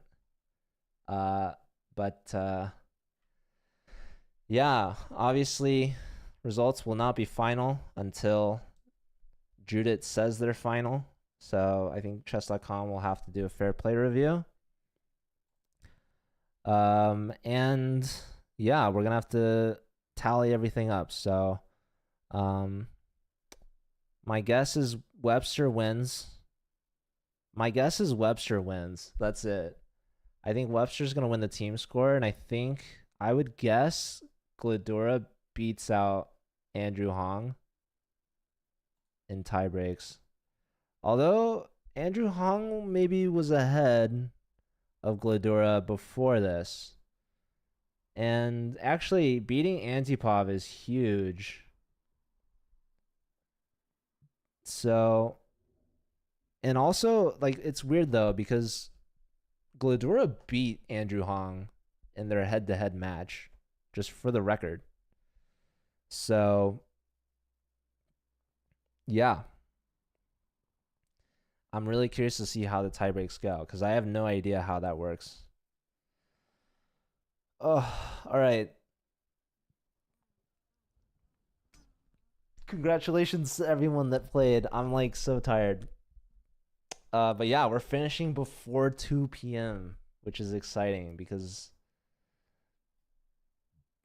like the last round was originally scheduled to start at 3. So this feels great. I hope the schedule change worked out for everyone. But ultimately, you guys, we had a lot of fun. There was 12 rounds of Blitz. A lot of strong, talented players from a lot of strong and talented teams come together and play for this one day. And that really concludes the U.S. Rapid and Blitz Championship for 2023.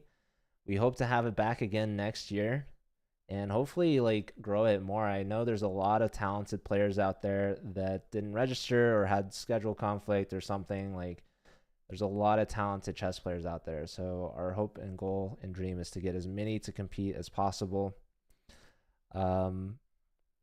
Obviously, Webster and Mizzou showed up today fighting for first. Mizzou and UTRGV co-champions for the Rapid. So we'll have to see how it plays out here for the Blitz. But I do believe Webster should hold on. They're a half point ahead of Mizzou. From what I can see, at least. But yeah, big shout out to both Gladura and Andrew Hong getting 10 points out of 12. Really close. And also shout out to Anna Sargsian from Webster with 8 points out of 12. That's got to be the top women's prize. So congratulations to her. A half point ahead of Anastasia, who got checkmated by Andrew Titus from Georgia Tech. So yeah, lots of awesome chess watch today. So thanks everyone for playing. I hope you guys had as much fun as I did. And we will see you guys next time. So keep an eye out. Collegiate Chess League playoffs starting next weekend. The season for the regular season is ending today. So there's still a couple matches being played here or there, but we're going to try our best to get all the checks in and get the pairings out for playoffs. Lots of money on the line, $25,000 this season with another $25,000 next season. So that, keep an eye out for January, should be when registration is going to be required. But yeah, for now, have a great rest of your Sunday. Take care of yourselves. We're going to head out, and I'll see you all next weekend, I guess. Or we might have our college chess podcast episode. I still have to figure that out. But yeah, that's it for me. I'm going to head out. I'll see you guys. Stick around for a raid. We'll send you all somewhere. But yeah, thanks again for playing, for watching, and congratulations to the teams and the players. All right, take care.